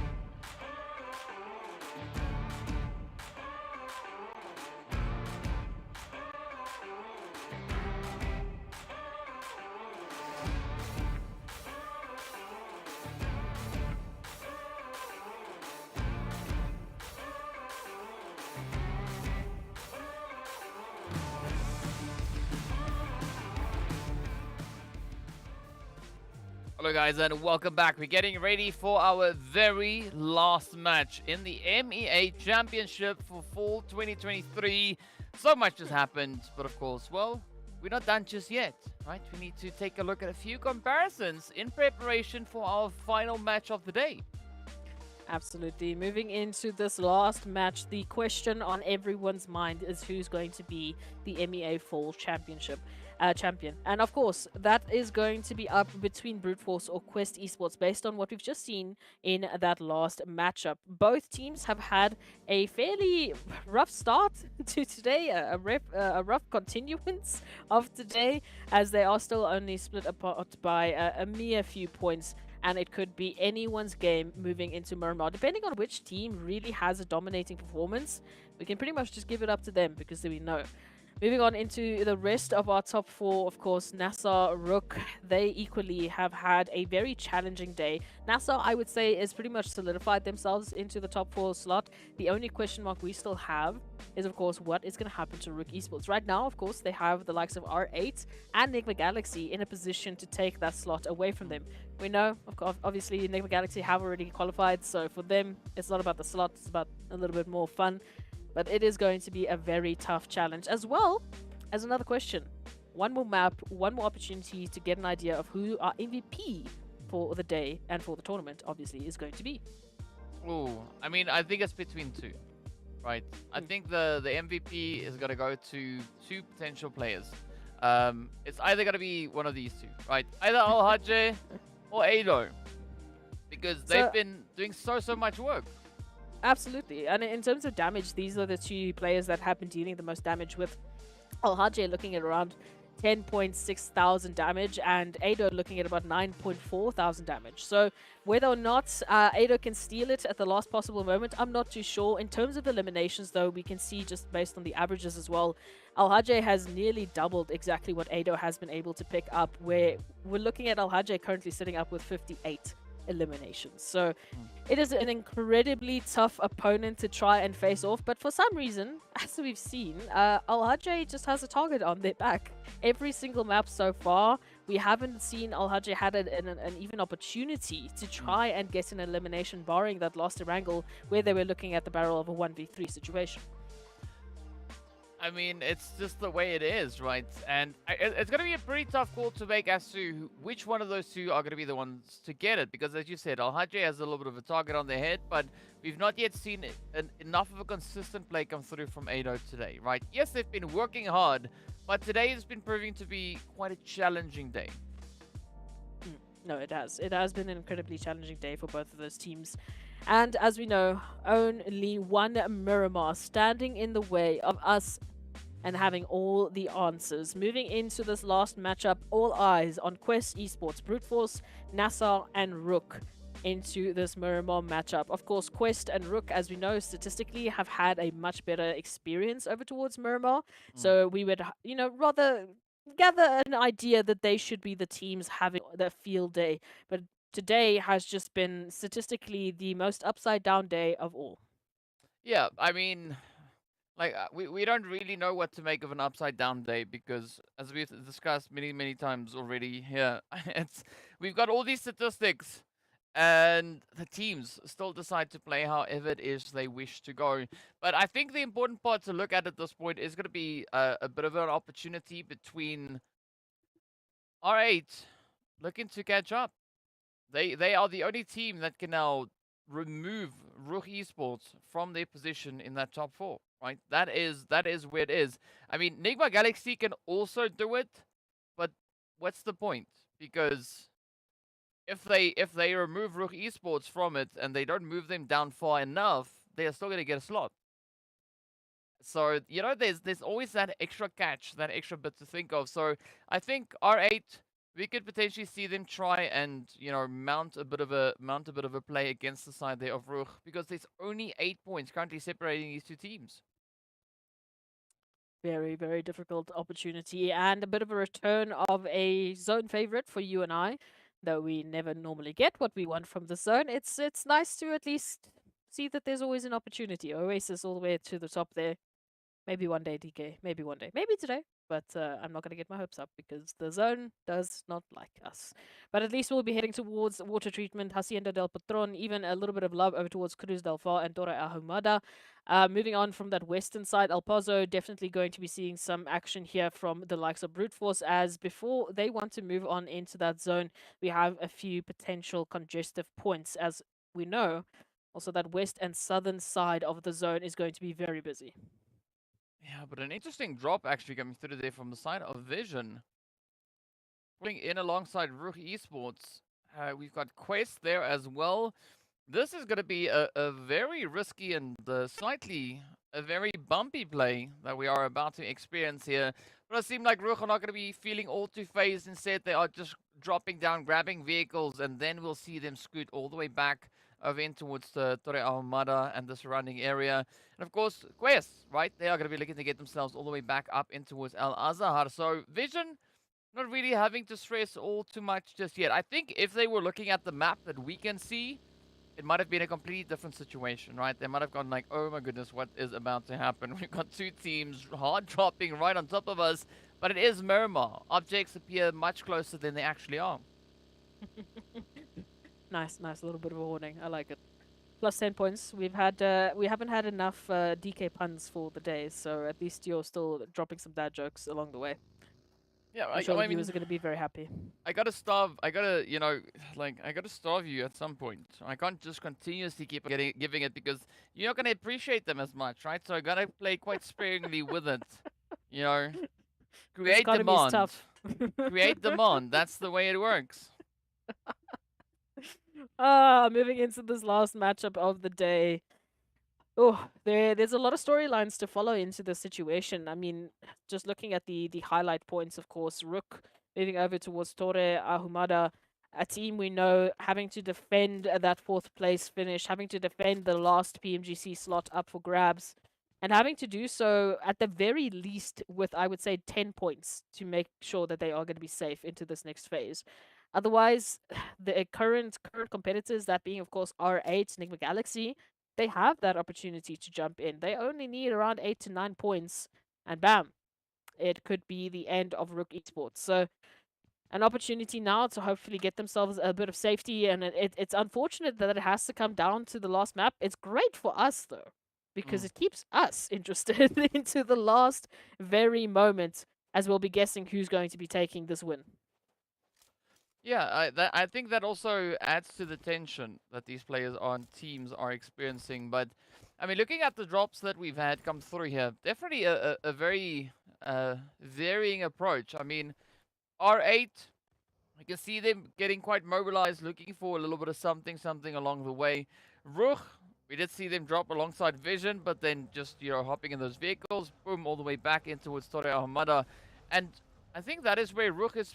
Okay, maybe going to be staying for a little while, just trying to, you know, assess the zone, because that is essentially the strategy that we've been seeing come through from RUKH on a very consistent basis, right? They're not one of those teams that like to rotate up into the zone very early on. They like to, you know, essentially try and ride the blue as it closes in, see if they can maybe swoop in at exactly the right moment, and in doing so, it awards them a little bit of a different approach, a little bit of a different play. FALCONS playing a very similar game, but they just take the approach coming through from the southern side as opposed to the north for RUKH. Very varying approaches here, moving into the last Miramar of the day. And hopefully they have a little bit of something extra stocked in the tank that they can bring out and surprise the rest of the competitors, because whatever they could bring out here is definitely going to be needed. It is so close and contentious that even between Brute Force and, of course, Quest Esports, you know, we thought moving into today, especially after the first match, it was going to be a very close map after map finish, but they have just been so unlucky, dominated, whatever you want to call it, and it has not been easy for both of those teams who are currently sitting in 1st and 2nd position. And at least for the previous days, they have worked hard enough to give themselves that small safety net to secure themselves into the top 2, but we still need an answer as to who's going to be our champion, and we would like them to do so in a dominating fashion, at least on the last map. Well, it's going to be a tough play because, again, nothing is secured, and you know, all we can do is hope at this point in time that things go somewhat according to plan. Something that's definitely not going according to plan, at least for RUKH, is this intentional push going through from Vision. I mean, this is as intentional as you can get it, but let's see whether or not RUKH are going to be falling for this bait as Rami now steps up to defend, dealing two absolutely devastating blows into the side of Vision. It has now gone from a 1v4 into a 1v none. Right, that's it. Eugene and Rami just took down the entirety of Vision. Well, like I said, this is what RUKH needed. Any points that they get here, as long as it's more than R8 and NIGMA Galaxy, they will be safe. They will have an opportunity and a slot in PMGC. So a fantastic start there to pick up those 4 early eliminations. Vision, unfortunately, that will be the last we have seen from them in the MEA Championship. So we'll have to wait till the overall rankings to see where they end on up.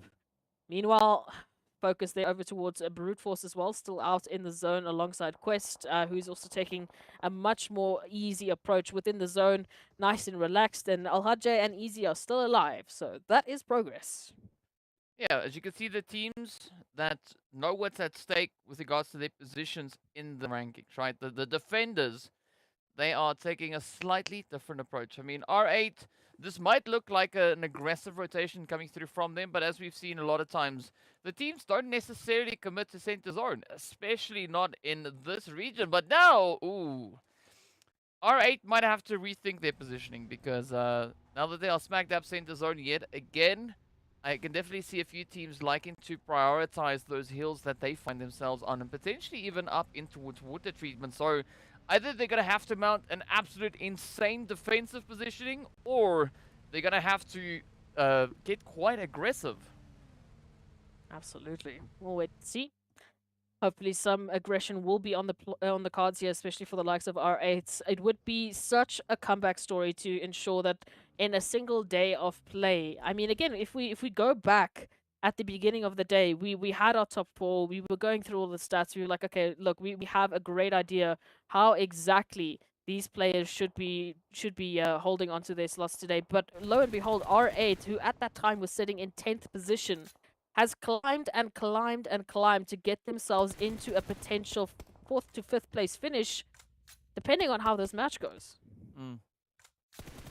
Well, let's see whether or not they'll be able to find the result they need, as we got quite a bit still to work through. I mean, it's still early days in this phase, but as we know, anything and everything can change at the drop of the hat.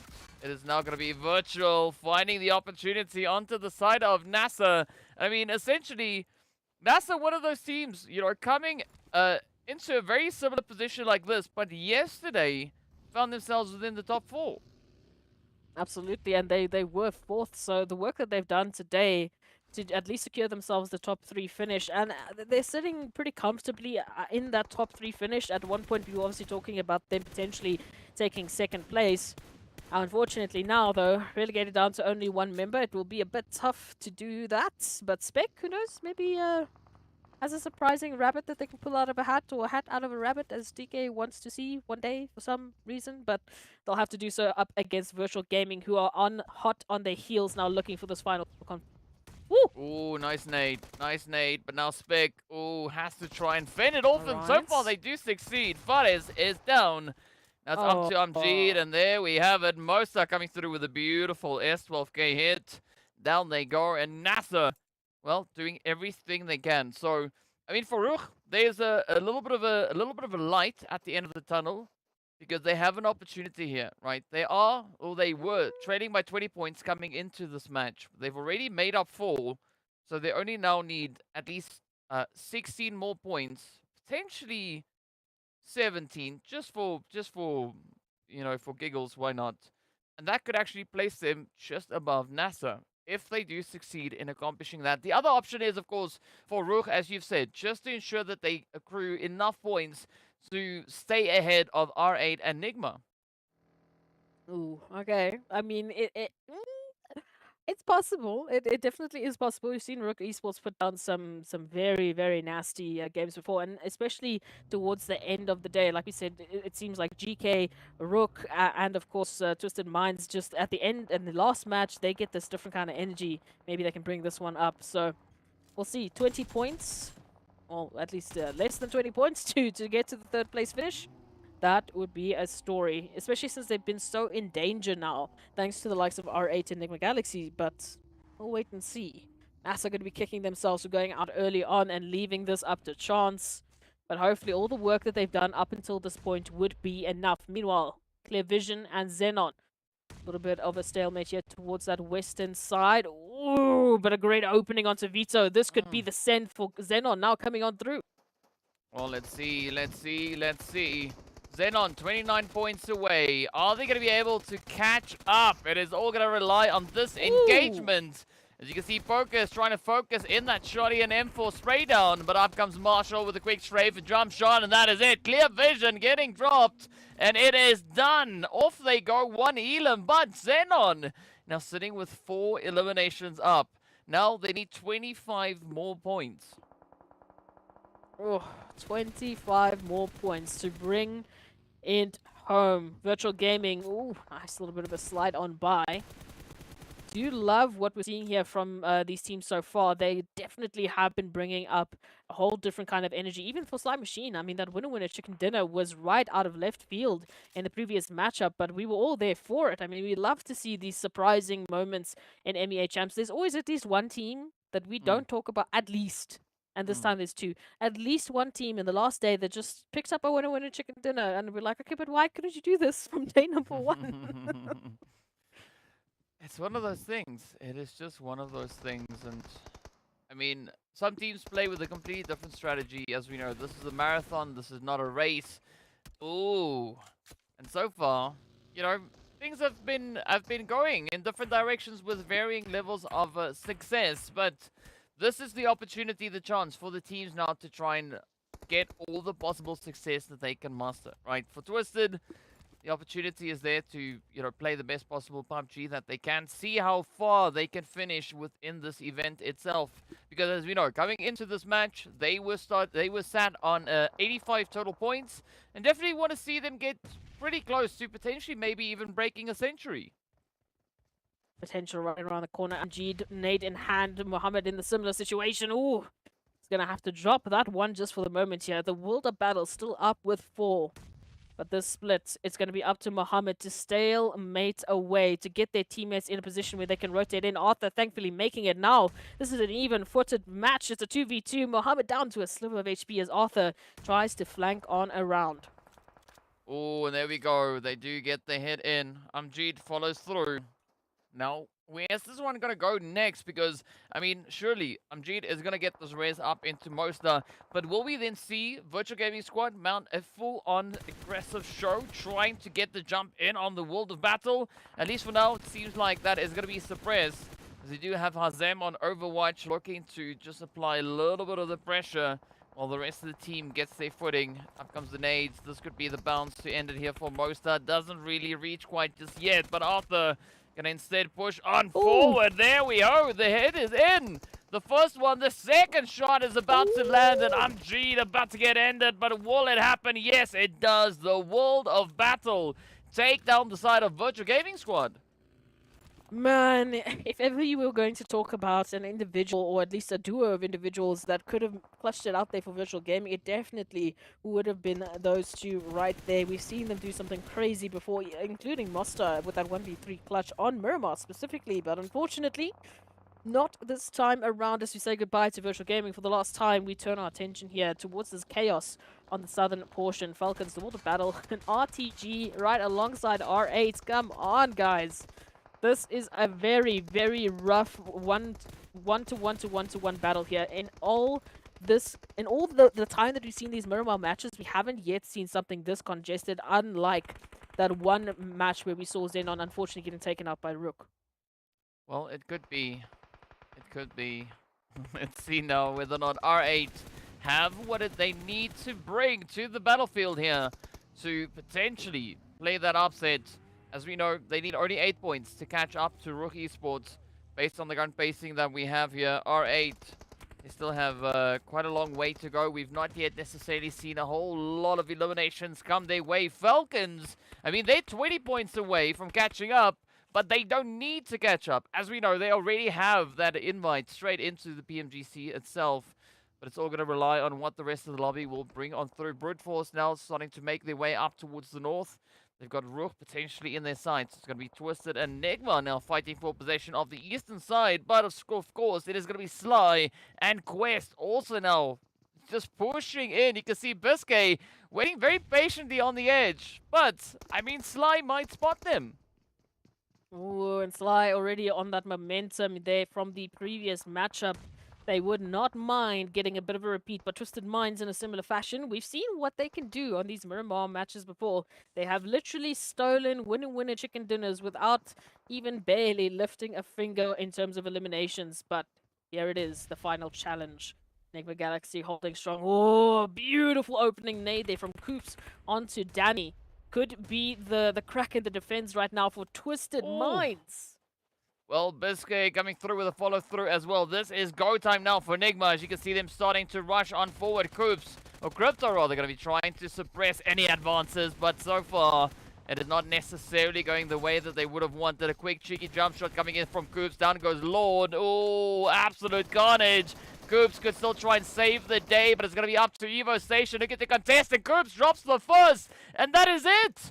Twisted Minds go out in 11s with only 3 eliminations to their name. NIGMA Galaxy down to only 1 remaining hopeful, and it is going to be Sly Machine now looking to capitalize on a very vulnerable Coops. Got to give it up to Twisted Minds there for holding on strong in such a difficult position. And now Coops to finally showcase what they can do, but they're going to be doing so on fire and not quite in the fashion they were looking for. They want to hold on to this one. It is up against a full team, and there is a reach in from GEEKAY Esports. Ragnar will say thank you very much for that one into the tally. So unfortunately, NIGMA Galaxy, no opportunity for them to further bolster their opportunities here on the overall standings, but they have applied pressure to R8, as we know. Moving into this matchup, they were only about 1 point away, I believe it is, from R8's current position. Now picking up 4 eliminations. It's up to R8 to keep up this momentum. Not only if they want to keep their 5th place finish, but also if they want to try and take a position away from RUKH. Yeah, because, I mean, R8, they just need those 8 points. That is all they need, but they are yet to find the first few eliminations to help get the ball rolling. In the meanwhile, the rest of the lobby are going to be looking to double down. RUKH, they are very reluctant from pushing into the zones. You can see them now just hovering around towards those northern edges. Meanwhile, it is going to be Brute Force ducking down, digging deep as they start to go toe-to-toe here with the Falcons. As you can see, AXA quickly managing to get themselves properly and decently patched up, but Brute Force, they still have all 4 players in this match. Let's see where this play is going to be going next. Now, Falcons, holding steady, looking to apply all the pressure, but Ado locks it in, gets yet another elimination. We have to keep in mind, of course, also the fight for the champion. It's going to be Brute Force now trying to chase along where Quest have left themselves currently.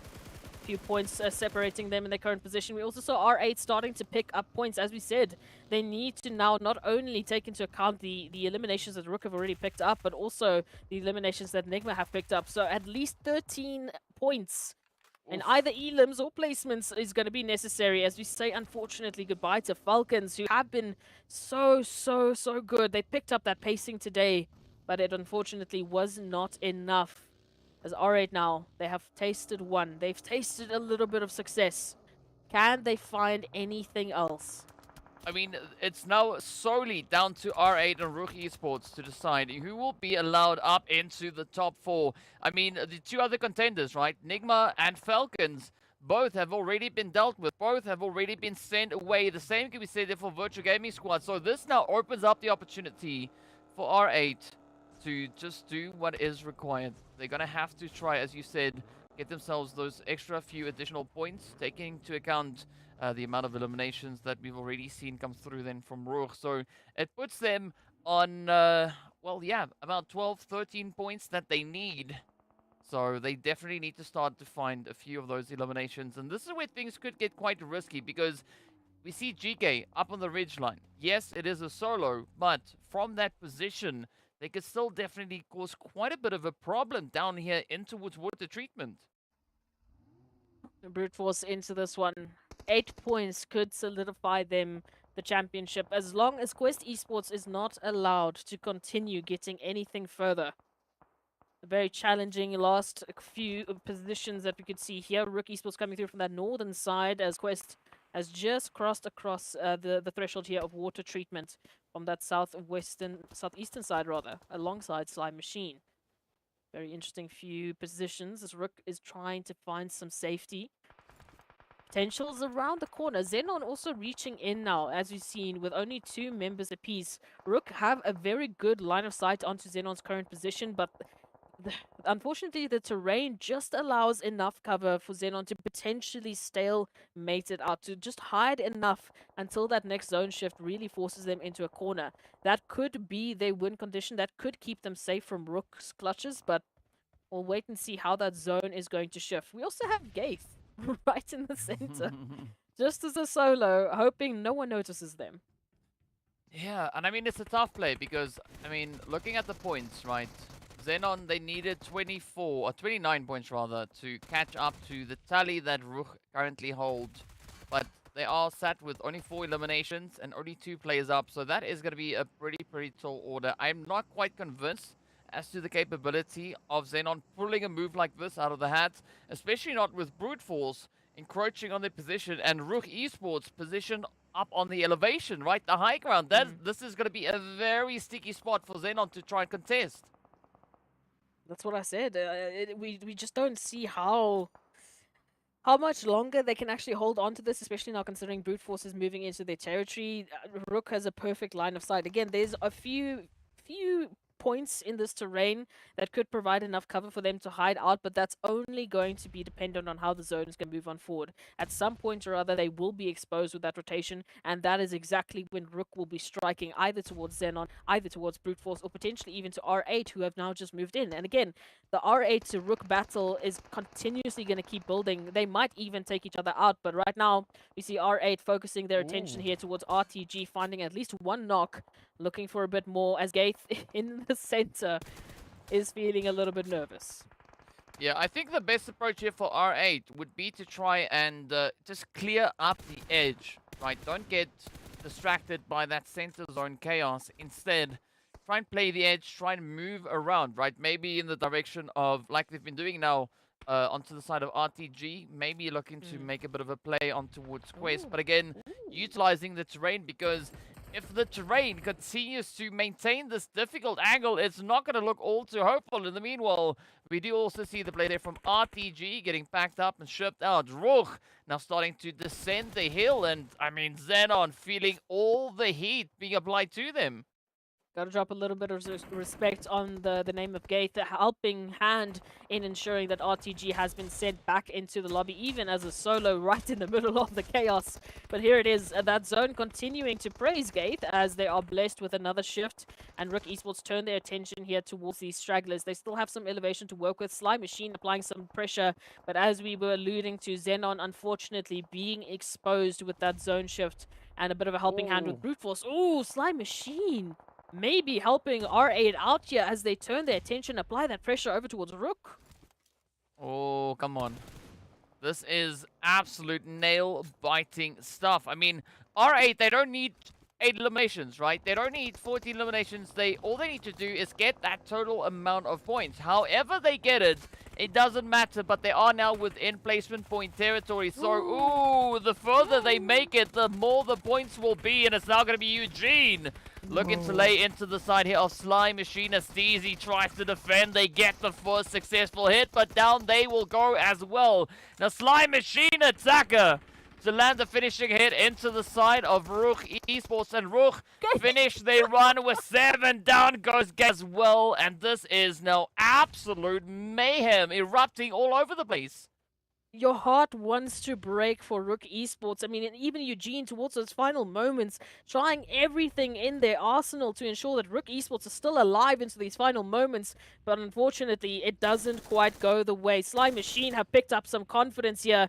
And unfortunately for them, it is down to Al Hajj who's coming through for the MVP. And they're going to do so on the graves of Sly Machine. Now, R8 Quest Esports, the two teams fighting for positions in the top slots, and R8, they have their work cut out for them. Before RUKH Esports went down, they obviously picked up those 7 eliminations. It might have been enough, but let's see. Well, it is going to be a pretty tough play. As we know, RUKH, they were able to add a few additional points to their tally as well. So that just increases the pressure now available here for the side of R8. They're going to have to play a damn near perfect match if they want to get the necessary points. And, of course, we aren't going to know until we get right into those standings to see exactly where these teams find themselves. Now, Quest going to be quite a bit of a trouble here onto the side of Brute Force.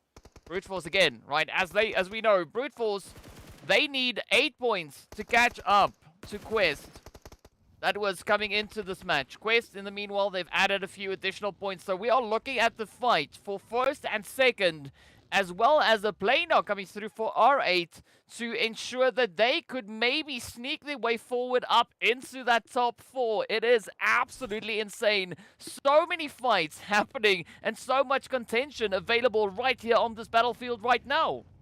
It's ridiculous to consider R8, if they want to have a chance of getting themselves a PMGC slot, they're going to have to take out the first and second best teams in the MEA Championship. And I say both because they need as many points as they can. Only up with 3 eliminations. We know that unfortunately for them, RUKH went down with 9 points already in their tally. And look at this, a push comes through. Kante already holding on to the angle.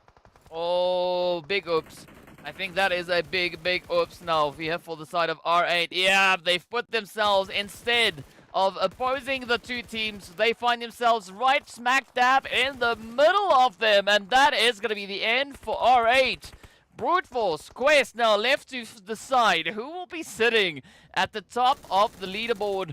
And of course, these elimination tallies continue to climb. Quest coming all the way up onto 8 now. The shots continue to fly on through. Brute Force feels the brunt of the pressure, and Quest will reign supreme as they step up, they finish strong, and they get themselves yet another winner chicken dinner, number 4 to be precise. We said that moving into this matchup, depending on who was going to be doing better in this last Miramar of the day, who was going to have a better performance between Quest Esports and Brute Force, who are going to solidify themselves as the champions of the MEA Fall split. But we'll leave it up to the overall rankings to decide who that was exactly, because thankfully we don't have to do any math in this situation. But R8, my heart is going to be breaking for them. I don't think it was quite enough to overtake the likes of RUKH Esports. As we can see, they're finishing off with just 1 point less than RUKH Esports. And as we knew, they went into this match with a deficit. They needed to get at least another 8 on top of what they garnered in order to take that slot. Yeah, I think there could be a few conclusions that will already be drawn right here. Of course, let's hop straight into the overall rankings. Why worry about the math if we can instead just look right at what it is supposed to be? The World of Battle, they are going to be ending their run there with 81 points. Very good push coming through from them. Unfortunate for XENON though. I mean, their first MEA for 2023, and unfortunately it is only going to be awarding them a 9th place finish, but such a strong push. You got to give this respect up to them. And of course, as we can see, the top 4, well, it starts with RUKH Esports and just 9 points ahead. Incredible showing here from R8 Esports. We have to give it up to them. At the start of the day, they were in 10th place on the overall standings. Obviously, now Sly Machine taking that spot. And there it is. Quest Esports are your MEA champions for the Fall 2023 split. An absolutely dominating performance with those 80 placement points and an average damage that was just screaming that you need to be running away from this team moving into the next few phases. I mean, Quest, they were on a mission, right? They came in with one objective and one objective only, to win this season of the MEA Championship, and a job well freaking done. Absolutely amazing play. I mean, a very strong representation, right? They showed their dominance with regards to Miramar. They showed their dominance with regards to Sanhok. Heck, they even came close to dominating Erangel as well. So Quest, I think they were the big beast in this season of MEA Championship. Absolutely. But of course, we have one more question we need to answer. At the beginning of the day, we were talking about Ado versus RUKH. Who was going to be taking that MVP slot for the tournament? Who was going to be the final player standing on top of everyone else? And now we finally get to see who the tournament MVP is. And I can tell you now, it was going to have been very, very close. But it has to go up to RUKH for their dominating performance. I mean, big congratulations. I mean, words can't express how amazing and impressive this is coming through from RUKH. Absolute GOAT, right? I mean, 11,000 damage being secured, just 300 shy of hitting 12,000, and doing so with 64 eliminations. I mean, that is absolutely tremendous, right?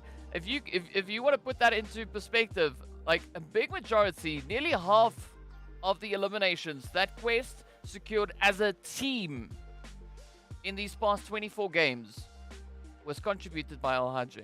Nearly half of the team's eliminations came through from just that individual that we saw there. It's insane. Stop. Stop. It's an insane amount. And like you said, moving into that matchup, they had 10,600 damage. So picking up another easy 1,000 damage, picking up another 6 eliminations, it just seems like nothing to RUKH. So absolutely congratulations. And that extra $2,000 will obviously be going in their pockets. A very well-deserved title. Yeah, there's no arguing with that as well. And of course, let's take a look at a bit of a stat breakdown, right? I mean, R8, they've been having an absolutely phenomenal day. We did see them coming through with a back-to-back winner chicken dinner. They reserved a lot of this insane performance for the very last day. I mean, what a beautiful story it would have been had they been able to just clutch it out all the way through, right? Get themselves 3 winner chicken dinners. I mean, that would have been such an insane story coming in on their end. Absolutely. I mean, they definitely stepped on up where we asked them to. And even though they did fall short of that top 4 place of that PMGC slot, I feel like they did prove how an incredible team they really are. I mean, picking up 66 points in a single day on the last day of a championship, that is no small feat, and that takes a lot of confidence. That takes a lot of prep as well to be able to go up against these sort of level of players and still say that you have a chance and you're going to be dominating in a single day. I mean, that's just it's crazy. It's crazy. But of course, speaking about crazy, we did have a few other crazy teams, right? FALCONS White, for instance, a very, very strong team that we've been seeing play their way through, especially within the respective PMPLs. I mean, for this season so far, this championship, I mean, not necessarily the most aggressive push that they've made, because they already qualified for PMGC, right? They were just here, you know, enjoying everything that the championship could bring their way, but they still finished on a very strong performance. I mean, 54 points for this very last day. You know, between FALCONS White and I would say NIGMA Galaxy as well, we started off the day questioning where this performance from them has been. And just in the last day, in the last 2 days as well, if you're looking at the case of NIGMA Galaxy, they definitely have stepped up in a phenomenal fashion. Both of these teams have brought through the performance that we had been expecting, the performance that has garnered them the positions they currently hold. The PMG slot is no small feat. And again, it deserves to be celebrated, which is why we also want to take a look at how NIGMA have been breaking things down, because they have been stepping up and they have had some troubles of their own, but they have ensured to take it into their strides. So moving into the next phase, hopefully this is just the start of what they could be showcasing. Well, let's hope that that is exactly what it is going to be. Of course, you were mentioning those NIGMA Galaxy stats, so let's take a bit of a look and see exactly what they've been able to bring to the battlefield. Of course, the Arabian Kings, as they were crowned, right? But here we have it, a very, very exceptional performance from their end as well. The day, a good day, 37 total points, 30 eliminations, just 3 shy of what R8 was able to accrue for the day. So a very exceptional performance. But one thing that I did notice now also, taking a bit of a look at the leaderboards, right? So we got our top 4, and then we've got NIGMA and FALCONS sat in 6th and 7th position respectively, right? R8, I mean, they tried so hard, right? They're the only team within the top 7 that is not going to be going to the PMGC based on, you know, qualification slots and things. I mean, it's unfortunate, but my heart goes out to them. They performed exceptionally well. I mean, had we seen R8 perform like this from yesterday moving into today, I mean, I think it would have been a completely different story. But still, just taking into consideration the capability of pulling off a move like that on the last day, I mean, mad respect.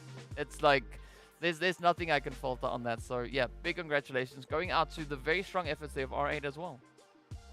Absolutely. So, I mean, we've broken down these stories time in and time out, but it's finally the end of it. And we would love to hear what your thoughts have been on this incredible journey that we have been with you.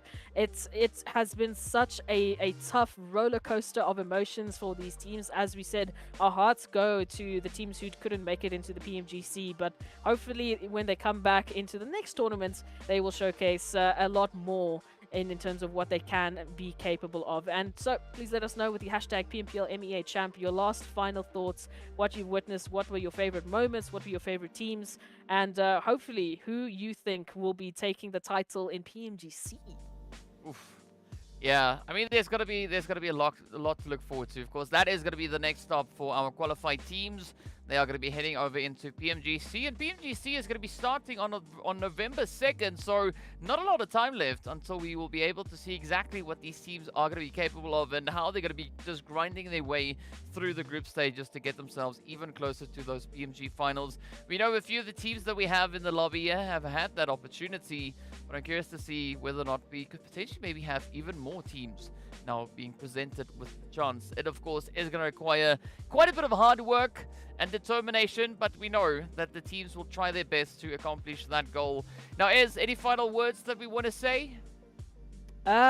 I mean, it's the same story that I've been talking about. I am incredibly impressed with these teams. The fact that we have had such a competitive final day, the fact that we've had such a competitive last couple of days in this MEA Championship really starts to showcase how the comparison between the Middle East and Africa regions is starting to build. We had 6 teams from Africa coming through. We had the 10 coming through, of course, from the PMPL Arabia, and they have showcased an incredible amount of talent. All of the teams deserve to be proud of it.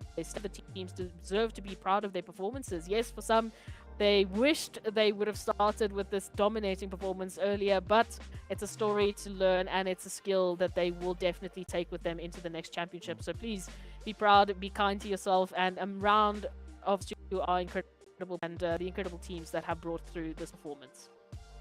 Yeah, we definitely got to give a big applause going out to all our players, absolute legends, and we wish them all the best representing the region moving forward into the global championships. But of course, I think we could also take this opportunity to extend a big thank you to all our viewers that have tuned in, not only in just these past 4 days, but also the entire season that we've been having, all the way back where we started with the spring split. Right, just grinding through PUBG action upon PUBG action, week in, week out, PMPL all over the place.